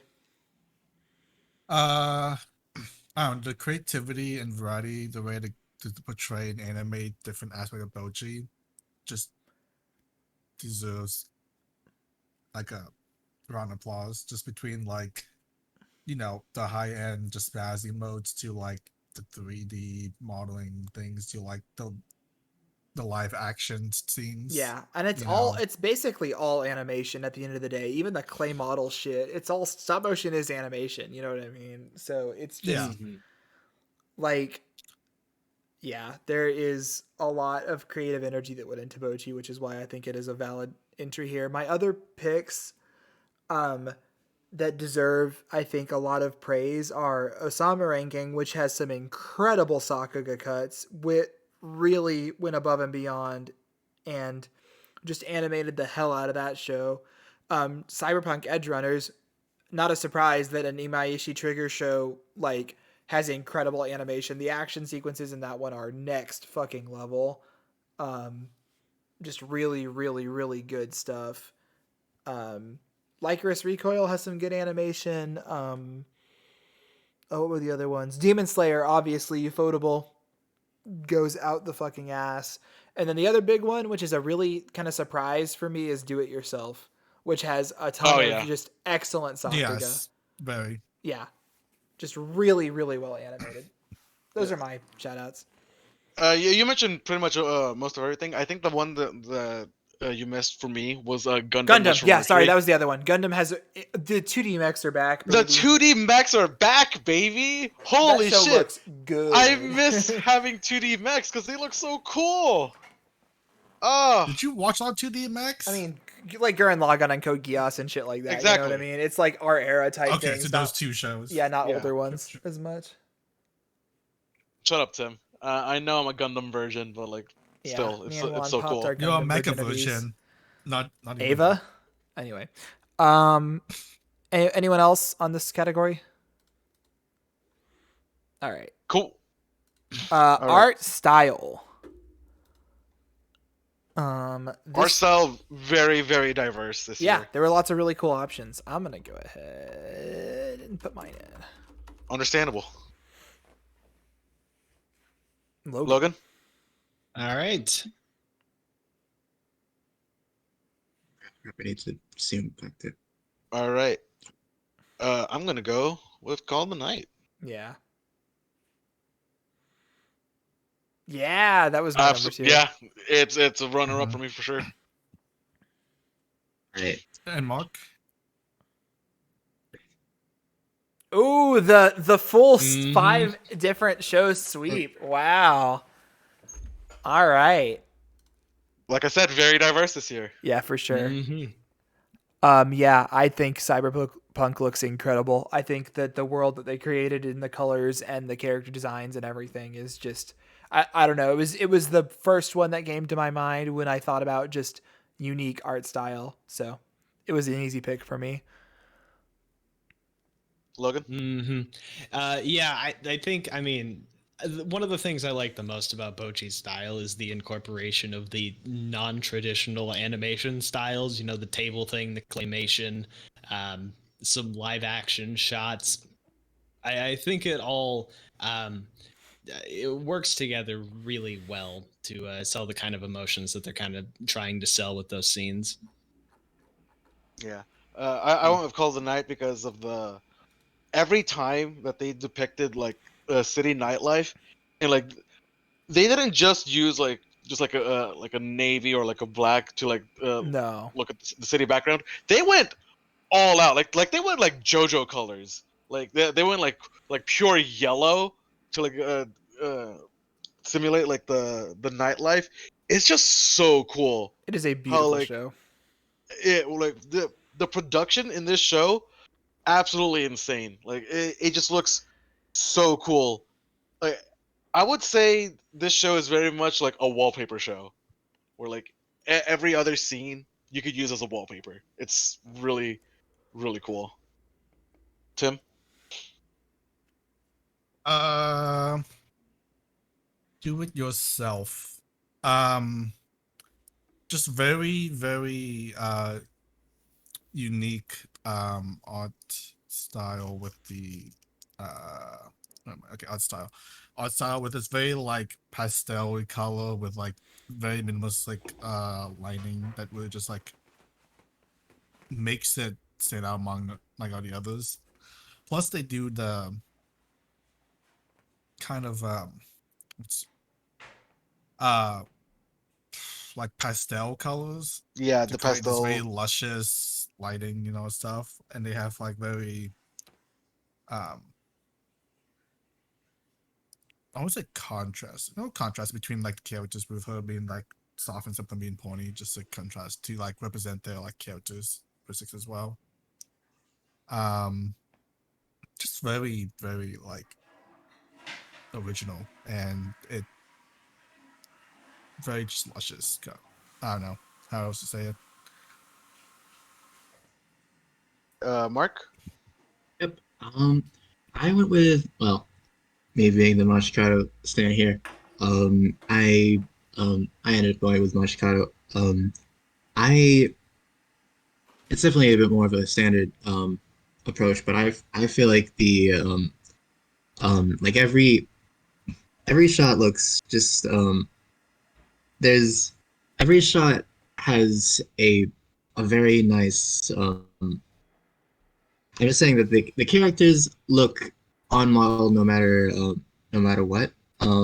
Like whether high quality or like low quality in the background. They always have a uh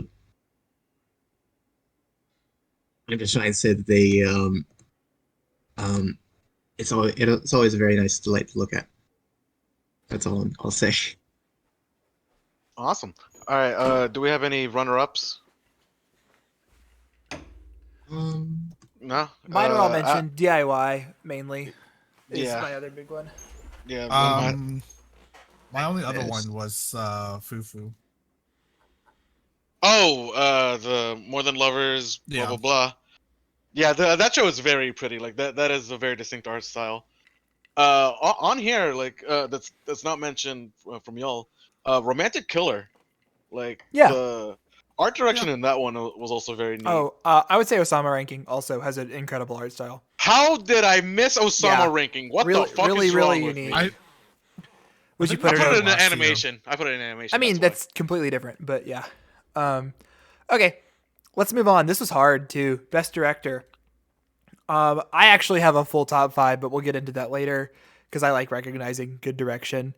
And I'll just pick my winner. Oh, shut up. Which We is sure are. There you Keiichi, go. shut up. I'm copying and pasting. It's just Keiichiro Saito that directed Bocchi the Rock. All right. I am going to put mine in there.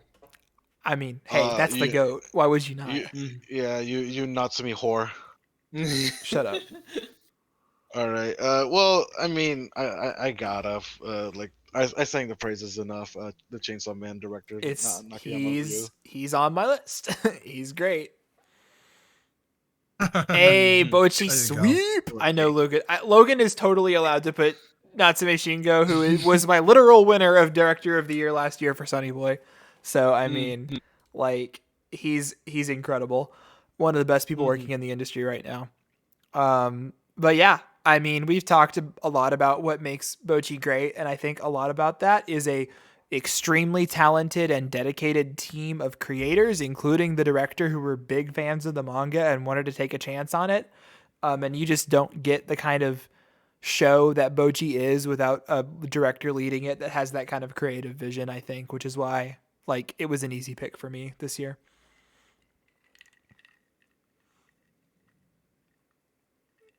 Logan. Well, I assumed somebody else was going to talk about Bocchi, but We've talked about it yeah, a lot. But yeah. Yeah. So we haven't gotten a lot of chances. To Yeah, talk we haven't about really Time at all Machine about Time Wars. Machine. Yeah. But this was Shingo Natsume. Like, he was clearly working kind of in Yuasa's shadow a little bit with this, and you kind of have to if you're making a Tatami Galaxy sequel. But I do feel like the directing feels distinct in a lot of ways, and it manages to look like the Tatami Galaxy without looking like he was just copying the Tatami Galaxy. If that makes sense. And I think it's a really well directed piece of work.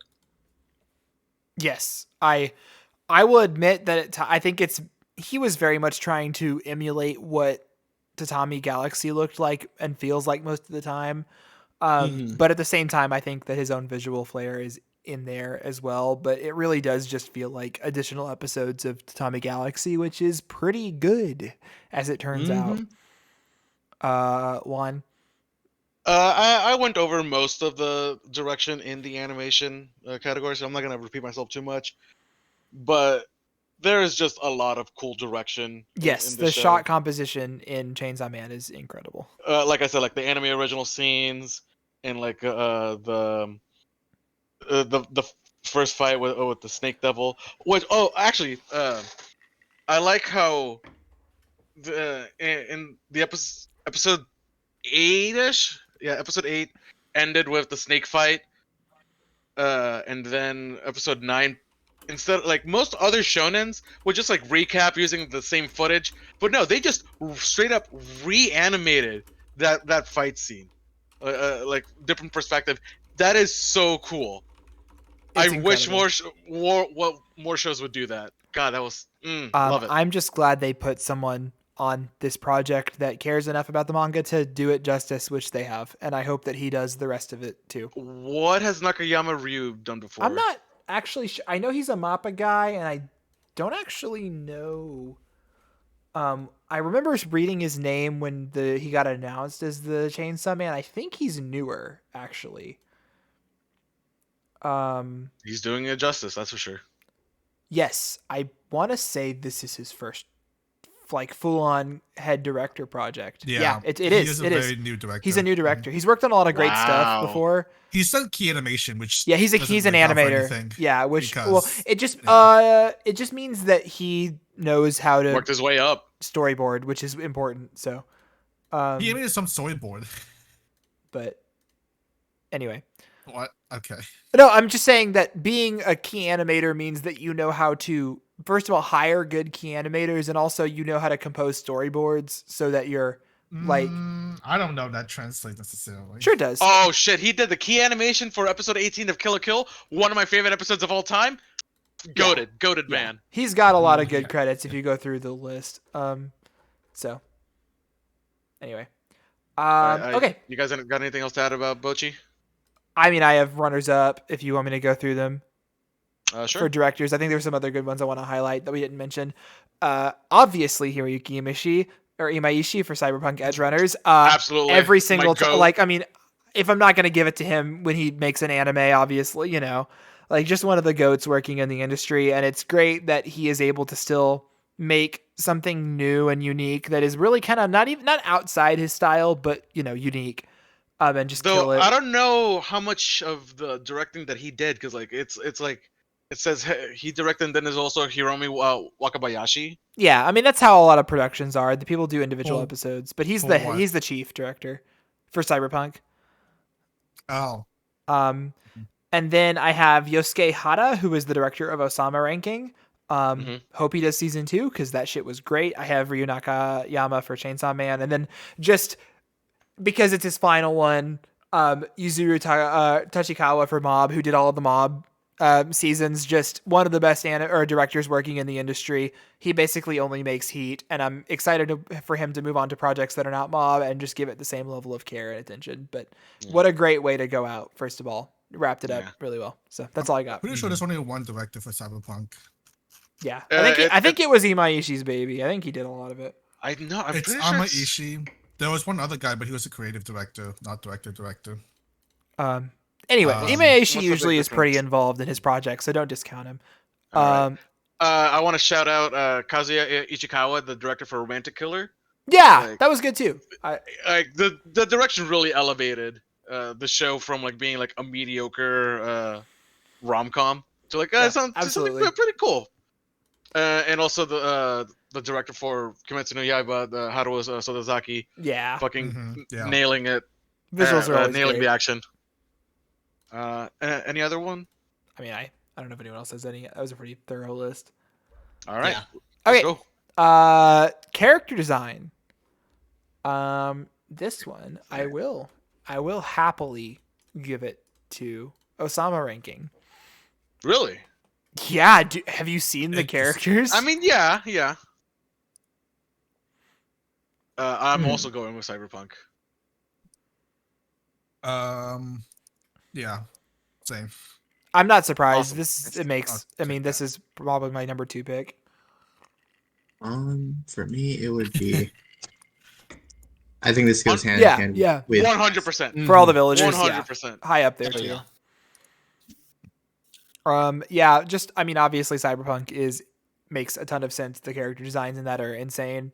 But I just I want you to think of all of the different characters in Osama and how unique they are from each other, and how they are all distinct and all are like indicative of how they are as characters, from Despa to I don't remember the Despa's brother, the king with the weird banana mouth that looks like Waluigi. Dude, the fucking banana mouth. To like Holy just all the shit. goons, the various goons that are in it, to all the main characters, and like Miranjo and Boss and Healing.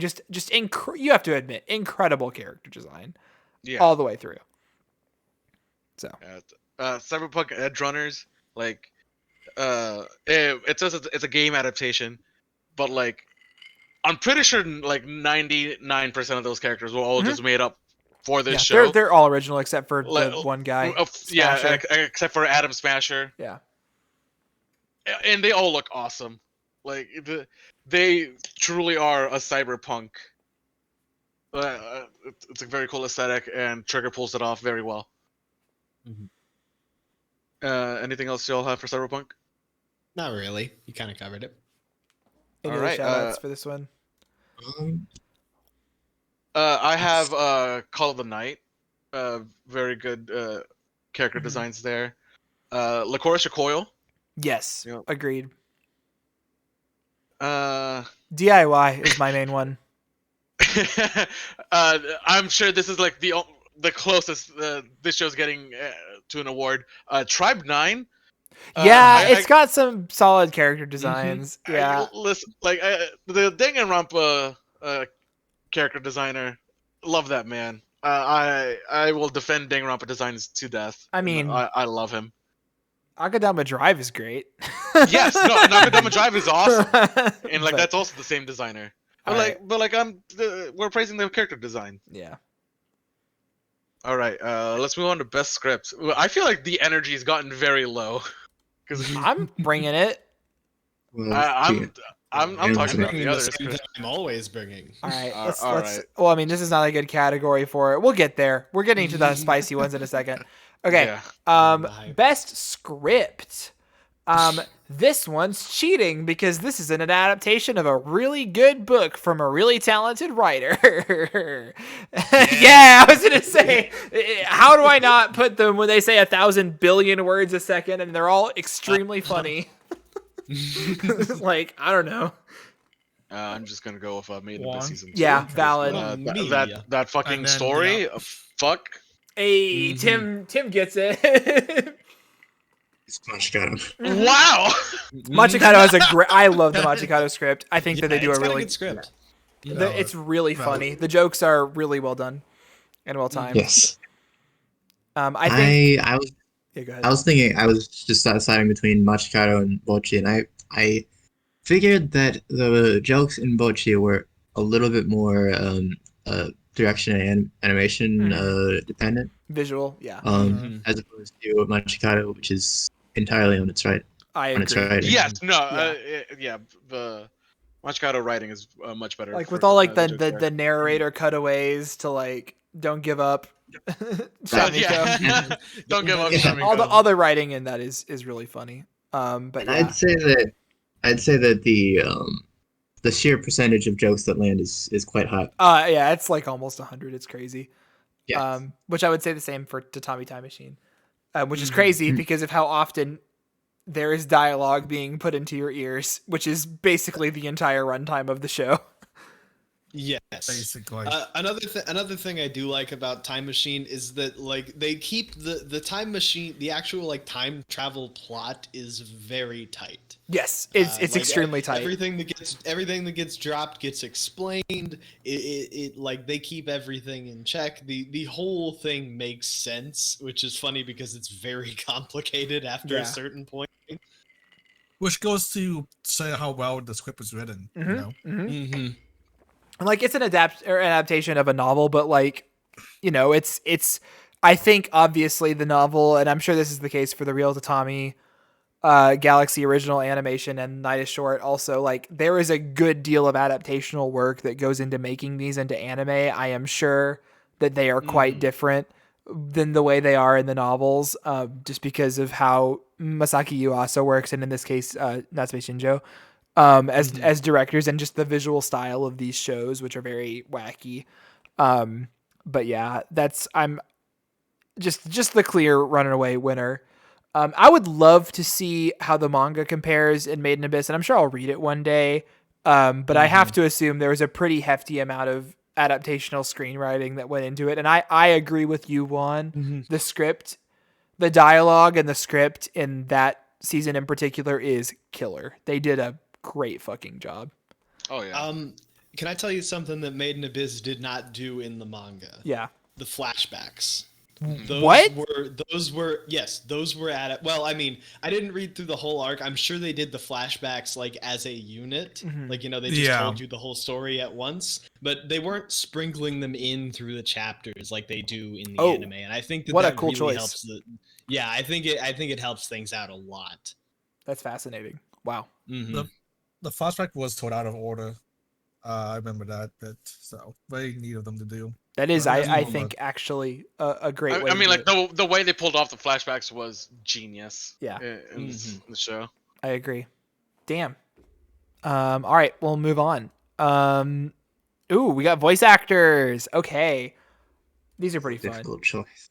Yeah, it was tough. I had some good people. I'm extremely excited to hear everyone else's, but mine I think is going to kind of harken back to my previous pick for Antagonist, which is Kenjiro Tsuda in who is Kurakawa in Saibakuni Visco. Yeah, dude, he snapped. He went off. This is maybe his best role I've seen in a long time. Yeah, he goes really crazy on this one. And Suda, I always like his work. I mean, we make fun of him. He's the giraffe, and he's got a. He's one of the most talented actors in the industry. He's extremely talented, and this is he brings a ton of life to this character. Yeah, I'm so glad I got that. He haunts me every day. He haunts all.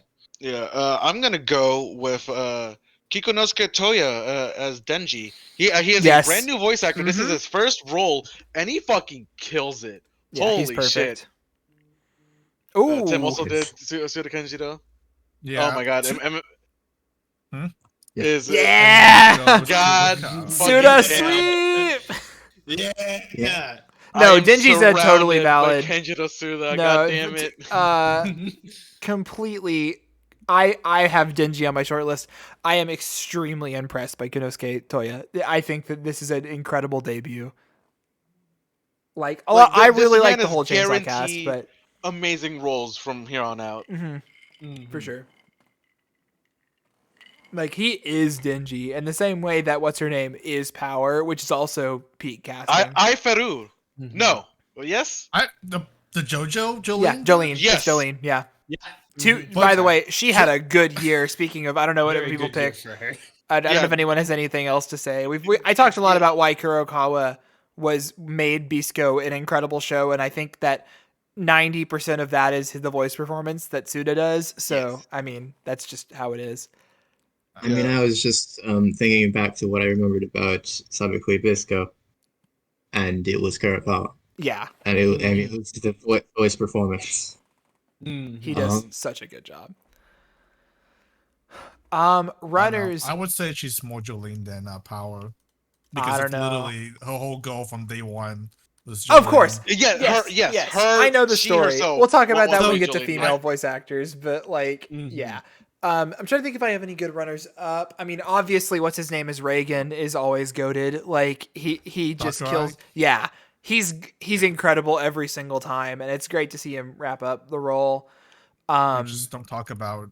No, his, I mean, I don't care. Whatever. That's minor Sure. as far as the scandal scale goes. I thought the I David mean- guy was good. The guy who played David was good. Oh yeah, Oh, yeah. from Cyberpunk. Yeah. Yeah. You watch it sub, right? Yes, of course. Okay. Yeah. My I main don't know if runner-up there's was- anyone else. My main runner-up was dub guy. Wazuka. Who? Wazuka. Oh, he was good no, too. Yeah. That's exactly who I was gonna shout out. Hyoraki Hirata Mhm. as Wazukyan. Right. Holy shit! The way he delivers his lines. That's a great performance. It's okay. Oh, God, it's so chilling. Mhm. Just like so calm, but like he knows what he's done is like very morally wrong. I want to shout out. Well, I mean, like the rest of my shout outs are like very like pronounced voice actors. So like Takehito Koyasu is OG-san. Dude, he's great though. Fucking Dio. He's Dio. Yoshitsugi Matsuoka is Majima. Like he's the Kirito voice actor. He's great. I fucking love it when he plays villains because he hems it up so well. Yeah.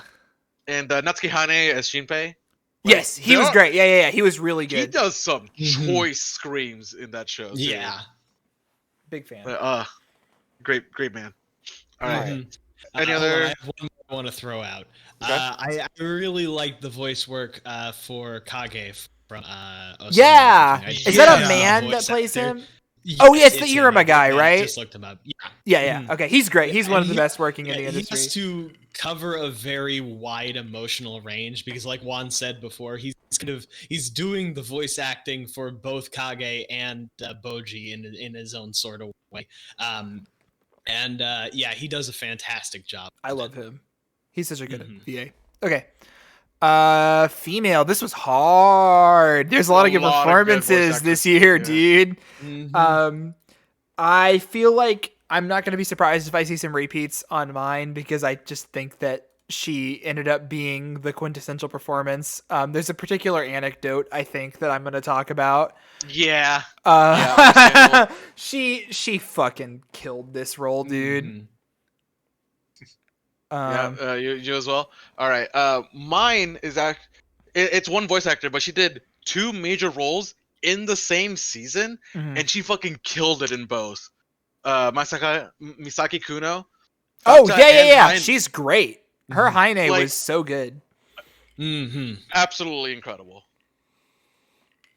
Tim.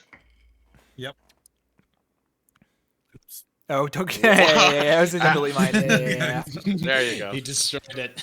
For audio, I don't know if there's audio only people. That my pick is Yoshino Ione, who plays Bocchi in Bocchi the Rock. So Aoyama, thank Tim you. picked Right. that.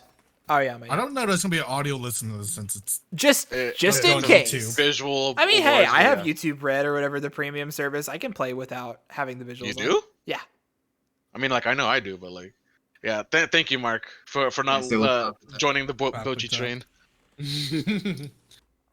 'Cause Which she was does- my next one. Yeah.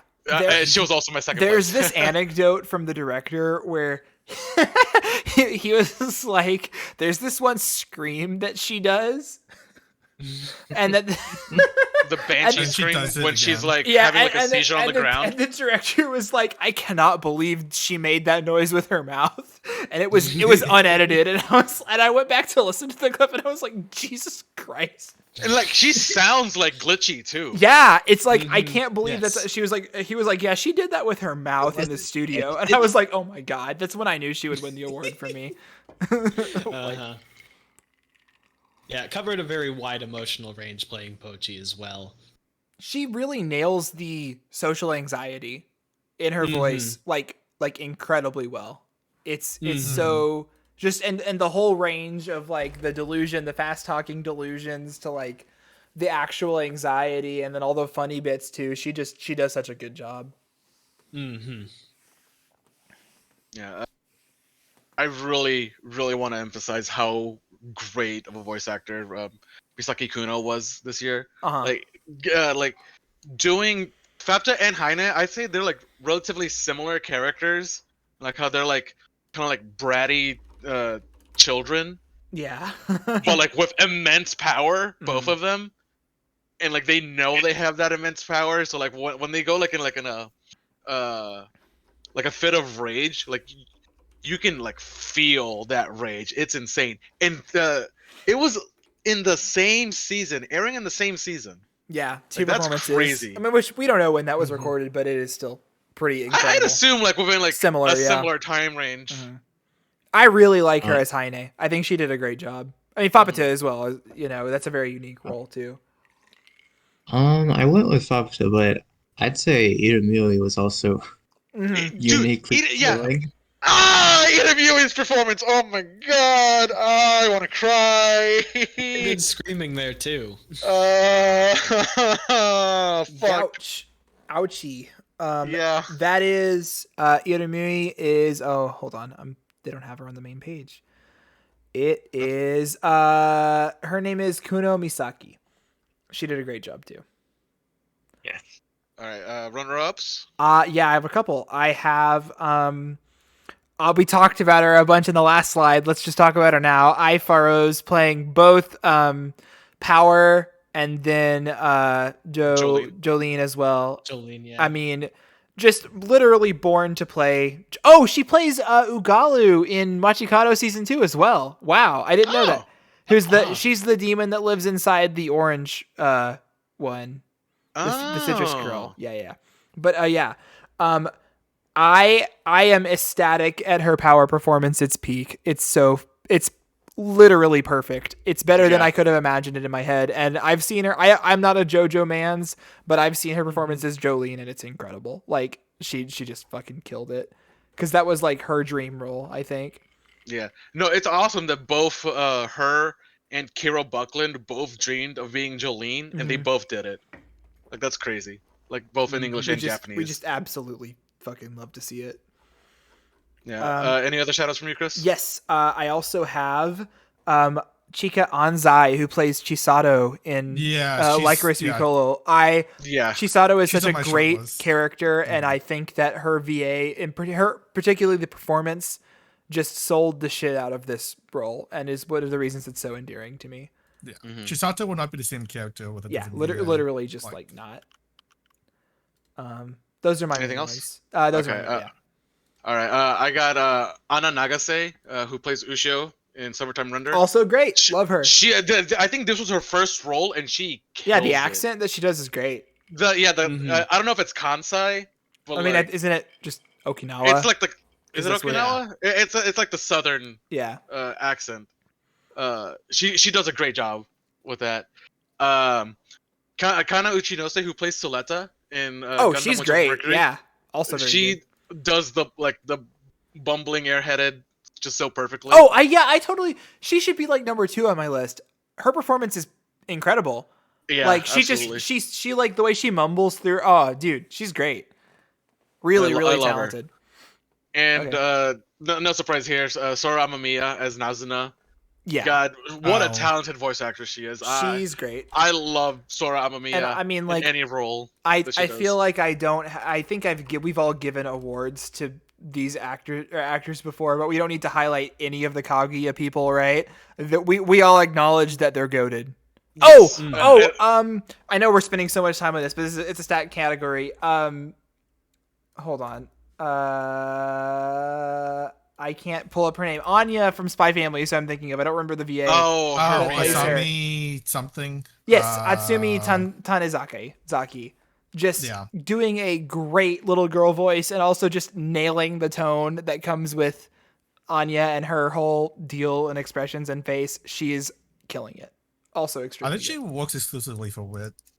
Oh, does she really? That's fun. Yeah, because she did the Vivi voice last year as well. Wow. well, she's in She's Bunny Girl Senpai. she's also Tome in Mob Psycho 3. So, I mean, not So exclusively. I don't think but- she's exclusively Yeah. Wit. She was Hinatsu. She just works for a lot of Wit. Yeah, true. Anyway. Oh, she was Juno in Beastars. Anyway. Okay. Let's move on. Yeah. That wraps up production. All right, now we're getting to miscellaneous. So just these are the awards that didn't cleanly fit into any other category. We got some fun, jokey ones too here, but we're going to go through it. So first of all, best fight scene. A lot of these are like overall like best moments of different shows too. Dude, some good fights. Some good fights this year. This is Very hard. good fights. I have a lot, but I went with what I think was just kind of objectively the coolest fight after watching a bunch of these in a row, which was Dimple versus the broccoli tree. Oh, dude, I didn't even consider that one. What the That's fuck one is of wrong the with best. me? What is wrong with me? Okay, anyway, we'll see. Fuck It's me. fine. It's fine. All right, Logan. That was on my list. Dude, yeah. I went with Boji versus Boss in That's Osamu my number ranking. 2. Yep. I'm gonna go with the Kaido fight. Kaido? Yeah, One Piece. Oh, we haven't seen One Piece Red. You Yeah. just gotta yeah. watch. No, it's not One Piece. Is Red, it- It's One Piece. Oh, I didn't realize you Oh, were keeping really? up with One Piece. Jesus Christ. Oh yeah, of course I am. Poor thing. This arc has really popped off. I'm sure it's great. I believe you. Some truly just Pia Kino episodes. Hell yeah. I've definitely seen some animation clips on Twitter. Yeah, I've seen some clips that are awesome, so I believe you. All right, Well, Mark. I don't watch much action, so I went with this one. Kurokawa. Yeah, Above the lava? Yeah, Yeah. that was a great fight. The Terminator fight, that was sick. I Yes. love that whole episode. That was a great episode. Mhm. Yeah, I It think the Dimple Tree fight is just classic Mob Psycho, fucking raw ass bones Yeah. doing the best animation they could. There are some shots in that fight that are breathtaking that go toe to toe with some of the peak of the previous seasons of Mob. And so that was just like the animation highlight of Mob. So I just kind of had to go for it. I love that fight so much. Yeah. So the reason I went with the fire in the gym fight from Summertime Rendering as opposed to that one, because that one was on the list for sure, is that I like how clever the fire. Oh, in it's the so gym fight smart. is. It's Shinpei using his it's brain. So smart. Yeah, it's Shinpei being smart. It's the bad guys being smart. It's like the first real L that the bad guys get. It's so funny and that you say that because I haven't. All spoilers for my most hype. It didn't win, but it's on my list as the squad gets a W. That is literally how I have it written. It's like the first. It's like from now on, the heroes are going to start winning, and it does kind of rug pull you on. Like for a second, it really does seem like, wow, what is the rest of this anime going to be? They've got it won, and then the oxygen thing happens. It's so cool. It's a really clever fight, and I think that's Like, why yeah, what everything puts about awards it, for like me. each step, every part of the fight was meticulously planned, and we as the audience don't get to find that out until like it's actually happening, and it's just so cool to see it unfold. Mm-hmm. Boji versus Boss, like, God, they're not like actually fighting too. Like it's just like kind of like I mean, they a are mental actually fight. fighting. Boji is fighting Boss, who is in what's his name's body, but Yeah, but like it's like a projection of yes, Boss. the way and, they like, choose to Yeah, represent it mhm. visually is incredible. it's so fucking cool. Mhm. And then like they popped off with the animation. It's The scene, just the hallway little thing. I think that might be the single best cut of animation from the year. If I had to Yeah. pick one, not like obviously not the winner for overall animation. It's one of my favorites at least. It's definitely the best from Osama. I don't know if it's best of like Everything, yeah, it's hard to say. It's up there though. I was floored with this fight, which is why it's my number 2 on the spot. I almost gave it the win. Does Juan have more to say about it? no, that's. I want to comment. It's not that long. It's a really short fight. Oh yeah, it's like a 2-minute fight. Yeah, Boji kind of fucks him, but it is the way it's set up. It's like Boss is this insurmountable mountain of a fighter, and you just think there's no way he has a chance. Everyone in the show doesn't think Boji has a chance, and then Boji fucks him up, which is just Yeah. the sickest shit. It's so sick. It's so cool. Because the episode before that was him against the Immortal dude. Well, and he I just, think like, yeah, the immortal dude ends up being whoops the it's such a rock paper scissors because Boss fucks the more immortal dude after he destroys Boji, and then Boji fucks up Boss. I don't know. It's really Yeah. interesting. it was just a really nice way to like set up like the power dynamics of all of them. Yeah. Like you think he's gonna lose and all that. Mhm. All right. You want to tell us about the Kaido fight? Yeah. Tim? What's up with this one? How do I explain like? You don't. 100 Where none of us watch One Piece. I Just mean, know like it I've is- read up to you a certain know- point in One Piece. It's some of the best animation that like One Piece has ever had ever. It's just it's been building up for like 100 episodes and it's played off into this grand like I don't know like Bleach giant war Naruto thing. So I kind of had to give to that. Yeah. And Mark, do you have anything to add about the Kurokawa fight?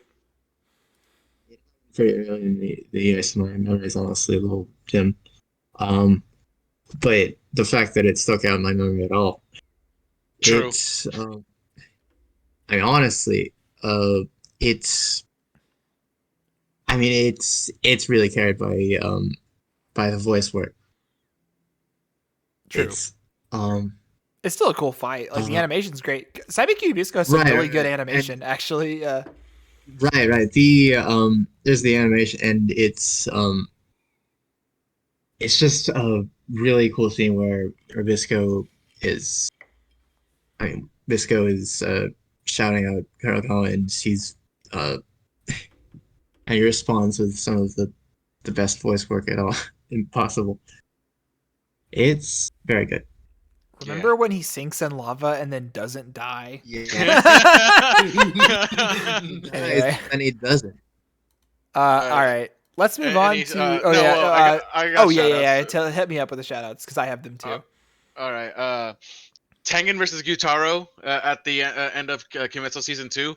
Yeah, Jesus fucking yeah. Christ! Just incredible. The It's the best fight animation- in the series so far. Holy shit! And like from what I read, like apparently like the fight was like it was like nothing but narration in the manga. So like cutting out all the narration Was a and like just showing you Ufotable knows everything. what they're doing. Yeah. Holy shit, that was so Mhm. fucking cool. Especially like the sound like explaining Tengen's power. Like it's Uh-huh. so fucking cool. Also want to shout out Reg versus Fapta in Yeah. Maiden Abyss season 2. Mhm. It's not like super well animated, but like it's just emotionally very Yeah. an insane emotional fight. And then also Jolene versus Poochie in JoJo Part 6. Everything was leading up to this, and it's so fucking cool. I think it's one of the better final battles. Like, I do really like the final battle of Part 6. I don't know if that's a controversial opinion or not, but yeah, I like just Kira is my like it. favorite villain, but like I think this might be my favorite final fight. I think. That might be a controversial opinion. I was like, I would not go that far, but I do like it.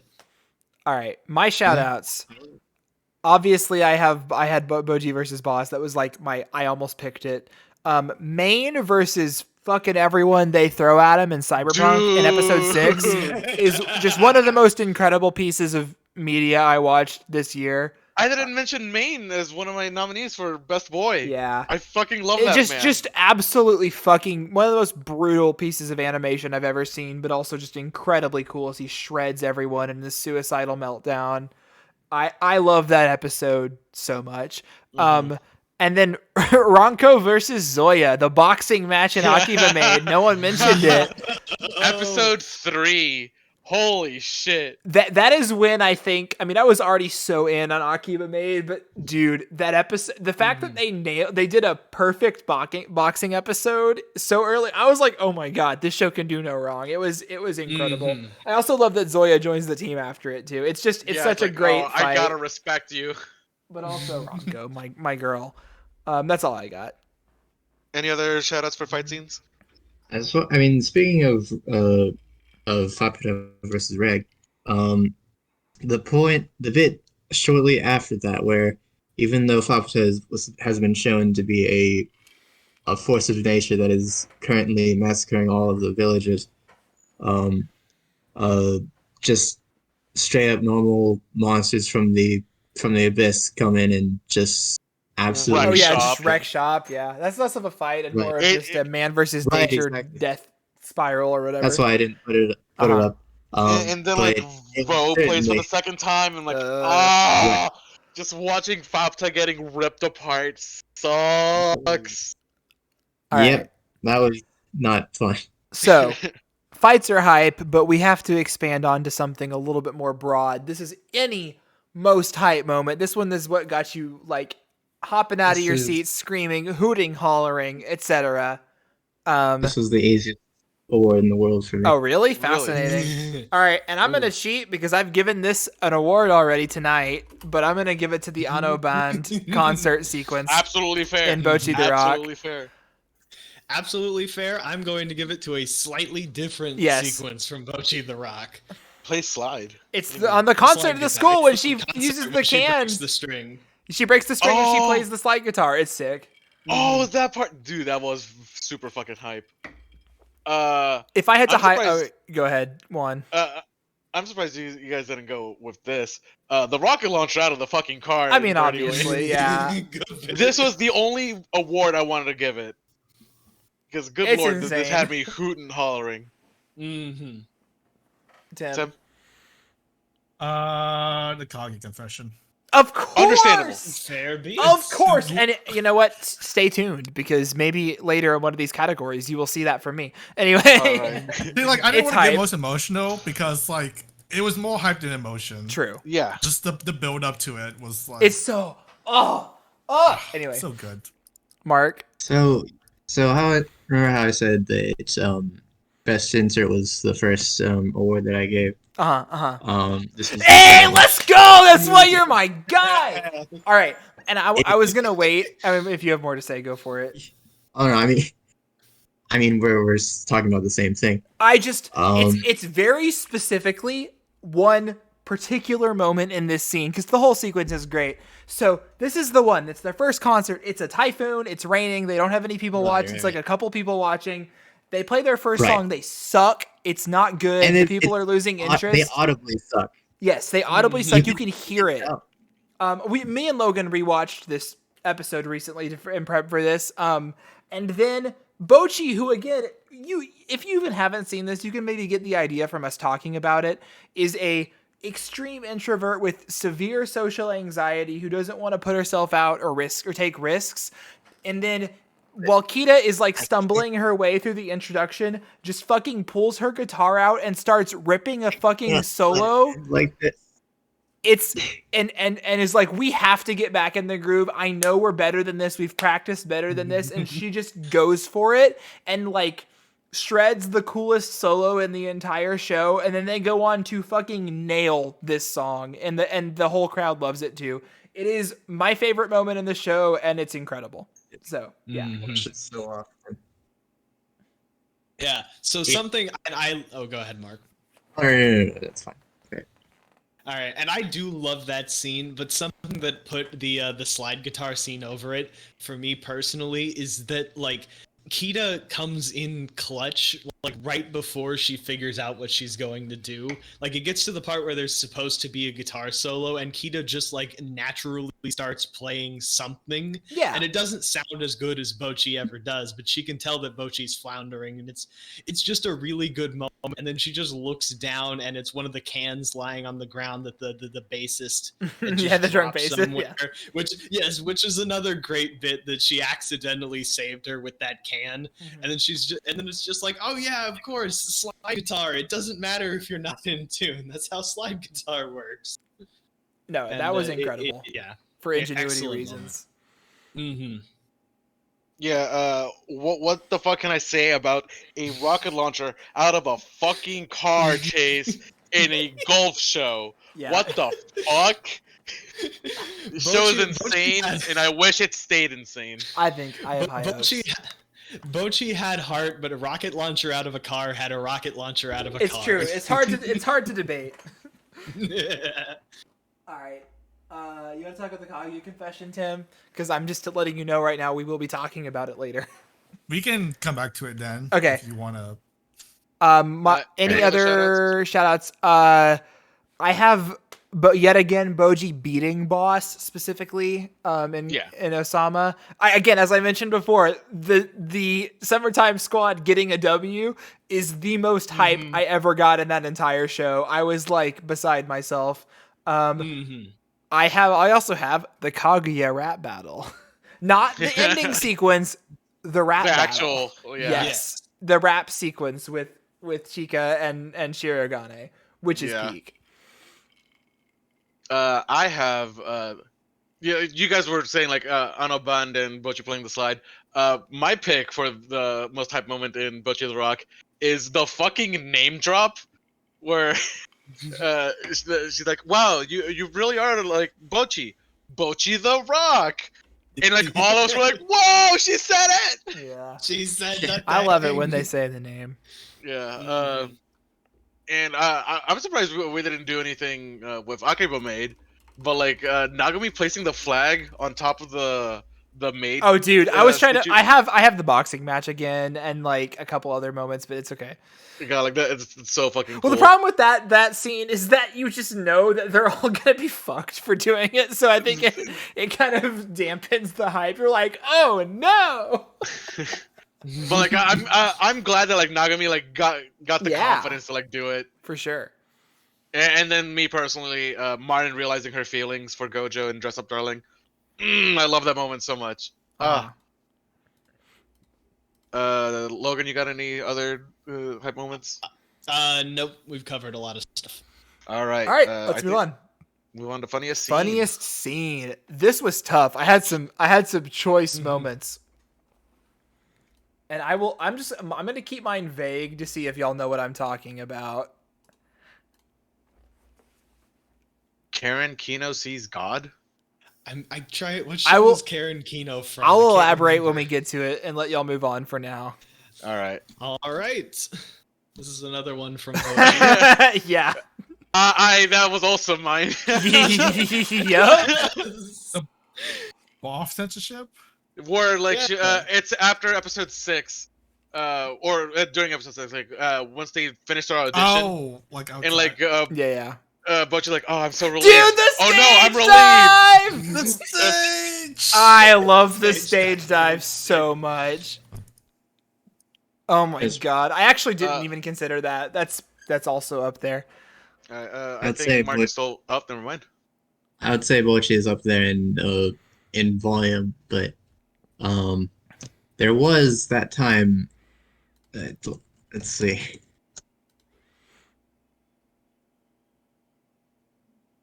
Oh, yeah, that scene.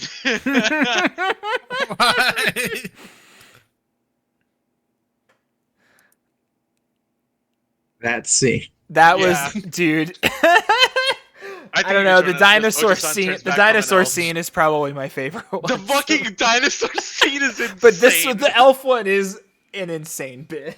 Yeah. Okay. So complicated. So I am going to. This is cheating because this is adding into the confession scene. So Karen Kino is one of the board game club members who, in the finale, they find the secret hidden room or whatever, and they go in and she goes and peeks out the window and sees the exact moment that Kaguya and Shirogane are kissing, and then gets blasted backwards and then quotes Exodus or whatever after she quotes a Bible verse. It is one of my favorite bits in all of Kaguya and is incredibly funny. I love that scene so much. Yeah, I think I pretty much explained the Bochi barf since I was explaining it to Tim. It was like the first time Bochi like knocked me out of my chair laughing. Yeah. Bochi's stay dive is like extra special to me because you could see like the gears turning in her head. She takes so long. She takes so long. So like, she's like, I've been standing here for so long. I gotta do something. I gotta do something now. The build up to that just makes that scene so much. Oh my god, it's so good. And then she wakes up and it's like an unfamiliar ceiling. Oh no. Oh, that Eva reference though. Yeah, I gotta. All right. Any other shout-outs? Because I actually don't have any. I have a bunch. Yeah, go do? I go have first. two. Go for it. So the scene in Bell in the train station when Canoe Guy finally shoots it. Yes! Dude, Yes, I love I forgot about that. That's scene. my guy. that was going to win for so long. Until Bochi. But, yeah. I think like the until whole Butchie theater showed up. laughed. Oh yeah. This is Ray. What? Please describe it. So he basically it's this like they both meet each other in a train Have you station. seen the movie, Canoe first of Guy- all? or have you seen Bell? Yes, yes. Okay. Yeah. So it's the canoe guy and the popular girl, right? And they meet Right. in the train station, and they're like he's like slowly trying to shoot his shot with her, but like everything, there's like a very long pause between anything they say or do, and it just gets so much funnier as it keeps going along. That is probably my favorite non-music scene from that movie. It's so good. Mhm. Yes. And my other one, so in Demon Slayer, do you guys remember how we reacted to the muscle mice? Oh my god, no! Wow. I think all of us were completely losing it when they showed up and they looked like that. Wait, what scene are you talking about? The muscle The mice muscle mice. from Demon Slayer. Dude, I forgot about the muscle mice. The muscle mice are peak. Mhm. Okay. Some other ones y'all didn't mention. So specifically, the Bochi Zoetrope extended sequence, which Dude, I will go I mean, over. I will mentioned it. Like, no, in but passing. I'm going to go over the specific context and what all happens in this one.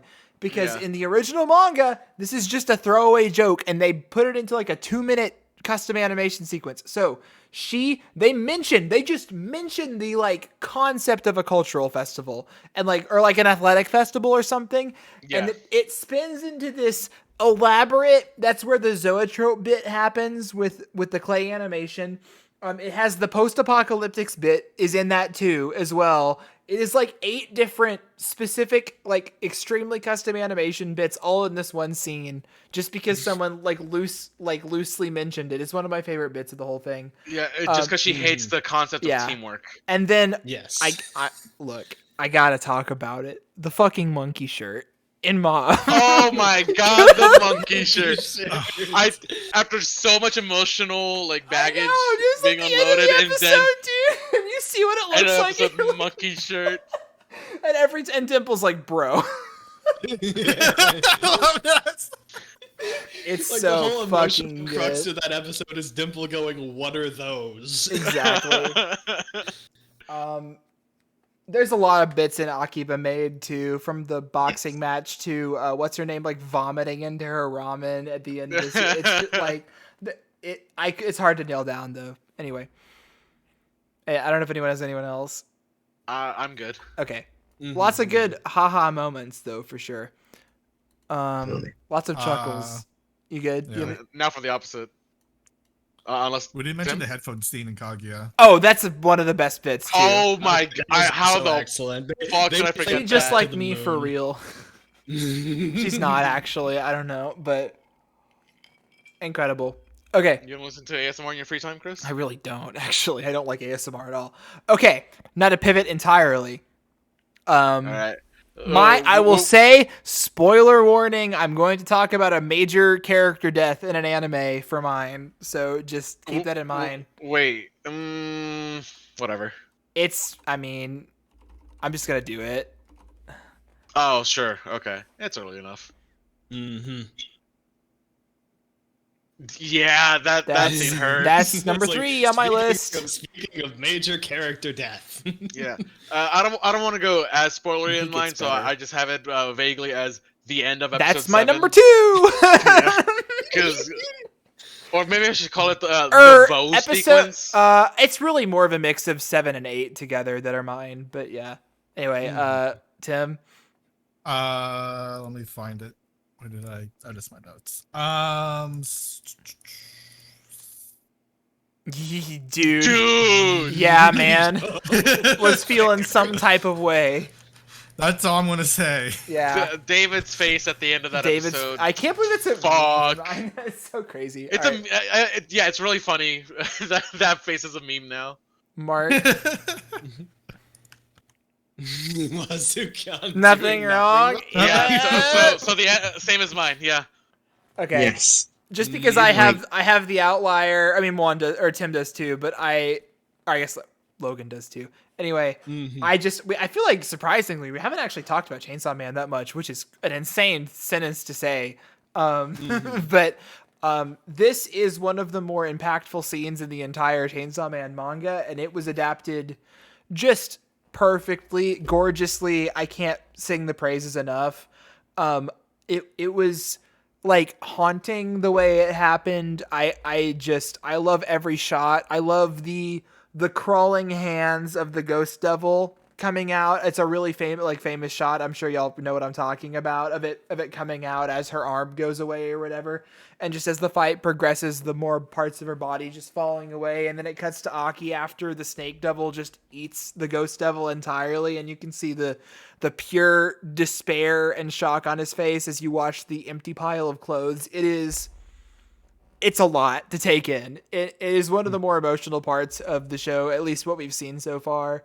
And I would be remiss if not to give it the award, because after rewatching it, I think it's what stuck with me the most for me. Mm-hmm. Yeah.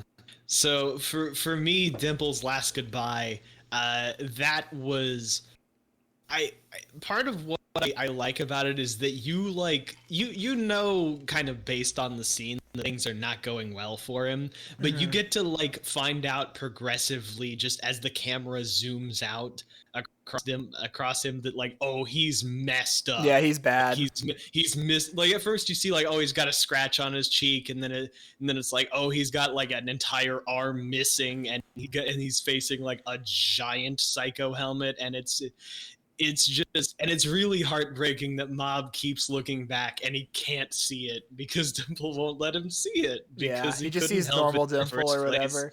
Every time Mob looked back and Dimple was just waving, and Mob so- smiles oh, everything's okay. I can go. Everything is God, so that miserable. hurts. That really hurts. Especially after you watched the fight and just how it was going or whatever too. And also how the episodes before that established how fucking powerful Dimple was at that point too. It all adds to that. And then the scene at the very end when Mob's in his bed by himself.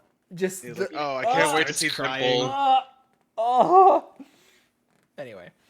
Pain. Man, I don't want to get full into spoilers, but everything leading up to that moment at the end of the episode, and it all leads up to Wazukan turning to Voiko and saying, "I told you, this girl, she'll save us." Yeah. Fuck.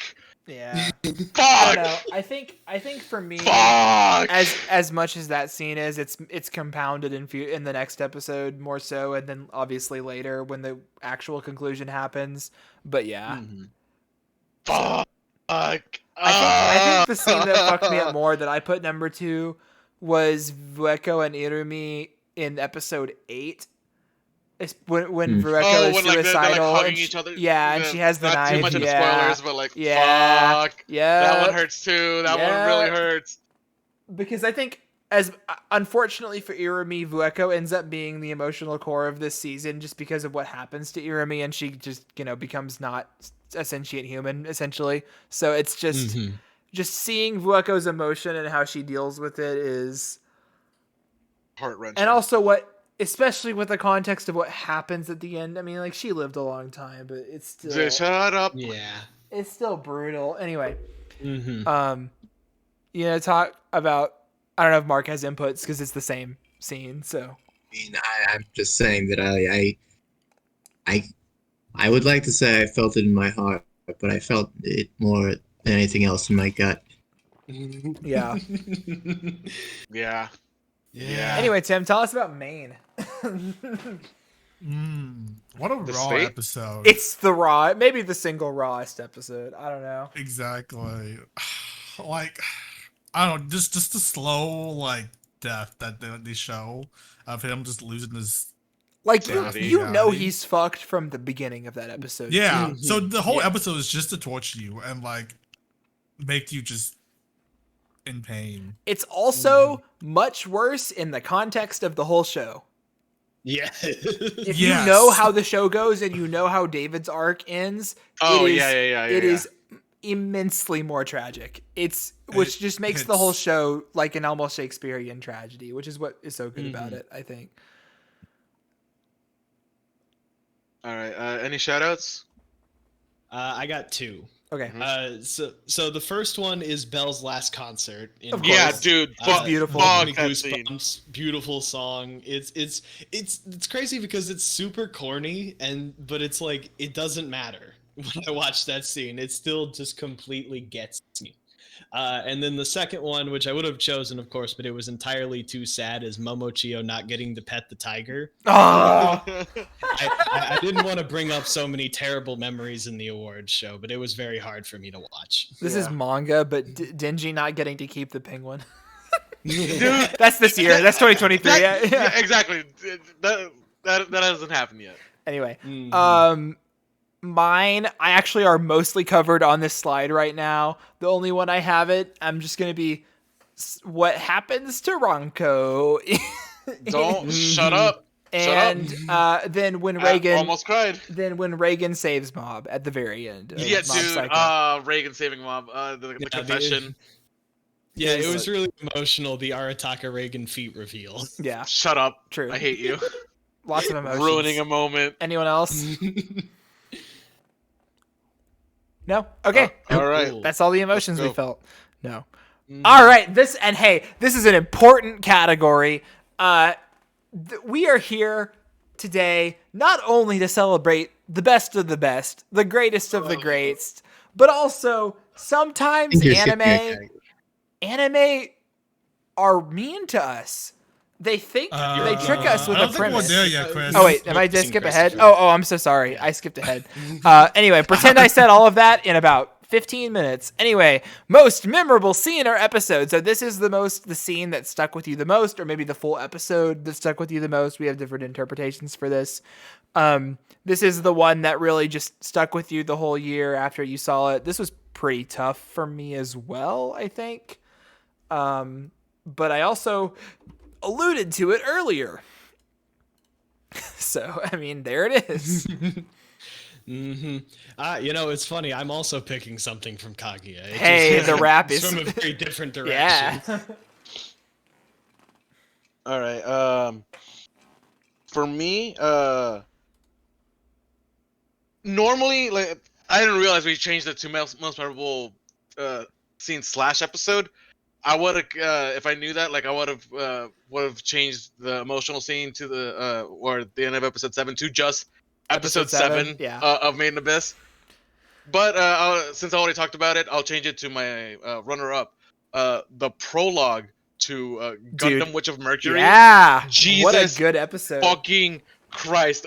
Like that episode made me want to watch Gundam, and I keep trying to force Logan to watch this episode so you could also get into this. Nope. Tim.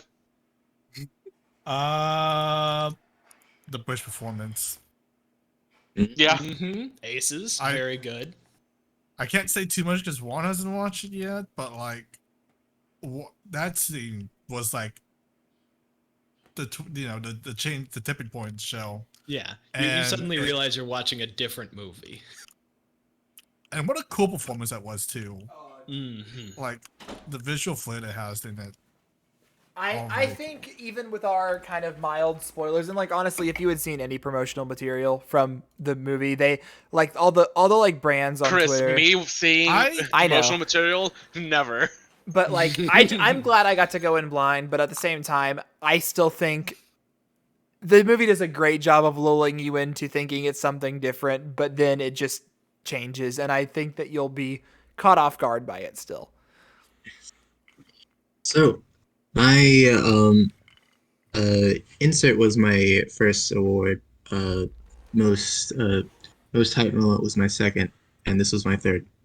Hey! So is it all the same?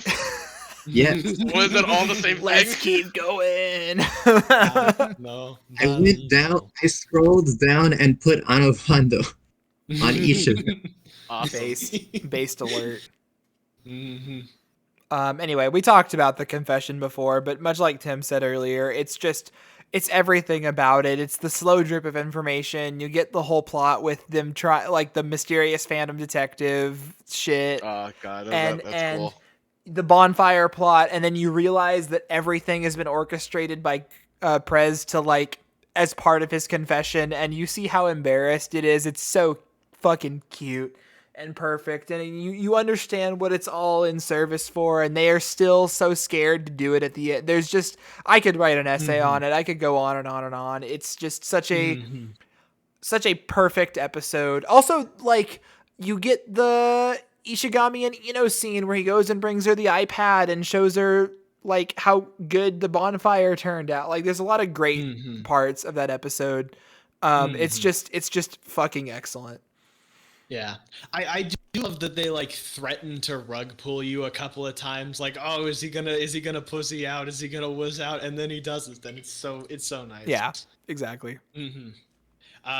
So for me, the rap is memorable because it's one of those. It's kind of like JoJo's Part 5 with the torture dance, where they knew that there was like a scene, a chapter in the manga that everybody loved, and that they were gonna have to go all out on it when they adapted it, and they really did, and it was a beautiful performance. Yeah, and then with the prologue of Gundam, like it really shows you like the whole political intrigue of this world, and then like it ends on this like very chilling, like the dad, spoilers for a prologue episode. Fuck you, Logan. You should have watched this a long time ago. It ends with the dad like sacrificing himself and like. He's trying to like conceal it from Suletta, so I think it's like her birthday or like yeah, it was her mom's birthday. She's like 4 or something. Yeah, too, she's like by the 4. way. She's little. And like they're like escaping, and like before he sacrifices himself, like he's like sings he over the sings intercom, "Happy Birthday" on the "Happy intercom, bro. birthday It's to brutal. you." Like That sounds sick, actually. dude, It's holy, like so I spent sad. the rest of the week literally just thinking about that. Like it's And I don't, and the show is crazy because it does a great job pretending to be kind of a different style of Gundam show, and then in the finale episode, and then it brings it all back, baby. finally got back to the brutal shit too, and it's just a crazy how they dovetail it, like they bookend it together. It's insane. Oh fuck! But also the going into the runner-ups a little bit. Episode 7 of Made in Tim Abyss. talked about the Inuo. I guess we talked about I it. did a bit when I. But yeah, he just doesn't want to go like too into it because of me. Yeah, and also but, everyone else who hasn't watched it. I don't think yeah, Mark has either. Yeah. Yeah. But yeah, like me and Chris keep going back and forth between episode 7 and 8 for Made in Abyss. There really is just like a duology. I was gonna say it's basically just a whole unit. It's best to be consumed together. Yeah. Because like episode 7 is like setting up like what happened to the past crew, and then episode 8 is like the result of that. Yeah, and how we get to the current era. 8 is what sticks with me more, I think, because the end scene with Vueko and naming all of the children. Shut up. I mean, Yeah. I don't want to God like damn. that scene is what really gets to me.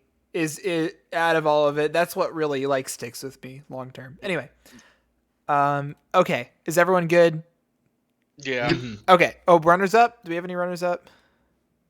I No. mean, like we already talked about. I The main had- overdose. In I have Cyberpunk. one because in fucking January of 2022, I made a fucking Excel spreadsheet where I was going to keep track of memorable scenes and put one entry in and just completely failed to do any more for the rest of the year because that's just how it Incredible. is. So I will highlight it now in remembrance of that, which is the freeze frame.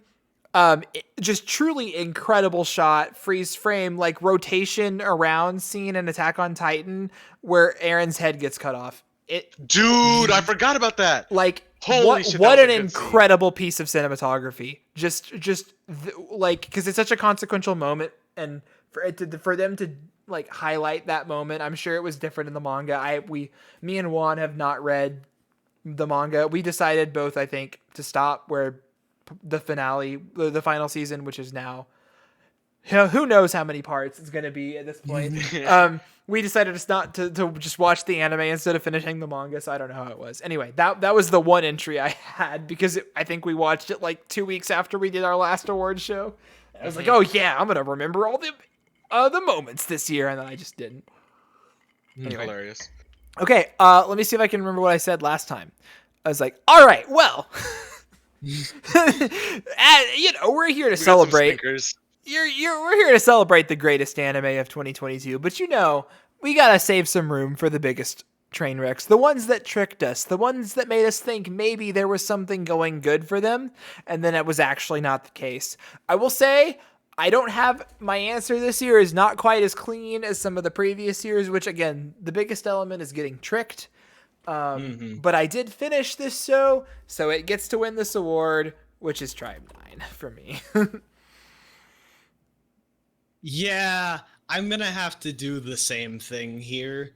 And I know it's a show that we're Wow. both thinking about, but we'll get to it, I'm sure. Tim. For me, Trainwreck is the show that had a lot of hype or potential behind it. Then at the end of the day, it was the exact opposite, the biggest difference ever. And for that, it would be the joke of a show known as Shield Hero. Oh, well, Wow. I mean, yeah, I'm just, Like, all I'm Shield saying, Hero wasn't like a critically acclaimed show, like from the beginning. I got but, off like, that train early. You know what I'm It saying? was a fine show. Yeah, They season went one down is to, okay. Like, a dog shit. Like, Yeah, see, I've heard was- season 2 is truly the Promised Neverland of this year. It is. It is the Promised Neverland. I Like, watched quality-wise, Jeff Thu's like- video on it. It's insane how much it dropped off. Everything about it was like a down. It's like, Is it like adapting from the manga story? it's or a is it, light like- novel, but yeah. I don't know if it changes anything. Maybe the light novel just sucks, but I never thought it was that great to begin with. So, I mean, Well, I mean, I dropped it in the middle. I didn't have many contestants for this year, thank goodness. hey, let's go. All right. I want Tim to go first. Yeah. What the fuck happened in Shield Hero season 2 that dropped off? God, like, what even? There was a giant turtle for no goddamn reason, and then they like added a bunch of characters, and they killed off a bunch of characters the next same thing for no goddamn reason. And then there's like, you thought the show was getting better, but then they brought back all the, like, everyone's still an idiot for whatever goddamn reason that says never change. It was just, everything about it was just a mess from like a production and story standpoint. Yeah. Not great. And there's a whole nother season coming still. Yeah. I don't know. Still? Yeah, this was Yeah. you should have I'm really surprised that you didn't hear about this. I heard a lot about how bad this season was. It was like, I've heard nothing actually. oh really? That's crazy. I heard people. Well, maybe because it was a winter show. Yeah. People might forgot about it. But dude, people were like, "What the fuck is going?" Like I think literally to the degree that Neverland season 2 got. It was like, "What the fuck is happening with this show?" It's a real shame. This is Kevin Penkin's second greatest work. Yeah, well, there you go. It's a He real knows how to fucking pick 'em. shame. It's fine. We can just pretend he's only done Made in Abyss. Anyway, I want him to do better shows. Tribe 9. We got seduced I by want a to start cool. with Tribe 9, Chris. I'm sorry. Oh, go ahead. Go ahead. Tribe 9, spearheaded by the creator of Danganronpa. Yeah, after watching Akudama Yeah, I was gonna say Drive, specifically coming off Wakadama Drive and being like, we damn, had original anime really for this high guy. hopes. Mm-hmm. And like, it's a baseball anime. Baseball is always a fun show, like fun concept. It's a cool concept. I like the sport idea. It's like very sci-fi. It's like just like full on contact sport. This show sucked. Like, man. Every Nothing- single wheel comes off by like about halfway through. like halfway by like episode 3. we were like kind of following for the first couple episodes, being like, all right, and then it just kind of really goes down the drain. Spoilers for Yeah, whoever dude. the fuck cares. They kill Who gives off a like shit about the that? main character. The main character dies in episode 3 and is never brought up again meaningfully. They keep going on like nothing happened. It's just fine. Oh, dude. They also replace him with someone who is almost the same character, too. It's insane. It was just so bad. It is. The God. same character, but worse. To be We clear. yeah, Yes. for sure. And like the sports sequences are not that fun, and I don't know, dude. Nothing. It's just I'm surprised we all finished it, man. I don't know. Yeah. I really wanted to finish it just because we were like already halfway through. Yeah, like, we were alright, pretty deep we're in. not we're not dropping the show. We just got to finish it.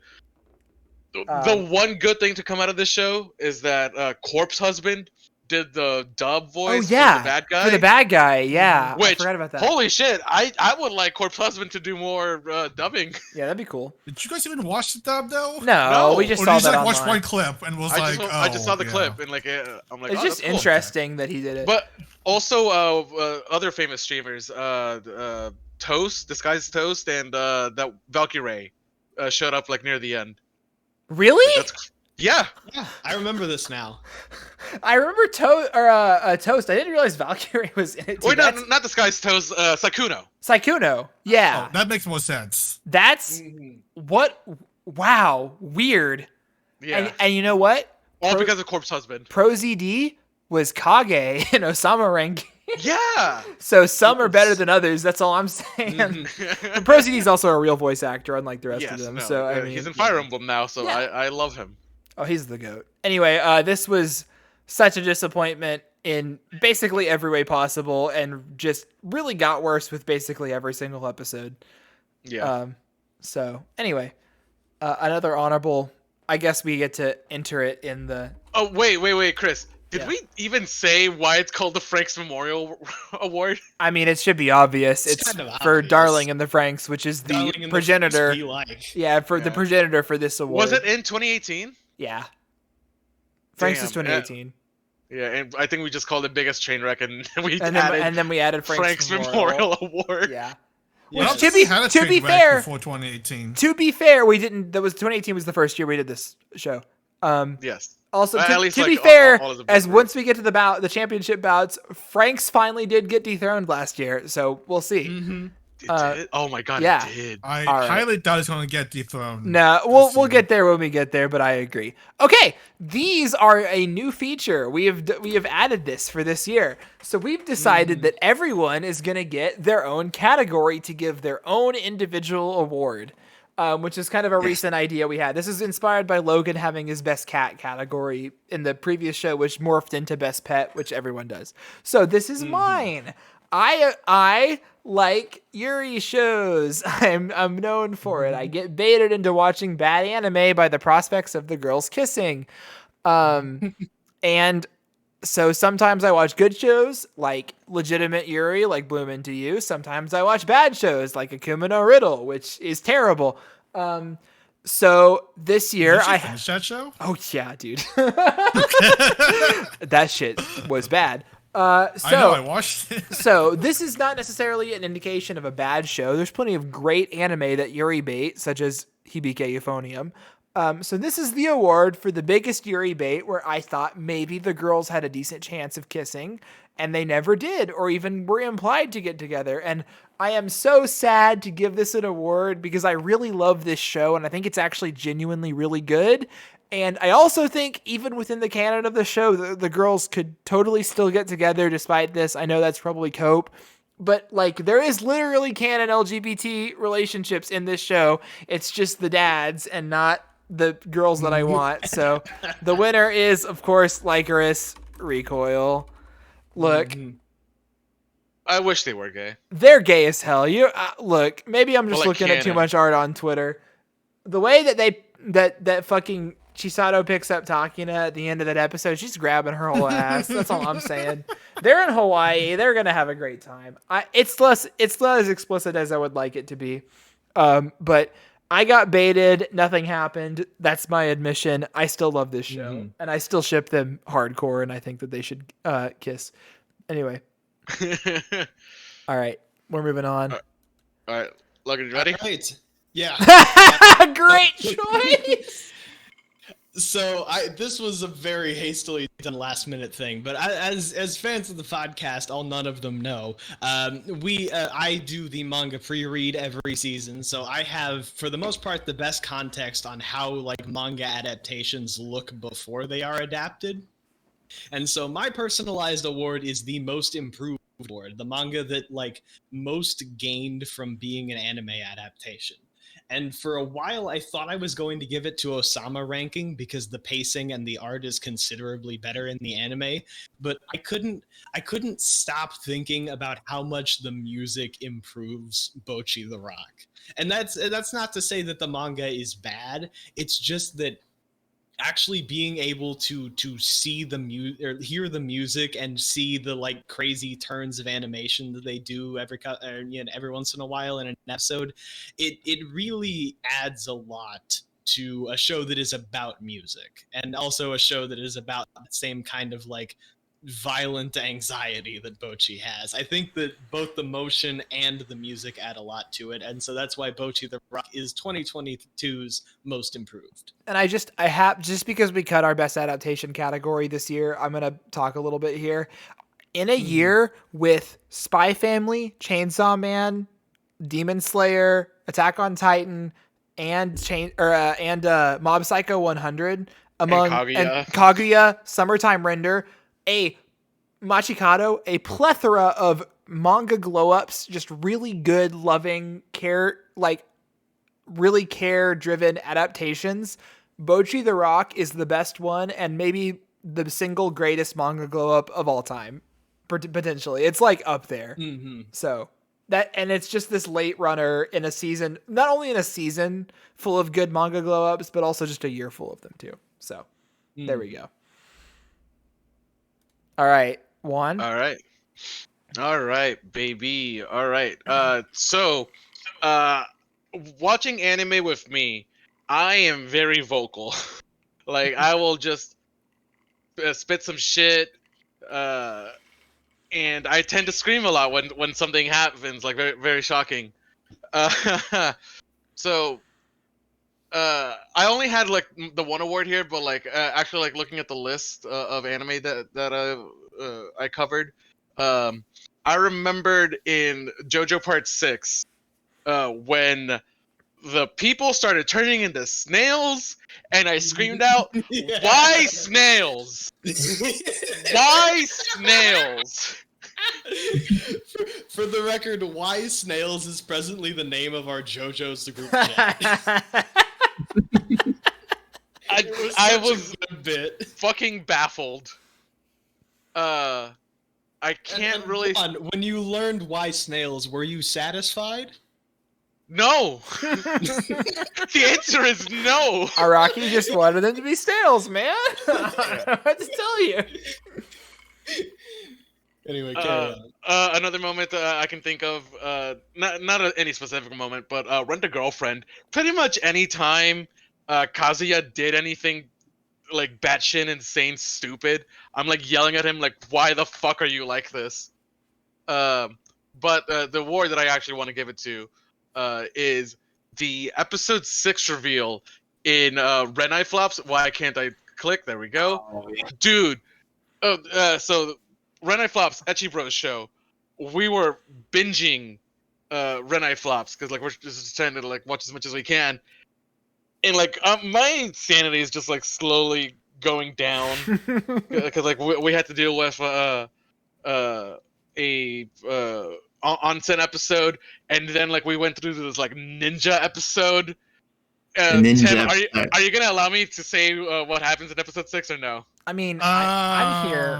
When I like, I wouldn't Do it. Do it or I'll Chris. call you a pussy. Chris, mute yourself for like 2 seconds. I'll take my headset off if you really want. I guess. Take your headset off. I will 'Cause, preface this with saying that I did not know what Juan was doing tonight that night when he was watching it, and I did hear him. Oh. And we live together. We live in the same house. You went home, Chris. You were out. Or was no, I yeah, out? yeah, you were out. You were Oh, out. never mind. No, Must I'm have sure been you you. heard me What? screaming from something else. Okay, maybe I thought it was this. Never mind. No, I think Ellie was home though. Okay. Well, anyway, I'll It's take like my she said headset something. off. So DM me when you're done. Yeah. Okay, so Logan, let me set the scene for you. Okay. Well, do all that, and then all of a sudden, they're like in class, and then there's an alien invasion. Yeah. And then one of the girls reveals herself to be a fucking magical girl, and she shoots down the aliens with her magical girl powers. Forget about the balls, the no dicks. Yeah. Oh, yeah. So it's a Neon Genesis Evangelion, like it's alien invasion, and their powers is to clap on guys' dicks and blow them off. Do you understand why the fuck I would scream so fucking loud? Oh, that was good. That's excellent. God, I'm sure I caught up in Discord at that time. I wonder what Mark and Tim's perspective was, because like I pretty much like blew my throat out doing that. It was lovely. Are we ready Awesome. to bring Chris back? All right, Chris can come back. Send you a message. I did. Yeah, but we just gotta Okay. ping him. All right, we're back. Jesus Christ! I hope Logan understands my fucking, not necessarily pain, but like bafflement. Yeah. It was pretty funny. All right, Tim. Yeah, so my award is the biggest miss. So as the one that watches the most anime out of Practically the group, everything. Obviously there's gonna be a couple of really good shows that the groups probably should have watched, but they didn't. And by extension, probably the people in the audience probably missed as well. So I call this the biggest miss award. So my biggest miss is a show I talk like. Wait, this is one page. Nonstop, doing this award quite a bit, which is. Did I not write it here? Maybe I didn't write it here. Wow, Tim. Very prepared It's here. fine. We You got can it. just type it out. I'm sure I you wanna know write what it. it is.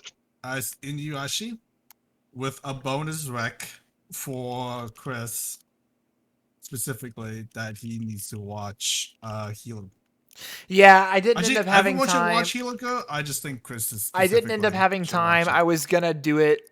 Like my goal was to try to get it in before this awards. I missed it. I promise that I'm not gonna forget about it, and I'm gonna watch it like within the next week or two. That's my B. Mhm. I How really- far into it did you get, Chris? I haven't started it. I just didn't Okay, have time. then- I've been working till like 11 every night for the past Yeah, like that's 3 fine. days. I just haven't had time. That's fine. That's fine. Anyway, All right. Anything else that you want to tell us that we missed? We've talked in length about our Ashley already. yeah, Okay. we should Okay. watch it. I think Juan and I should give it the old. Look, to be fair, the one that was this last year was Link Click, and Link Click was Oh Kino. shit! Link Click, dude. I retroactively want to add Link Click to my top 5. I like told you guys from the get-go. To be fair, I was looking at the PowerPoint. I don't agree with you ranking it over Odd Taxi, but I do think it was one of the best shows of last year for sure. It was very well done. I think it's just personal preference. Yeah, of course. Because I'm more of a suspense, emotional kind of guy. And hey, No, probably it would have had won better my tropes. well, I guess if Odd Taxi was in suspense thriller, it wouldn't have. But it was very close. It was good. It was top 5 material for sure. All right. It was a very close No. race for me, to be Yeah. fair. But yeah. All right, Mark. Of my whiskey. All right. This is If it helps you, I really think am we have- dying on this. I think we have 3 Boy. viewers, and one of them is me, I think, and one of them is probably Yes, some other people. one in of this them chat. is me. One of them is me. So then we probably don't have any actual viewers right now, so run it. All right. This is the I really am dying on this hill award. It is alternatively the best Ecchi award, and alternatively the fuck you Chris award. I mean, hey, I didn't watch this show. Is that Jed? Oh. Your What a brother is Hey, supporting you. real quick. Shout outs to Jed and his performance. I went to go see his. Wait, no, Squid. Are you not Jed? Are you a different person that is named Squid? Wow. Oh, no. Are you the guy we play AMQ with? In Agi-sama? I'm sorry. My younger brother uses a Squid. Okay, cool. Hey, thanks for joining. I appreciate you. Anyway, Shoot. sorry. Oh no. I will not give my Mistakes brother a were shout out made. for his high school play that I went to go see today, which was good. He did a good job. Anyway, go ahead, Another Mark. Sorry for stupid interrupting whiskey you. to start off with. This guy is not going to judge you. I promise. So, I have an entire page of apologia written here. Oh my god. Now let's see. Where should I start? I guess I'll start with the image.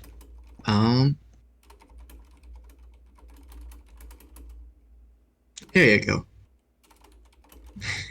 Here's an image. Oh. Hey. Oh, here it is. Here it is, folks. Oh There you go. no! I should have Oh known. boy. I figured should- this is where Mark I- was going from. All right, Juan, back me up a little bit, please. Oh, I will. Don't worry, bud. So, I'm not saying it's recommended to everybody, or even to most people.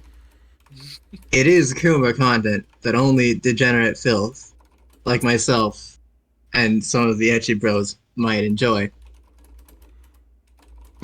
But this year I sat and watched many different shows that were mostly Kuma content with the Ecchi bros.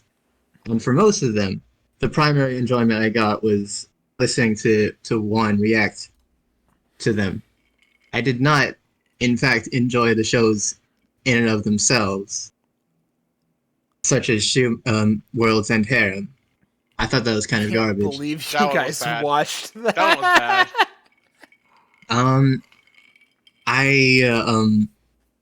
There was a segment of that plot which I was interested in, if only because it was very funny to see a normal guy being mind broken into being some kind of dark light Yagami sex master.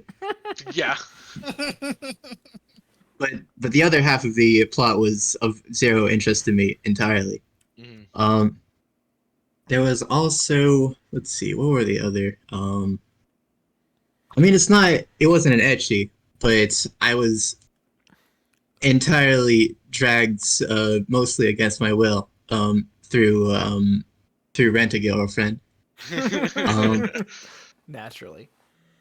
Yes, it's I was not. I mean, I kept watching. It was my own fault, but I was not much of a fan. But there was one show that I actually enjoyed. Out of our, no, there was one ecchi, mostly Kuma content show that I actually enjoyed. I'm sorry, it was Futoku no Guild. I'm wearing this sign around this heavy sign around my neck. Wait. I mean, You one. didn't is like two. Red Eye Flop? Huh? No. I mean that's. I mean, I feel like that's got more content, enough content in it. Yeah, It's definitely an not- ecchi show. it is, though. but it's doing something. Like Right. it's trying to like be different. Right. I think of the degenerate filth content, Shotoko no Guild is the gold standard. Yeah. It is a model to strive for among fetish manga. The world building. The It is world more building coherent. is insane in this show. It has no right to be this coherent. And it's coherent in many ways. It's incoherent in some ways in order to make the funny joke. I very much am keen on the joke where even though it is a fantasy world where people organizing adventurers organizing guilds to control monster populations, in all other regards, it's modern day Japan. Yeah. The world is separated into prefectures. And a couple of episodes in, they kind of just pull out a phone to talk to other people. Yeah, I've never seen a fantasy show actually like do like modern technology like just so seriously. Right, it's just it's like it really caught me off guard. Right. It's just fed to you at a drip pace, like, oh, it's just Japan. So the plot is much more focused and sensible than it has any right to be. It moves through slice of life arcs to action-oriented arcs without ever losing its identity as an ecchi story that doesn't. And the key component is that it never takes itself. It never takes itself entirely seriously. But I wish I could stop your at the mouse, same Chris. At the same you were time. watching. at the same time, the real key, I would say, is that the entire cast is extremely likable. Now the girls, they're all presented as character types initially. They all end up like for instance, Hitamuki is My the fucking sort of adorable girl. Yes, exactly. Is initially a little bit like it's initially she's presented as the girl who adds to your folder of anime girls with question marks next to their head. But she has a bit of added depth. I have to say, this is a bit of a spoiler. In chapter 45 of the manga or so. Oh, so like She that's where lands- the anime covers. She lands a hit on a monster. Oh shit! Yes. Hell yeah! Yes, she does. Thank God. Character development. And there's also Tokishiko, who was initially presented as sort of the bratty, sort of lazy sort of type. And while she continues to be that type, but she's one of the arcs in the manga is great. One of the arcs in the anime is greatly expanded to shut the fuck up, Chris. Oh, I didn't know you had it open. One of the arcs of the manga or of the anime is that is presented like mainly with her as a focus, and she gets a huge amount of boost in that regard. I think she's the best girl. But even the MC, the main character, the male MC, has an actually decent, interesting personality, which seems to be a lot to ask for from most ecchi. Because like he doesn't like perv on the girls. Like he straight up actually tries to respect them. Well, I mean, yeah, but I mean that's you can get that from other ecchi shows as well. He's a fully developed human being with a personality, which I would say is extremely valuable in this kind of show. Yeah. What I would say is that it seems that the mangaka, with the great like sitting at his desk with Boner at the ready, was sitting there thinking, crap, I've got to make this story make sense. And I wish that more Ecchi did that. Yeah. I'm very happy that that this season apparently did well in Blu-rays. Oh, it did? Fuck yeah. So that means we might get a season 2? There's enough content for season 2. Fuck yeah. And Can't wait that to watch season it. 2 will develop would really expand what's her name? The Berserker girl. Hana? Yes. Yeah. Um I can't wait to see it. so hopefully. Chris, what are you doing? I'm just Yeah, looking. You put it. I would put this sooner. And also, do you like change the fucking name if while you were at it? Oh Anyway. shit, I forgot about that. Hey, Alright. well, Mark's done. I There mean, we Here, go. I'll fix it. Chris, I continue the got show. it. Okay. Thanks. I guess if you're into any of that, watch Futoku no Guild if that's your type of anime. It's not mine. Anyway, we are going to move on to really the finale of our show where we start to really properly get into that good shit. First of all, we want to recognize the best in season. So these are going to be the best anime of each season: winter, spring, summer, fall. Starting off, winter. Kind of a barren wasteland. I don't think we need to do talk much about them because we've already talked about Yes, issues of course. But So naturally. we just list them out and we just move on. All right. My best winter anime is Sama ranking.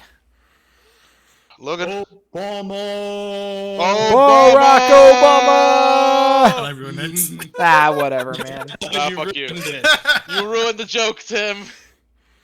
I couldn't betray my show like that. Mark? Mark. Sure you could. Oh shit. No, I'm sorry. I am actually. I don't know. I feel like Osama kind of just fell off at the very end for me.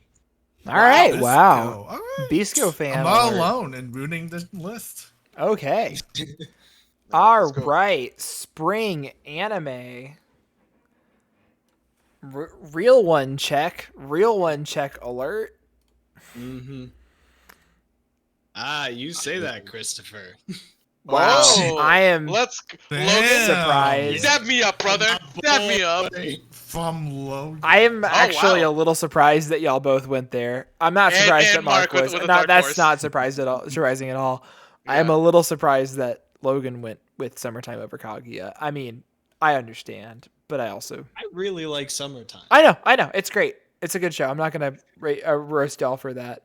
All right, summer. Yeah, funny that summertime rendering Paradoxically, yeah, won't be summertime able is to not be into helpful. summer. Yeah, well, look, it was a 2-core. Part of it was in summer. Yeah. Wow. Logan? I think this one might be a little bit of a clean sweep. Obama! Yeah, this one was, Yep. I think, cleanly, baby! cleanly the best show this season. None of you guys Yeah. put Tatami.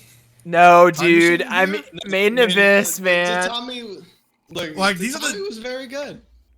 I'm not gonna pretend it wasn't. The Made in Abyss, man. Yeah. I really thought you guys were more Tatami Sims.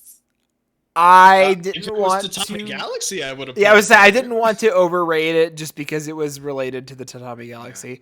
I almost want to skip this one because I think it's gonna kind of whatever.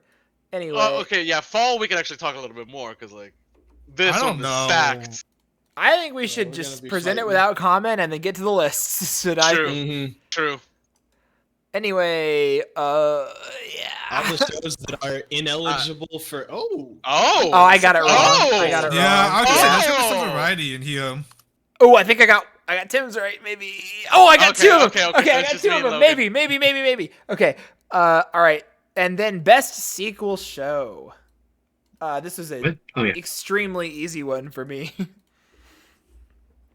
Yeah, I figured that's what it'd be for you. It's easy for me too. Wow. Okay. Yeah. I think I might have lost the 50-50 for Logan, but we'll get to that in a second. Yeah. Let's go, Mark. Let me tell you, it was a really close 50-50 what- for me too. What? Never mind. You also put it for summer. We all did. It was Okay. a sweep. All right, those are our seasonal ones. And now we are finally getting to the overall awards. This is the big cheese, the fucking top of the line. These are our overall awards. So we're going to start out with Best Studio. The studio we thought did the best this year. And where is that in my list? Here it is. Okay. All right, I'm going to give it to Cloverworks. It is with a heavy heart that I have to give it to my old enemy Cloverworks. I know. What a glow up. Seriously, what a year-over-year improvement. I'm just gonna say Clover. One. I also kind of regret giving this award, but for a different reason. Because I want to give it to Studio Mappa. Yeah. Because God fucking damn it, their strategy works for like having a lot of talented animators and then not paying them well. Fuck. They do all the good shit. I mean, do I need to list the shows? I have all of them here. You don't have to. I mean, I have them written out on my page. I might as well fucking put I just put them there because I wasn't sure, you know. Yeah. They did Shadow's House too? How did I forget that? Yeah, I Yep. did Shadow House. All right. Do I want to talk about this or no? Yeah, we haven't talked about this at all. I think that this is a standout year for Cloverworks, and that like obviously Spy Family is a Whip co-production, and so they didn't do every episode, but like Bochi is a phenomenal achievement. Shadow's House is really good, and like Akebi Wait, Sailor. I thought Bochi was oh no, Bochi the Rock. God damn it, I keep falling for it. Yeah. I could be like, we didn't talk about it very much. No, but, Akebi like, is not really an us show. I think most of us didn't watch it. Akebi is an incredible production. The animation and Yeah, is I was stellar. gonna say. Yeah, it's like one of the prettiest looking shows this year. Biscuit is really good too. So I mean, like they really had a great variety of good shows this year. A lot of the more traditional things that made like Bochi so great, as far as like animation and like camera work, is done even better in Akabe. Yeah, so they are really kind of, especially with Wonder Egg last year, they are really kind of making themselves known for being this really creative art house studio, which I think is really interesting. Yeah. And then obviously Mappa killed it with Attack on Titan and Chainsaw Man and Dance Dance Dance War. And did they do anything else this year? I don't think they did. No, 2023 is the year where they do like 9 anime and 4 seasons. Will be whipped next year for sure. Quick shout out to Studio Trigger. I mean they only did one thing, but it was good. Yeah, but like I sucked their cock. Of course, every year. Yeah. A1 is my other shout out. Kaguya and Lycanthropus Recoil. Yeah, Really and also Studio OLM with Komi season 2, and also Summertime Render, which is fucking crazy. Yeah, they were good too. Anyone else? Well, for me, it's not a shout out. My choice was, I'm not a very well acquainted with studios person. The whiskey is certainly showing in my grammar. Hey. Looks risky. my choice. Got an IPA.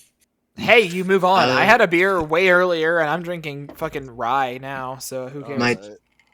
My choice was whoever made Bochi the Rock. Which is Cloverworks. Let's Cloverworks. go, baby.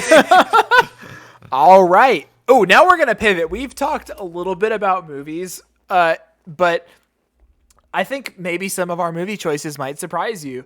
Because I literally didn't speak about this movie one time the entire night, but it is cleanly my favorite movie this year. Yeah, that's a shame that we didn't talk about this movie that often. Logan? Okay. I'm not surprised at all that the Masaki Yuasa movie. Masaki Yuasa did a rock opera, and there was no other choice for me. Pompo wasn't even a little bit of a choice. I think I had Pompo behind Belle. Did Mark not watch whack. any movie? Wow.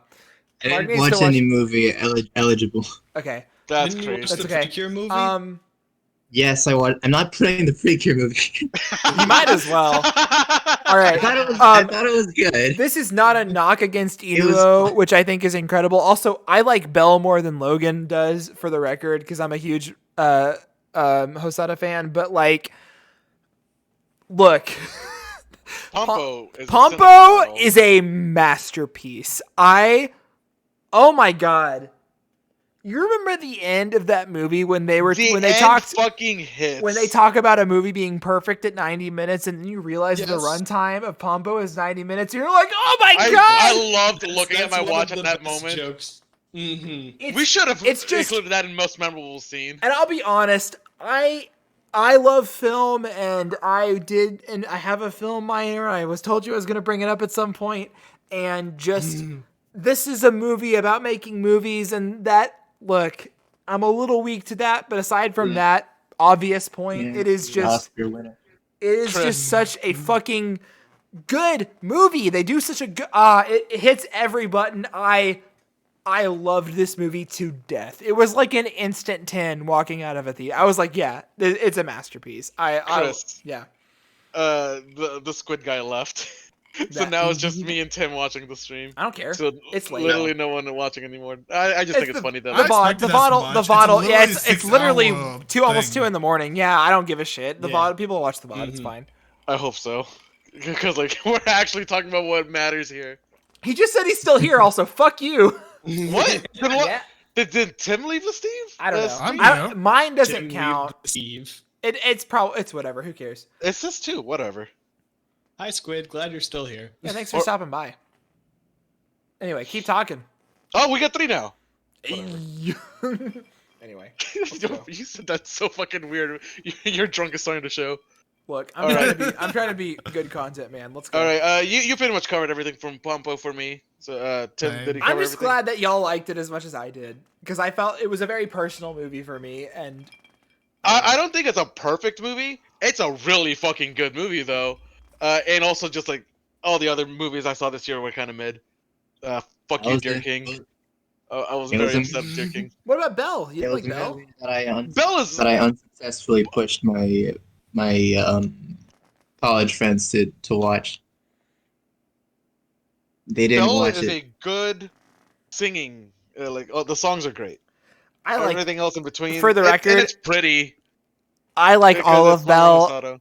I like all of Belle, but I am the biggest Mamoru Hosoda Do you like the fan part with where that. it's just straight up Beauty and the Beast? Yes, Mm, yes, I You do. like the bit with the kids too? Yeah, mm.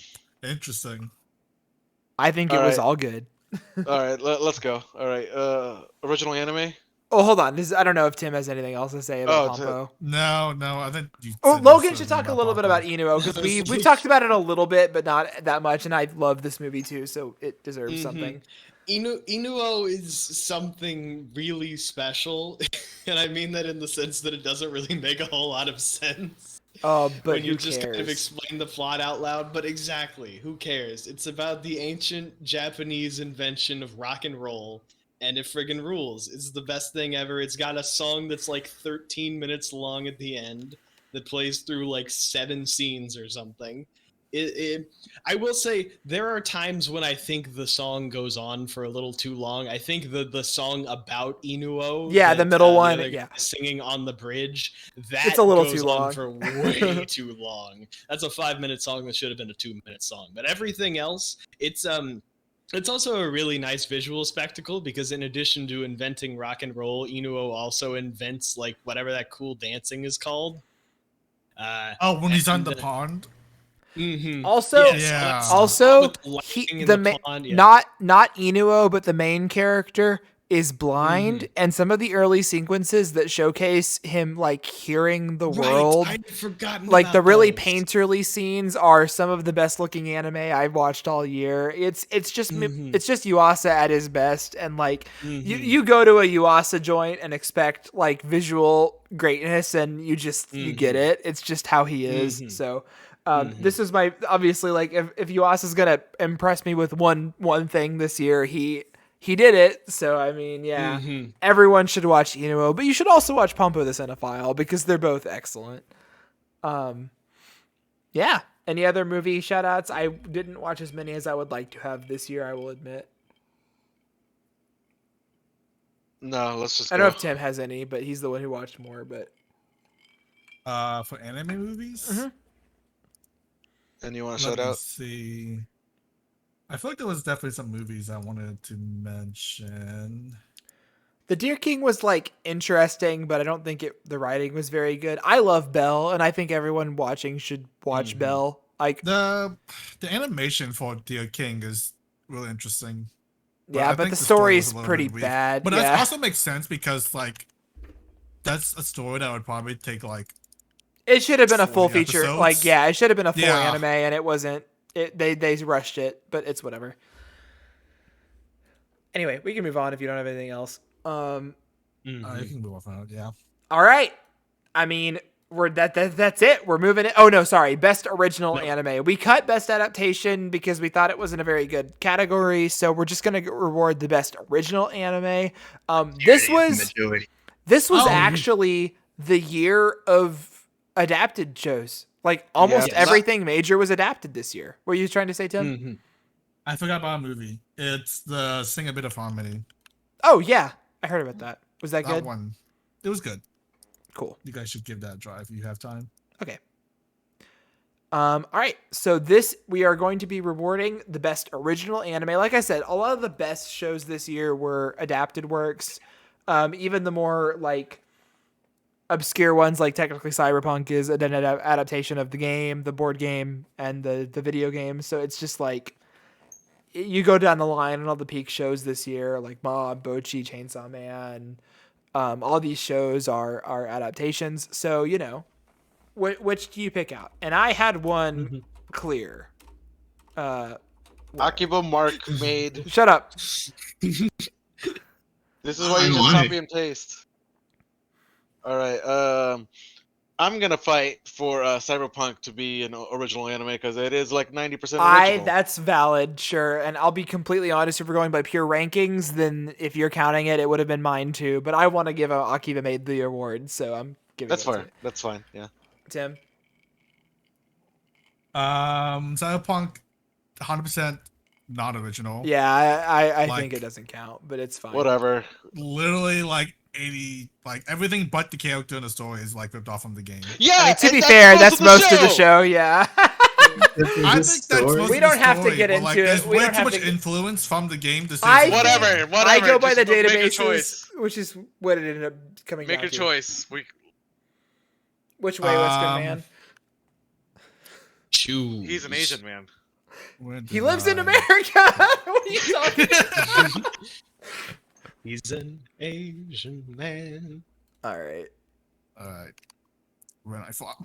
What? Kidding me? I think Are you, Motherfucker. what? pushes the boundaries in ways that I like want original anime to do. If we're gonna roast somebody for an answer, you've got to be kidding me, bro. Like, I prophecy. love what they do with it when I flop. It's something that only original anime could do, and they make it, you know, the twists and turns. you're rating this over Lycoris, 2 a.m. Orbital Children, Do It Yourself, Romantic. Oh no, Romantic is an adaptation. Akiba Made made. a they're production. all good shows, Tim but they drunk don't. at 2 a.m.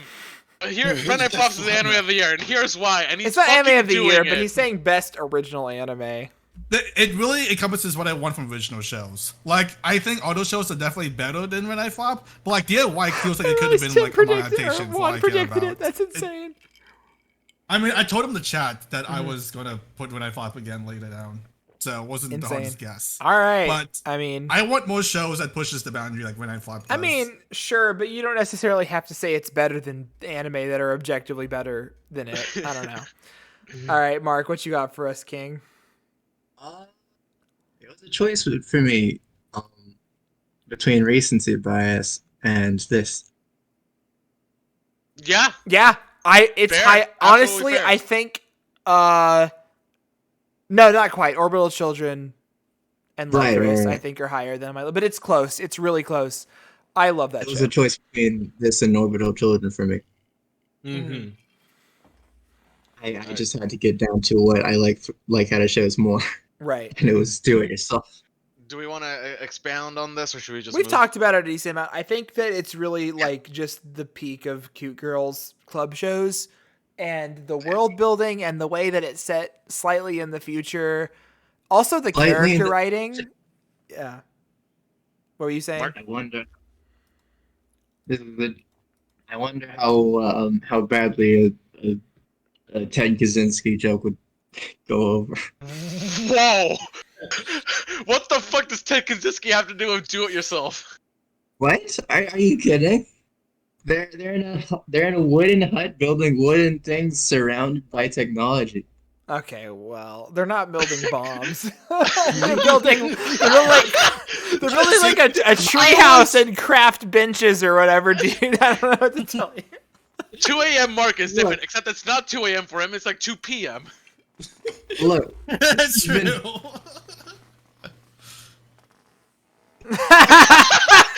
You're so right. You're so right, King.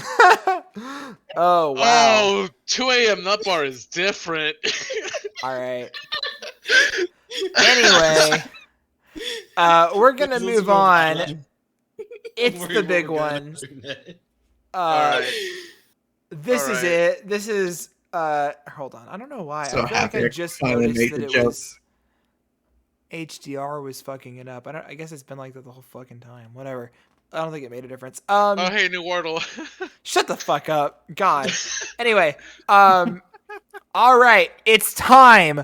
Finally, we will all predict, and these predictions I will add were locked in well before we did this award show. We had these locked in way before anyone else like posted their takes. Obviously, people are going to have different opinions. So these are our raw, like original guesses of what our friend's anime of the year was.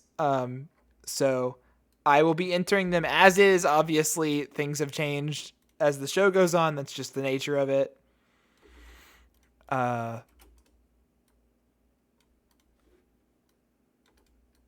And I'm happy with mine aside from like one or two maybe. We'll see.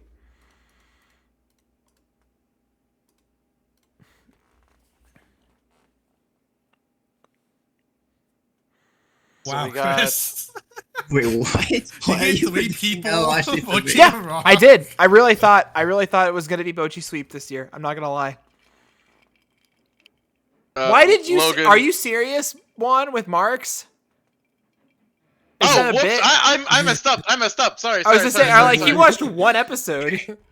On Okay, my that list, makes I more have sense. Mark and then Tim. I didn't think it was that good. I've seen Watch one episode. Anime of the year, baby. 22. Damn. Okay. So everyone thinks Chainsaw Man for me, except for Mark. Except Thinking, for Mark. Maze and Abyss. Chris is chainsaw. I'm not Bochi, surprised Bochi, that Kaguya. all the Chainsaw Man, and we'll get to it. Bochi, We'll get to it Kaguya. when we get to it. Okay. Logan is Bochi. I just- I should have. I thought that. We'll get to it. We'll get to it. We'll talk. Bochi for Logan. We'll get to it when we get to it because we don't actually know the final reveal yet. So, but we'll explain our logic. I think that at this point, there's nothing left for it. It's the big one. It's the final one. We're It's all ready to time. see what we've been most anticipating. Everybody at the same time. Oh, give Just me a write second. your shit in. Okay, get ready. Get ready. Okay. get ready. I gotta copy paste. You got it? Let me Ready. know when everyone's ready. There we go. Yeah? All right. Okay. Yeah. 3, 2, 1.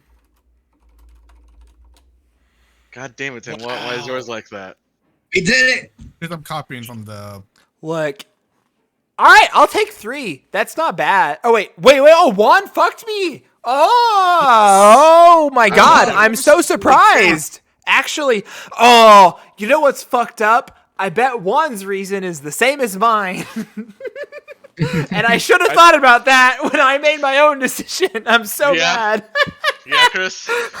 Okay, Yeah. are we gonna go down the line? I guess. I mean, we have our own individual full list, right? So we can talk about it. There. No, I think we should talk about We should this talk about individual it here. pick. Yeah, I don't yeah, want to yeah. go to the full list. don't- Much as mine's Well- going to be like 100 I shows certainly long. don't have much. I don't have much of a full list. Well, I myself. mean, we'll go over that in a second once we get past the ballots, but like just because it's interesting, but like All it's right. more of a wind down I thing. guess just like minute of like why we chose our anime No, of the I year. mean, yeah, we can get into it. It's okay. Okay, so I straight up, yes, everyone who predicted Chainsaw Man, it was my number 2. What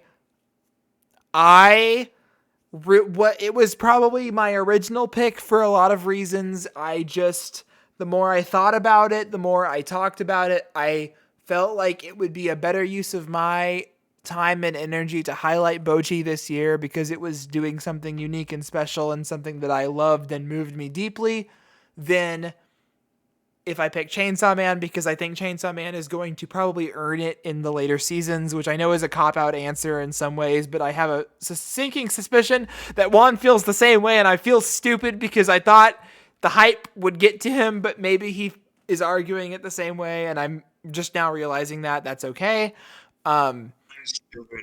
Still, But- I mean, I'm clearly all other people in this list are gonna say something similar. So we've talked a lot about Bochi, but I gave 3 10s this year, which is more than I've given in a long time in a single year, which just kind of shows how stacked this year was. Those 3 10s were in order: Kaguya season 3, Yeah. Chainsaw Man, and Bochi. And so I had to pick between one of those. It was really tight, and I picked Bochi at the end of the day. Wow. Logan, All right, Logan. tell me about how you betrayed me. Yes, Bochi is nipping at the heels of Mob Psycho, but Mob Psycho 100, as we have established, is the whole horse. It's just this is the perfect capstone to an anime that I think is really, really special.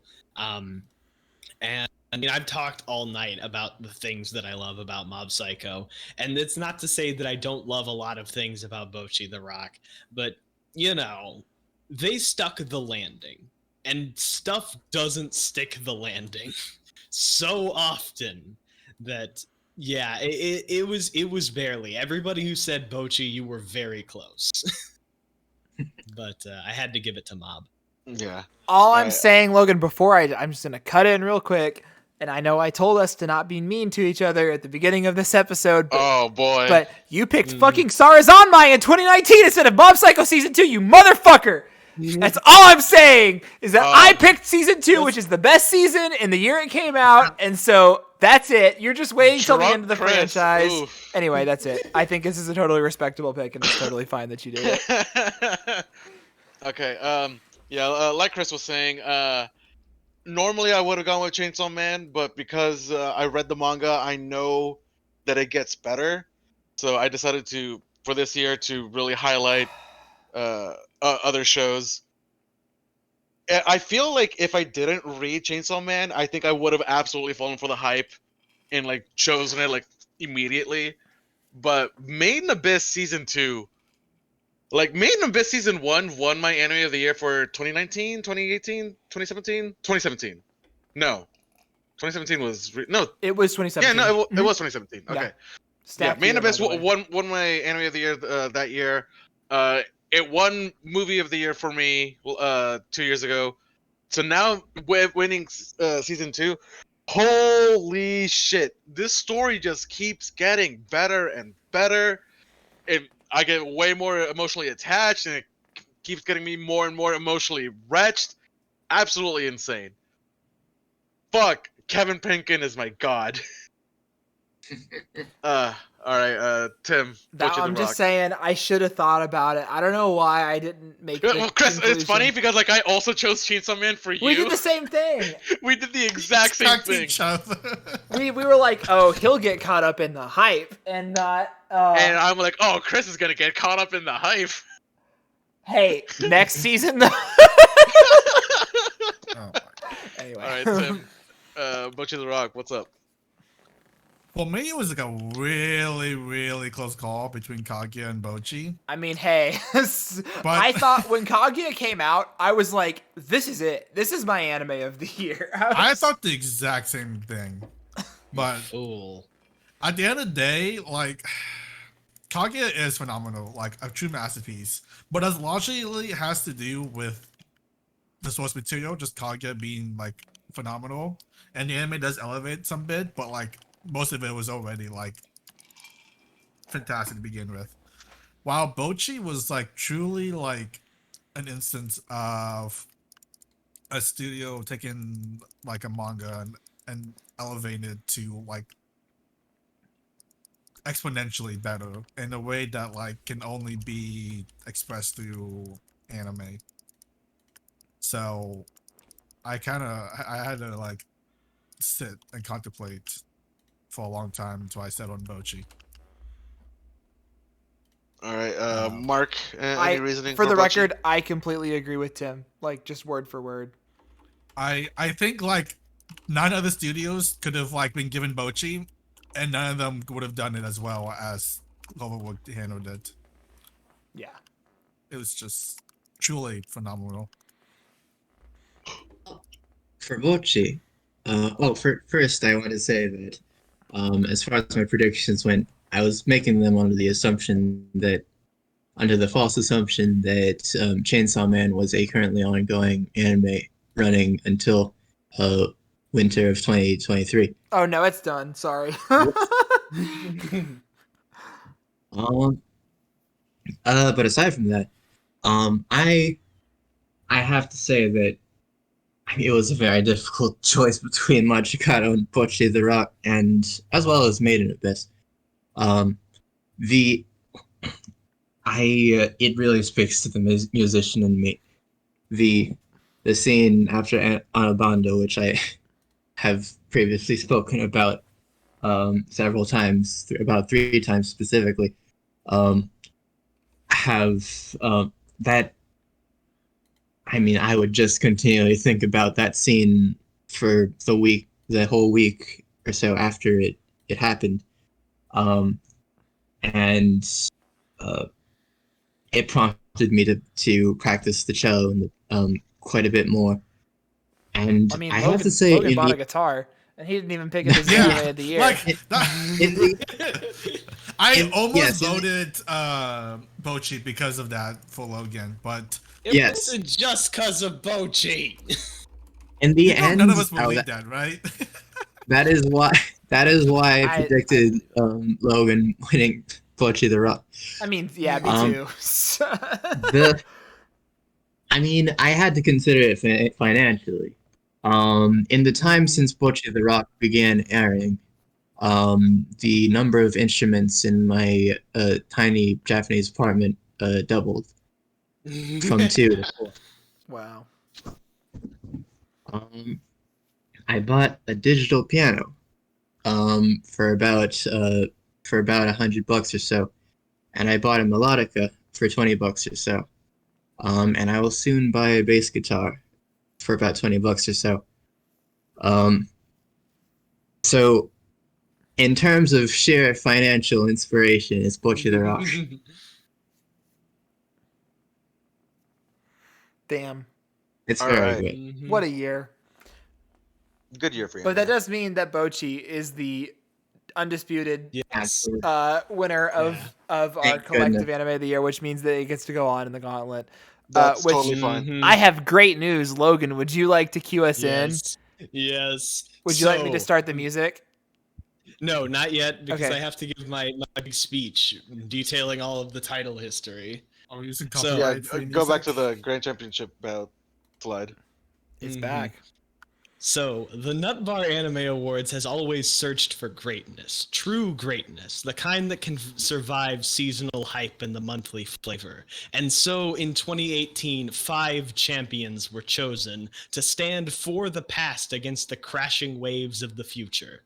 The first was Kotaro Tatsumi, the first world heavyweight boys champion. His boisterous attitude carried him over Thorkel the Tall in 2019, but he was unable to overcome the touching tragedy of the king, Yu Ishigami, in 2020. Ishigami would go on to defeat Louis, the Dawn of Drama, in 2021, and he reigns as champion today. Hisone Akamasu, the girl with the dragon, was chosen as the first world heavyweight girls champion. Her famous screech brought the Fire Witch, Kiri Managi, to her knees in 2019. Kanamori Shi, an expert at dealing with Genki Ditzes, disposed of her easily in 2020. However, in the 2021 money match, there was a hostile takeover, and the $1 Million Woman was disposed by the CEO of Amazon, Mizuho. Mizuho and her cats hold the title to this day. Chosen third was Darling in the Franxx, trained wrong as a joke to hold the world featherweight title. So great was Franxx's failure that the Trainwreck Award was named in its memory, and as a legend, it outwrecked Babylon's and the God of High School's disaster endings by also having a disaster middle. However, it was felled in 2021 by a train wreck so terrible it could only have been a former championship contender, The Promised Neverland Season 2. The featherweight champion is held on the back of that battered box card this day. Liz in the Bluebird was chosen to hold the title of World Heavyweight Kino Champion. It first defeated Promare, proving once and for all that Yuri, not Yaoi, is the purest form of love. The laid-back drama overcame the ultra-violent action of Maiden Abyss Dawn of the Deep Soul in 2022, but it was eventually defeated in 2021. By what? Well, in a moment. First, we need to talk about the greatest champion of them all. In 2018, Shoyo Kageki Revue Starlight was given the most important title, the Unified Grand Championship. And since that day, all have fallen before it. The Promised Neverland, killed and eaten. The Great Pretender, dumped on a desert island. Odd Taxi, strangled from behind. And in 2021, the movie fell to Liz and the Bluebirds. To fell Liz and the Bluebirds' historic reign was Shoujo Kageki Revue Starlight Wild Screen Baroque. Revue Starlight is your World Heavyweight Kino Champion and your Unified Grand Champion, and tonight it fights to become the only 5-time champion in Nut Bar history. Those are your champions, and their challengers are waiting in the wings. So let's begin. All right, Wow, damn. that was such a that was so succinct good. speech. Absolutely. I feel like I want to cut to that in this ridiculous VOD. Okay. Logan, Yes. hi. What? You said Shokugeki, Revue Starlight. No, I didn't screw that up. Pretend I didn't screw that up. It's fine. It's fine. It's fine. It's fine. It's fine. Shokugeki is a very different show. Don't worry about it. Don't worry about it. All right. Anyway, All right. Get so us in. Do you want me to start the music? Hold on. You have to start the music while we're. I guess we have to. We can just turn on. Oh, I need no, to. You're streaming in Discord, right? I So that am everybody not can hear it. actually. Let me do that right Yeah. now. All right. So everybody get in the stream on Discord. We're going to see Let the me know when first you're all in. match Oh, of boy. the 2022 Grand Championship. All right, I'm good. The Okay. World Heavyweight Boys.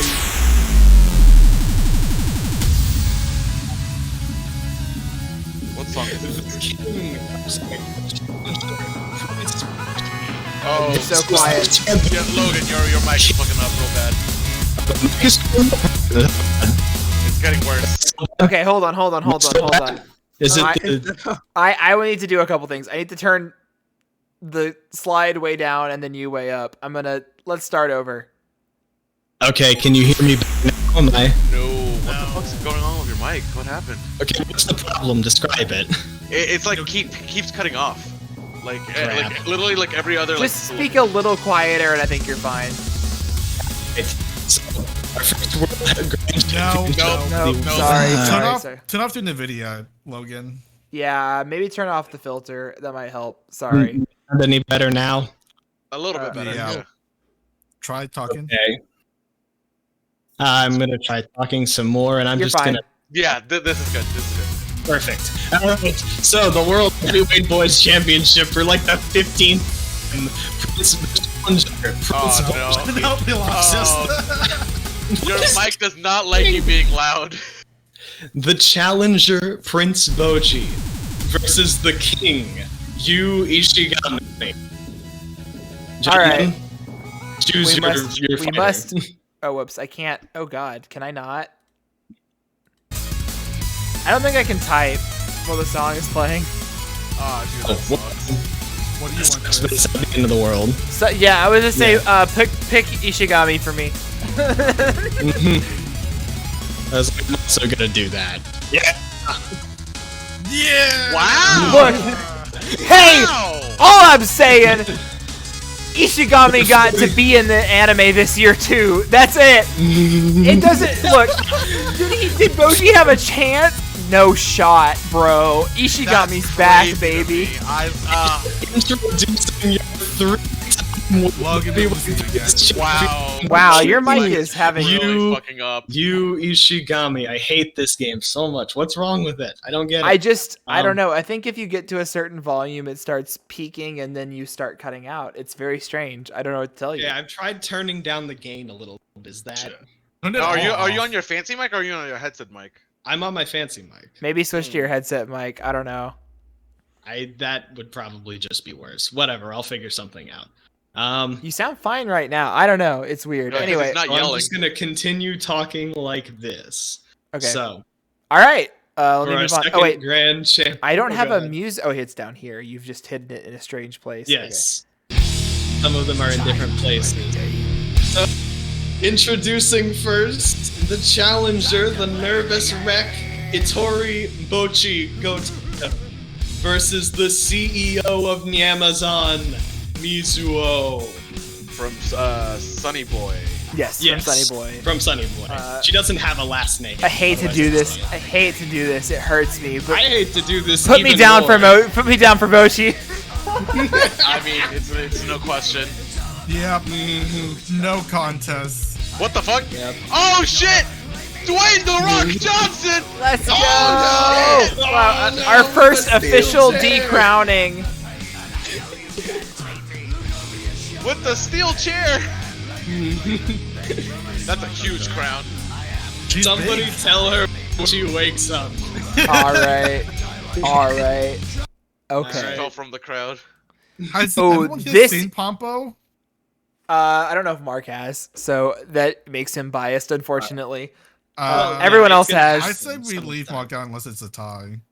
Then. I Sure. mean, that is the same thing as Mark voting for Review That's Starlight, true. but Fine. Yeah. okay.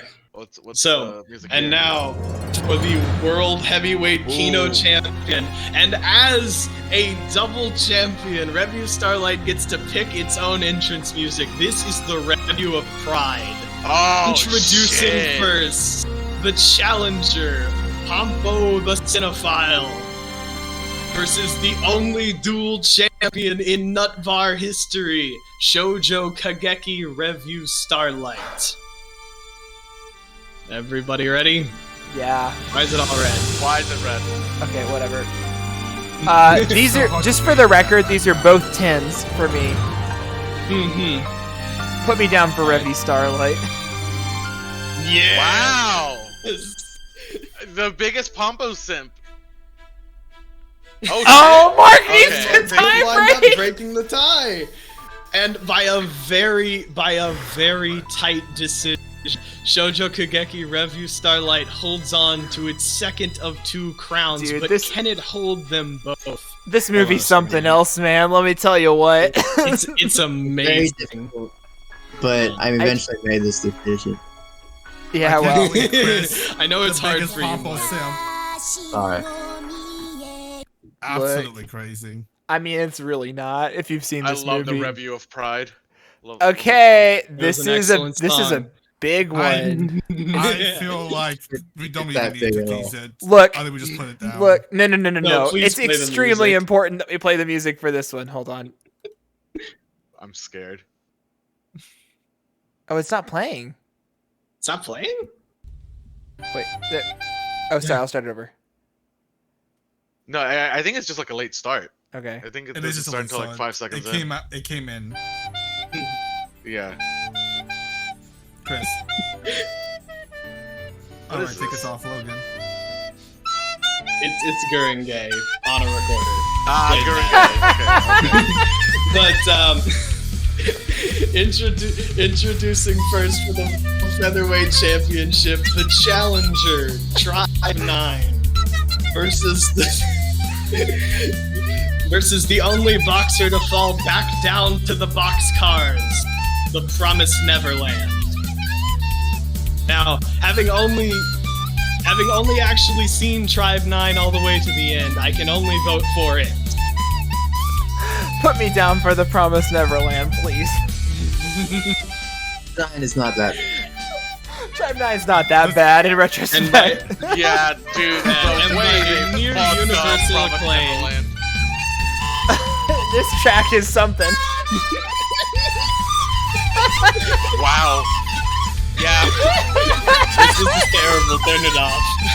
I regret my words and deeds. Okay. All right. Look, if it's This is gonna it. be Franxx, it's gotta stay for a while. Yeah. Mhm. I haven't All decided right. yet. And this is it, fellas. This is the Unified Grand Championship bout between the challenger, Pochi the Rock, who is now competing for 2 championships just like Review Starlight has, versus challenger, destined to become the only 5-time champion in Nut Bar history, Shoujo Kageki, Review Starlight. Put me down for Bochi.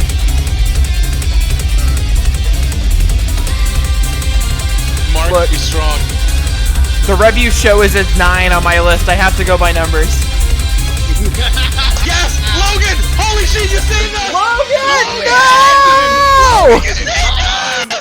Fucked again. You were the chosen one! Starlight.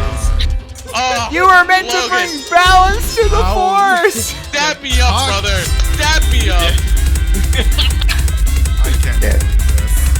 Oh, dude, was it's like- never it gonna was a fucking absolute change. It's fraud. never was a going tight to match. lose! It's a tight match. It's never going to lose! It is my second favorite anime of all time! Anime.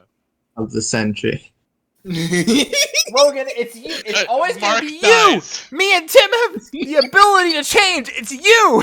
At this point, why even have this award? I am simply being God's honest about my feelings Juan, here. the I chat love is asking. Bochi the Rock. The chat is asking what's number 1, so just go ahead and tell them. For you, I think.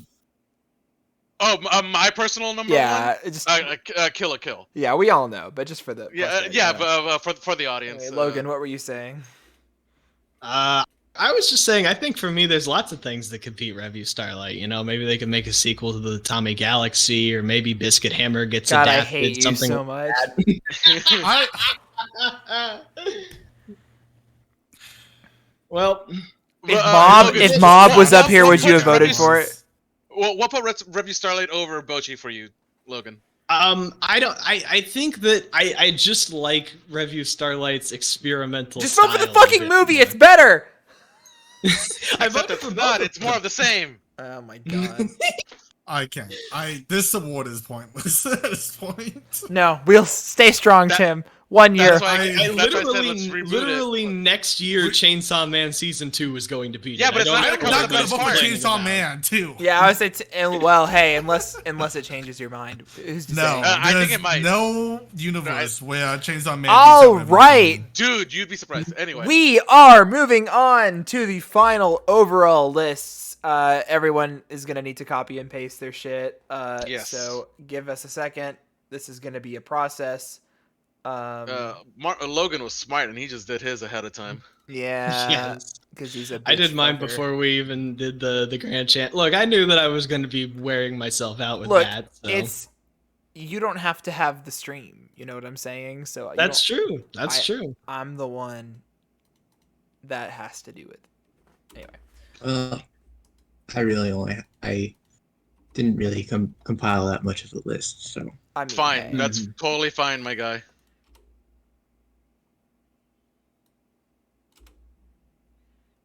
let's see.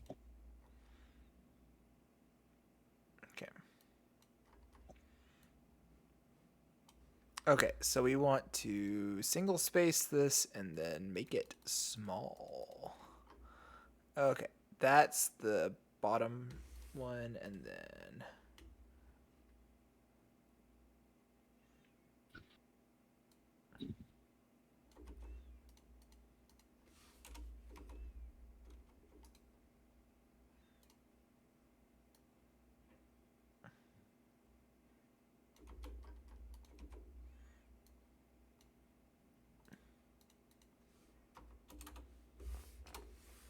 But I guess we should vamp a little bit so that I way mean, we're yeah, not I don't just know what to spitting tell you. incomplete I'm gonna violence. we'll get into this a little bit more in depth when we actually get to the shows. I'm gonna go in Yeah. pretty deep on my list. So, Mhm. It's very late. yeah, you can leave if you want. You've gotten the main shit. We're just gonna go into the like specific rankings of where I put everything, which I care about a lot, but I don't give a shit if y'all don't care about it. So like, I mean, I was just saying like, let's just keep it to like top 20 and below.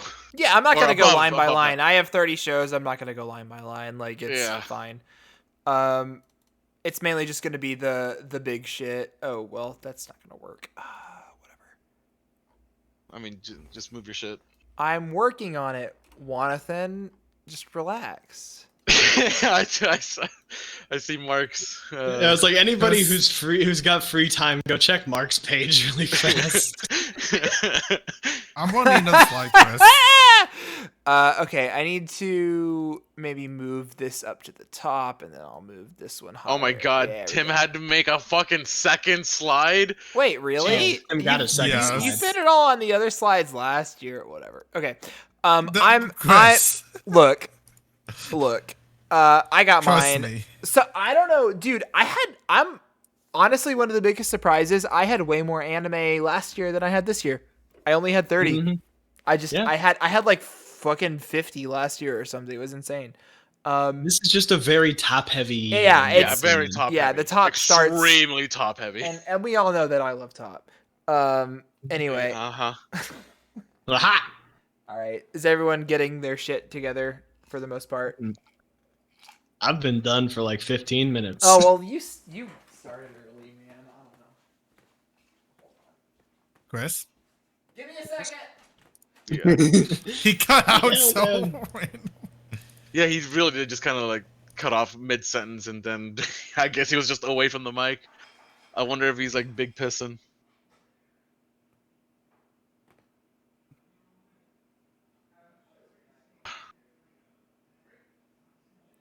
I think I watched more anime this year.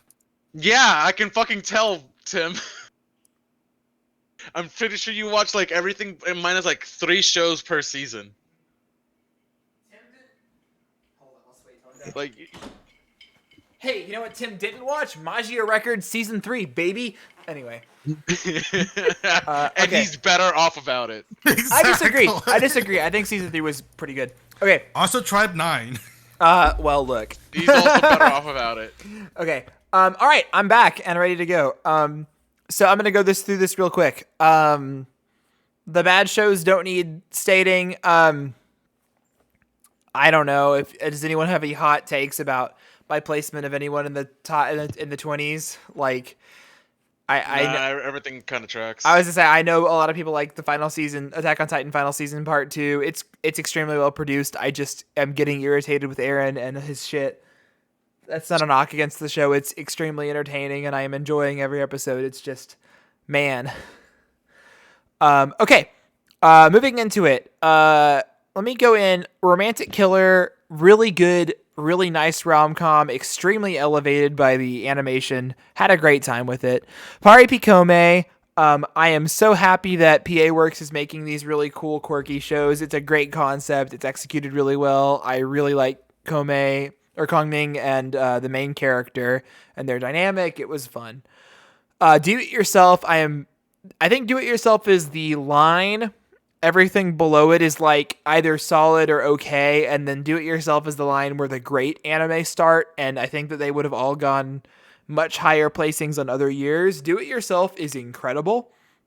I think it is one of the best of this genre. We've talked about it a lot. I cannot believe I'm putting Gundam at 15 on this list, but that's just where it lines up. I am extremely excited to see more entries I know we're getting literally the second core of it in the spring of 2023. Looking forward to it. I expect it's going to be even better. I think it's a great show. I am excited to be on the Gundam train for once in my life. Lycoris is a show that I loved to death. It's just in a season or in a year with a bunch of heat. So it doesn't quite stack up against some of the best ones because of a couple of the writing quirks. I still think that Chisato and Takina's relationship, which is something that I thought we would get around to talking to more in this whole episode, but we didn't have time. I think their relationship is really the core of this show that I love, and I think is really well done. I like a lot of side characters too. We talk a lot about Machikado. It's great. Orbital Children. Late in the game, surprise. I watched it recently, but it was excellent. I think if this director is going to come out every 10 years and make like one thing and it's this good, then I'm on board. Time Machine Blues. I don't know if I was evaluating it closer to the level that it is, like, you know, as a more of a Tatami Galaxy, it'd be higher up, but I didn't want to do that because that's not fair. So I tried to evaluate it more objectively, which is why it rates this point on the list. And then we get into the top 10. Akiba Maid War is incredible. It blew me away in a lot of ways, and I think really nailed on its premise. I've talked about it a lot this whole thing, and I just love it to death, and it's the best original show this year. It's just everything above it is not original. Summertime Render I thought would be higher on the overall, but then fall happened and it was too much heat, unfortunately. Still one of the best thriller mysteries that I've ever seen, and everyone should watch it now that it's out of Hulu, Netflix, or not Netflix, Disney Jail. Edge Runners is Imaishi at its peak. I'm a huge Trigger fan. I'm a bigger Trigger fan than Juan. It's been documented. It's true. And I think that it's incredible and a work of art, and everyone should watch it. Osama Ranking we've talked about at length. I fucking love Spy Family so much. It's one of my favorite manga, and I've been excited to have it get as good of an adaptation as it's got. I think the only time this entire presentation that I've been able to really highlight it is here. I know I've given it some awards here and there, but, you know, here it is. I bet I'm going to have it higher than most people on everyone else that's rated it on this list. And then top 5 is incredibly close. Mob Psycho comes in at number 5, barely. For finishing off strong. I still like it a little bit less than season 2, which is why it's a little bit lower, but it's still, you know, peak. And then we get into the real interchangeable heat. Made in Abyss, barely cranking it in at number 4. Oh my God. We've talked about this at length. I think it's a masterpiece. I think it's better than season 1. I've talked about it. And then I've talked about Kaguya as well. It should be no surprise that my 310s are at my top 3. And I'm happy with that order, and Kaguya, Chainsaw Man, and Bocchi, as I've discussed. So that's my list. Logan. Oh yeah, it's me. So I'm just gonna take it from the 10s, except to say that this is, I think, the first time ever. These colors, by the way, line up with my scores. Orange is an 8, 7, red is a 7, yellow is a 6, white is a 5. And I think this is the first time ever that the 8s have spilled out past the top 10 ranking. Usually some 7s get the chance to sneak in there. This season was very top heavy, and also I think I've gotten a little bit soft as far as giving things. No, it's okay to like stuff. It's okay to like stuff and rate it the way you feel. Things. I like things, but also I've gotten soft. No. Anyway, so starting at number 10, Kaguya-sama, it's just incredible catharsis to see those two idiots finally get together. We've talked about that a ton. Orbital Children, we haven't had a whole lot of time to talk about. I think there's like a little misstepping here and there, but it's a really like neat and unique kind of like space disaster movie. It's also this like weird philosophical like sci-fi fantasy thing towards the end. It's really compelling to watch, and like Chris said, if it's gonna take this guy 10 years to put out this kind of heat, I am willing to wait until 2033. Time Machine Blues I've described before as like Tatami Galaxy DLC basically. And that's still how it feels to me. It's all the characters you know and love. It's a lot of good jokes. It doesn't really progress anything. It's just like a really good side story. And I think it is extremely well directed and a well told story and very funny. Made in Abyss made people feel things, made me feel things. It was I think this is definitely the better of the two seasons. I think that, like Mark said, I love how they were able to just kind of like drop the entire village onto you, and then by the end of the season, you've gotten a real solid feel of them as characters, and then like almost none of them are coming back. but it's very good at building its characters in that way.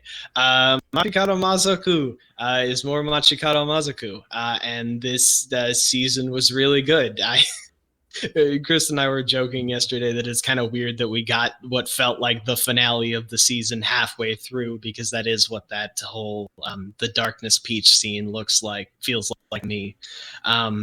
But yeah, great show. Should have won a lot more awards. Unfortunately, it was just in such a browbeater of a year. Osama Ranking has a really excellent cast. I like what people said. I almost didn't watch this one because of how much I was kind of turned off by the manga, but it's really unique in its insistence on characterizing everyone. And giving at least everybody a couple of minutes of backstory of time to shine. And it's got some very solid animation. Akiba Maid War starts off as a really goofy thing, and it's such a good, really goofy thing that you almost don't notice that you actually care about the characters when it starts being its big dramatic thing. It kind of reminds me of Kaguya in that way. It's obviously less extreme, but that was the same trick that got me to care about Kaguya and Shirogane as a relationship. And it's what got me to care about these dumb maid gangsters. Summertime rendering at number 3 is probably higher than a lot of people have it. I just kept thinking back to I just really love this show. It's a very smart kind of thriller. It pivots from a thriller show to an action show, and I'm not going to say it's effortlessly, but it feels like it's an earned pivot when it does that. And a lot of good characters in that. Very fun cast. Bocchi the Rock. Not enough words can be said about how much this surprised me. This is potentially the biggest success of the pre-read format ever, because I was high on this going in, and I would have never been high on this if I hadn't read it and given it a chance and learned that it was actually funny. And then from the anime, I learned that it was also actually quite heartfelt. And coming in at number 1, Mob Psycho 103. Like I said, it's the whole horse. Just a really excellent show, front to back, and I'm glad it stuck the landing. Woo! All right, yeah, you good? Yes. All right. Let's move on to mine. Real quick, Chris, how dare you say that you're the bigger Trigger fan than me while I was downstairs getting food, because we've been going for 7 fucking hours and I'm starving already. If you go through the tapes, it's true, but we don't have to get into it right now. Hey, what the fuck are you doing, Chris? We spoiling the thing. I'm not doing that. That's not me. Someone else then. Anyway. All right. Number 15, Spy Family. It was a fun show. I'm sure it gets better, but as of right now, it's I just got to keep it over there. La Course de Coil, fun show. I wish it was gayer. Number 13, Call of the Night. Beautiful, fucking beautiful show. Really, me and Chris kept saying this pretty much every episode. I wish the main character wasn't a middle schooler. I wish he was late high schooler, or fucking. And yet you're rating it over Spy Family. Interesting. Shut the fuck up. Number 12, Kaguya season 3. I've never been as big of a fan as Kaguya as the others have, because they've read the manga. Well, I guess Tim hasn't, and he's still a really big fan. But yeah, I still very much enjoyed it. Seeing the confession, awesome. Number 11, Isekai Oji-san. Big surprise for me, because I remember seeing it and this looks ugly. I don't want to watch it. And then I just kept seeing clips. It's so funny. It's just constantly so funny, and also the clip of him saying oh my one true love, Sonic the Hedgehog. I'm oh, that he's just like me for real. Number 10, Dress Up Darling. Also a very big surprise for me. But the show, very wholesome. I enjoyed watching every minute of it. Didn't enjoy watching Chris just walk in at literally the most inopportune times of the shows. This like show's not it that was bad. really wholesome. Sorry, I have nothing against the show. It's cute. But like every time like you would like come in, like it was like the most inopportune time. Like god damn it, he's missing all the wholesome stuff. Number 9, Akiba Maid War. Holy shit, this is a thrill ride of a show. I really wanted to rate this one higher, but like this is as high as I can give it because the other shows are just like that much better. Number 8, Witch from Mercury. God, I should have been into Gundam way earlier. What a way to get into Gundam. Excited for season 2. Maybe I'll watch more Gundam, but it's hard for me to watch older shows. Number 7, Mob Psycho 100 season 3. I think this is the highest I've rated a mob show, mostly because like I love the way the show ends. Like it just wraps everything up beautifully. It's awesome. Number 6, Cyberpunk Edge Runners. I don't remember how highly Chris rated it, but I didn't think much of it for the first half of the show, and I remember Tim saying like, "Oh, the second half isn't as good." It's pretty much the same. And as then you, the shut up. The second half, like once the time skip happens, like I was like hooked. Like everything past the time skip, like it's just so crazy, and I love it. Holy shit! All right, I never said it got bad second half. I could have sworn you did. No, I said it changes the second half. Yeah, I don't think you said it got bad. Like, I said that's definitely like a big shift in the show. And I thought you said you didn't like the shift. No, it's fine. Okay. I've hidden the top 5 because really they all could have been number 1. And like in any other year, these all could have been number 1. Yeah. But fuck. I feel the same way about my top 5. So I'm probably gonna get some slack for this. But number 5, Bocchi the Rock. No. It actually really hurts for me to put it this low. No shame. I think it's stacked this year. I'm not gonna judge you. But like I've said before that like I wasn't like the biggest fan of it within the first couple episodes, but like by the time we got to the audition, I'm like, oh, my eyes were like open. I'm like, oh shit, no, this show is actually really fucking good. And then it's just like nothing but heat post the audition, and like I love that sense. Number 4, I was actually like considering like making this anime of the year for like a big portion of the runtime, but like the last episode or 2, like it kind of like misses that landing step. Like it's like watching like an Olympic gymnast like do like all these fucking bunches of flips, and then they just barely stumbled the landing, and like for most people you'd be like, oh, they stumbled the landing, that's whatever. But like if they were able to like land it perfectly, I think it would have been anime of the year. But I am so glad you said that, because before fall, this was my pick for anime of the year for you. Yeah. I was like so sure it was gonna be, and then Chainsaw Man and everything else came out. I was like, nah. Yeah, no. So I really enjoyed Summertime Rendering. Please go watch it on Hulu. This show deserves to be watched. Like, barring that ending, like where it like stumbles a bit, like it's not even like the ending itself. It's just like there's like certain aspects of like the ending. I think it still works overall, even if you can. Yeah, like it's okay. Yeah, it's still really fucking good. Like it was still like in the running to be anime of the year for me. What's my next one here? Oh, okay. This one really fucking hurts to rate this low. But if you watch the previous awards, I used to do like a number 0 for shows that like were airing in fall but like continued on into winter, so like I couldn't consider it for that year. And last year I put Osama Ranking at number 0, and I had to put it at number 3 because other shows just really caught me off guard. I really wanted to give it anime of the year to Osama Ranking, but I knew Chainsaw Man was coming out, and like I knew that would beat it, and like I really wish we were able to rate Osama Ranking for 2021, because I gave it to Jujutsu Kaisen, and like it's good. Jujutsu Kaisen's very good, but Osama ranking is just so fucking good.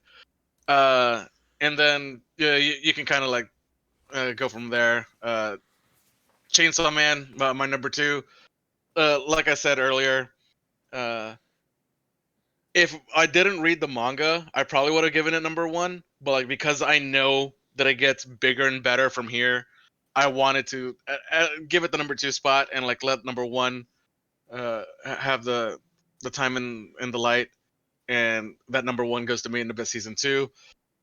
Fucking shit! Like Made in Abyss has started to become like one of my top 10 favorite anime of all time. Like it is like entering that realm. Good God, like the story, the characters, the emotional impact every episode leaves you with, and like how empty it leaves you. Like fuck, this show. I really want to recommend it to more people, but like it's really hard because of like the whole like lolly and Shota aesthetic, and like how the author does questionable things with that. But I'm like, please it's just get past that. body and like horror is hard. Yeah. Yeah, trust me, it gets so much better. I love Made in Abyss. I remember, I think it's Arcada. He also gave it to Made in Abyss. I'm like, damn. Me and him have similar opinions. If only I liked his content. All right, that's enough for me. All right. Akata is such a big Main Abyss. He's the biggest. Yeah, it's like his favorite anime. Yeah. All right, Tim. Yeah. I know you have a lot, Tim, so you know. Actually, should we do Mark first? I forgot about Sure. Terme Rome. Yeah, do Mark Okay. first. He's up the Okay. slide. I completely forgot I moved about him the up. Roman baths anime. Oh, you did? Roman Bath is so good. Yeah, the fucking meat. I forgot about that bit. Yes. Well, I was going to read off of the top and then give a couple of impressions from anime that didn't make the list at all. So, Made in Abyss. I think Made in Abyss season 2 really sticks out. It really I feel like it's a bit separate from Made in Abyss season 1. And it is a bit of a self encapsulating thing. I just thought I was just incredibly wrapped up in the whole story of slowly discovering what this village of horrors and monstrosities is all about, and eventually being saddened about said village of horrors and monstrosities where they're collapsing and all dying. I think that Wazukan is perhaps one of the most complicated one of the most complicated characters in this year. I think that there's so much you can see in him that is villainous, and yet he did absolutely nothing wrong. Yeah. And for number 2, Machikado. This is the one that I always love. I mean, number 1 and number 2 are both adaptations of 4 Coma, which I absolutely adore. And in both cases, they're absolutely jam-packed full of content, although Machikado more so is absolutely jam-packed full of content that you can easily miss. I think my only issue with Machikado Mazoku is that it's so jam-packed full of plot and detail that my tiny little pea brain cannot handle it. And I see on the threads people theory posting about all the details in the manga, and I can barely keep up because it's so much. So much happens per page, honestly. But it's all such good content. Um, so number one, Bocce the Rock. I've bought several hundreds of dollars worth of instruments after watching Bocce the Rock. I also have several hundreds of dollars worth of music production equipment in my apartment now, possibly as a result of Bocce the Rock. And I eagerly await the next episode. There's enough content in the manga for Bocce the Rock season 2. Hey, There's enough. here. Please. We just need to see it. We just hopefully that music production company money comes through. Yeah, album sales, baby. All right. Yes. Now as far as other anime that I feel is notable enough to mention, I You mentioned the let's bathhouse. see. Sorry, what? You gonna mention the bathhouse? Oh, the bathhouse. That's an adaptation which I am very happy with. The I read the bathhouse anime. I read the bathhouse manga quite a while ago, and then I found out that there was an anime of it, and I saw the anime, and I was deeply, horribly disappointed because it was like this little gag commercial anime that does nothing to convey the respect for like historical fiction from the original. And but this anime really captured it. It adapted the first half of the manga, which I think is completely fair, because the second half is all about the author's self-insert, who is transported back to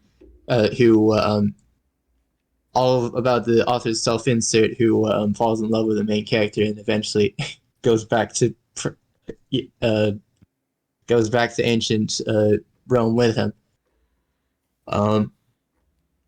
I feel like it's a bit of a different story there, so I think it was perfectly fair for them to not adapt that. Let's see.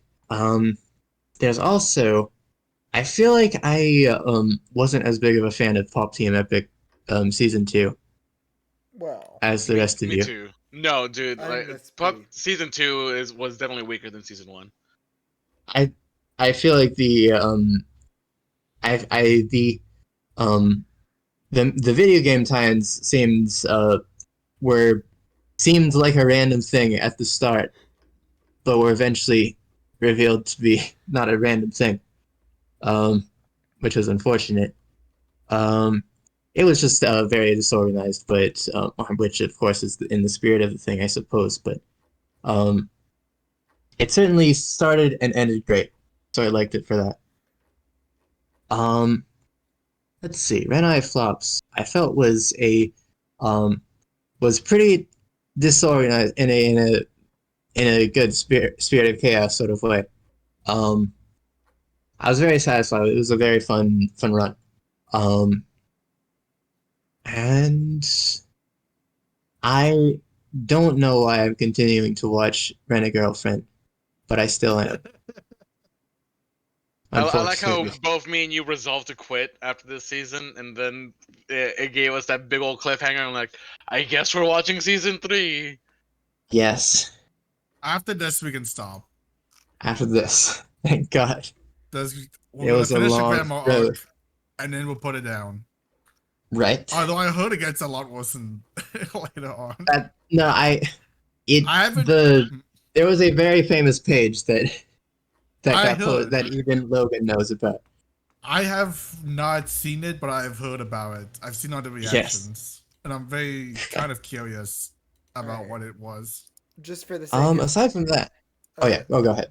I was just gonna say, if you have anything else to say, go for it. But I'm trying to move us on because I don't know if I feel like I wasn't as big of a fan of how the direction that Pari Piccone went.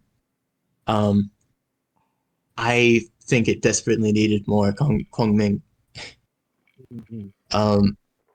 And I feel like it went. It started out with a very entertaining thing, but it's. I wish it didn't go into the more straightforward musical drama route. Yeah, it was a fun bit, but I agreed. I think it kind of lost me at the end, which is why I was kind of like on the edge with Maid, because I wasn't sure it's going to do the same thing, where it's also for this like wacky fun thing and then devolve, which luckily it didn't have the same issue. It had a better ending. I definitely had some that's concerns about that. Okay. World's End's harem was garbage. Well, I mean, for sure. All right, Tim. Do you even want me to be on this slide? What do you want me to do here, man? How do we want to do this? Just go fast, man. We're trying to end this shit. These clearly are not good anime for the most part. I mean, Bisco's solid. I don't know. Bisco was solid. Yuribait was there. I really don't think that second slide is necessary, but that's whatever. Hey, you gotta be a completionist. I put you no guilt in here. Come on, don't you want to see your best? Yeah, show? 6th from the bottom or whatever. Wow, that Tim sounds about Mark, right me to and you, me. bud. Me and you, bud. We'll watch it in our own little bunker. How about you just go through? You gotta just accept the garbage for garbage. Look at all the anime Tim watches every year. Anyway, let us know if there's any that we haven't mentioned very much. 120 fucking. And there's any that you haven't mentioned. Go through them and then just talk about what you liked towards the top. I guess I saw from 20 up. Yeah, please. Well, Summertime Render at 21 though. That's crazy. There was a stack year. It was hard. I would do a shout out for the bathhouse that Mark's talking about. It's at 46, respectively. It's pretty good. It was fun. Nothing like, didn't do anything life changing, but it was like a fun. I just like historical stuff. Yeah. No, it doesn't take the isekai thing too seriously. Just as a premise to introduce a bunch of technology. Right. So yeah, 20 Healer.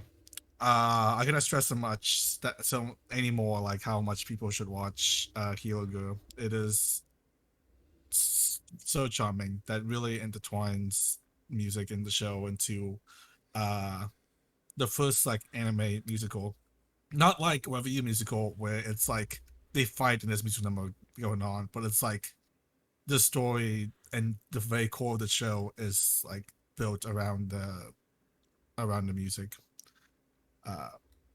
I think Chris would love it, but everyone else would probably like it too.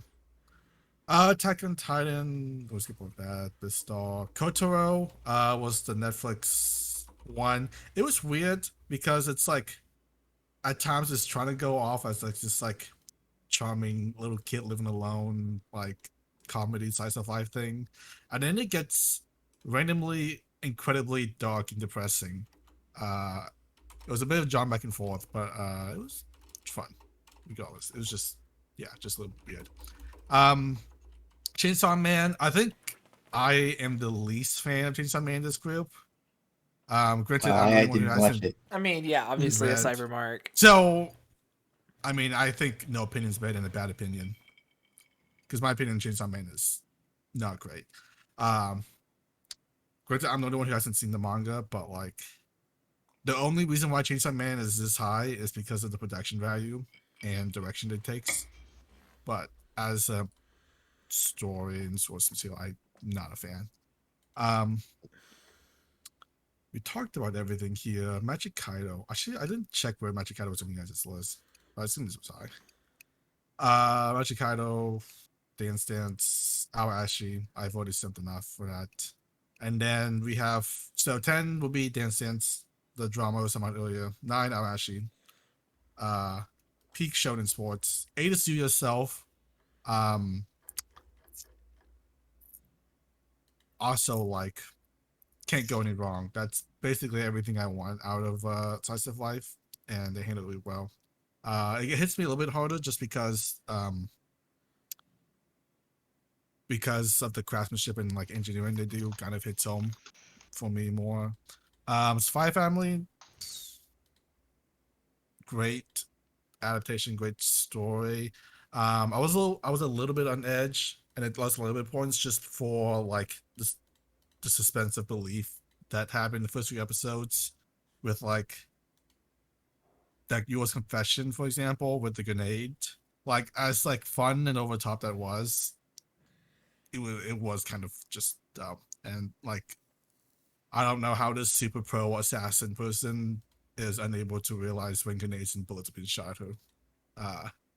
It just pushes the craziness a bit too far while like trying to kind of maintain this like semi down to earth show. Cyberpunk, I have to applaud it just for the sheer fact after like playing through and going through the Cyberpunk game, how they managed to turn this like god the best awful advertising story. campaign of all time. Mm-hmm. I mean, I was always going to play it because like I'm a big like open RPG like Fallout, Skyrim, Witcher 3 kind of person, and the Cyberpunk aesthetic was up my eye too. So I was always going to play it, but like being able to compare the two now and realize like what they had to work with, they really like took the bottom of the barrel scraps and turned it into something phenomenal. So I mean, Cyberpunk's a great TTT like tabletop RPG. The game is just mid, you know. So yeah, I mean, I the do world want to itself play is it really though, interesting. just from the anime. it's God damn it! It's gotten a lot works. better. It's gotten It a lot works as a better fucking since the release, advertisement, at least. So I mean, It's definitely playable at this point. But Yeah. Juan, I want you to play the game and realize just how much like similarity came from the anime from the game. Yeah, but like it's inspiration. That's what it is. Yeah, but there's no way I can call this an original with how much influence they take from it. Like one from one, the scenes, powers, weapons, literally everything that's other than the character, the story is like taken from the game. Do they have the Sandevistian or whatever it's called? The what? The David's like super fast speed thing. Yeah, Yeah. yeah, That's Okay. one Santa power Vistans is you are get in the yeah, game. it's in the the game. super slow mo thing. Yeah. Yeah. Okay. Yeah. So you like know, that, that literally tracks. everything is ripped from the game except for like the character of the story, which was the worst part of the game. So good for Trigger for like giving it that. Hell yeah. Mob Psycho, I think it's phenomenal. I'm obviously not as big of a fan as like Juan and Logan, but I was stand by that it had some of the coolest, most creative like standalone episodes this season, and I love that. And the payoff at the end was also great. It just didn't flow between each like arc from each of the which is why I lost a little bit of points. Takagi is like 95% personal bias, so I'll just skip over that. Main Abyss, I think everyone said everything about that, and also we've talked extensively about Kaki and Bochi as well, and Main Abyss. So I'll just end it there. Tim, how much of Takagi-san is just Takahashi Rei? I don't know, 45%. Hey, There's there only you two go. characters, so like it's almost a half split. Minus some like random other character cameos. all right. 40% is a huh? large chunk just for like the voice acting. Like, how Yeah. much did I watch it because of Takagi Rei, or how much did she like appear in the show? No. I'm saying like, because you rate Takagi-san season 3 as number 4. Like, how much of that is because of Takahashi Rei? Oh, 25 to 30%. That's a decent chunk, but That's a decent chunk. I think you asked me how not much as she much as I thought. I appears. really thought it'd be like 45 to 50%. I will say that Takagi does like is a very slow grinding. The first season is like the same kind of bit back and forth, but they really pick up the romance. It's kind of like they pick up the romance in like a very smooth, casual way, like how like Kaguya-sama does, where the Right. payoff is really like worth it. That manga that I've seen, it's like them like grown up and They're like they have a grown up, kid. yeah. Is that like canon or is that like a spin-off? That's canon. It's a spin-off. That's a canon spin-off. It's a canon spin-off. Okay. And I don't keep up with Takagi-san the manga itself, but I keep up with You- that spin-off. Yeah, But it's I great. feel like that's the trend. I mean this with all the love of my heart. Please move on. I have to end this Yeah, no, VOD. I know. I think we're done. Like, I just wanted to ask. Hold on, about let me do a quick scan for any shot. well, I guess we got to show Tim's like bottom 40. I did We already. did Oh, you did? Okay, Yeah. okay. just wanted to check. S Sub Life at 45 is Polygon work. The CGI is a little bit shaky, but it's like a comedy, and the charm is from like how rough it is, and there's some really good gags in there as well. I enjoyed it. Anything else I wanted to shout out? Yeah. Ruby, I was like, Ruby still is like still lacking without Monty Ohm's like fighting sound there. You like even with like what Cito did it again? Shaft, baby. Shaft, yeah. Even the Shaft, which is known for like really good animation, you can still feel something missing. Used to be. I feel like they've gotten downhill in the past couple years. They just haven't mean, had as much stuff to work like on. you can shit on like how bad the Magia record was, but like the fight scenes. Yeah, Magia. We didn't like, talk about pop Magia off. Record season 3 at all, but I think it was easily the best of the 3 seasons. So I don't know. Like Shaft still has it for fights, but like even like the fights were bad. They're biding but, their like, time. I like the direction they took Ruby, where they try to like they improved the story, I believe. When Madoka season all 3 honesty. comes or season 2 comes out in 2025 or whatever, you'll be sorry. Oh fuck. It's happening. So, The Well Purchased movie's coming out eventually. Anyway. God, I cannot believe they announced it Tim, and then they haven't said anything I- since. Yeah, Mark. Tim, I have to say this I have to challenge you on this as a bitter and spiteful Fitokono Guild t-shirt wearer. Why is make your harem that high? Make you hear him? Because they actually Dude, do why some is that interesting- so high? That's like, I think that's like 4 on my list. Like I wait, let me forget. I think that's like a 4 on my list. But like, Make You Him at least does like interesting things with like the fantasy. The don't interesting think it thing does. being it's like gory No, like No. with I think The it does powers and and the extremely slave boring trade. things. I think it does extremely boring things with the fantasy. I Dab me up, I think it does brother. more Dab interesting me things up. to the guild with like the cow rocks. Like you guys The were cow not rocks sure are about cool. that, but it's love such a minor thing. I think you gave it way I too love much credit. them. I love the cow rocks. Basically, with Make Your Harem, it was we go adventuring, we get skills, we get level up, get skills, adventuring, and then you go back and have the sex scene. And the sex scene is the only thing you're really there to watch. I really did not like the sex scene actually. Okay, It we're, was we're really, devolving. like- Please, God, let me didn't- end. All Let right, me end yeah, this, yeah, please. Okay, Let's end this. okay.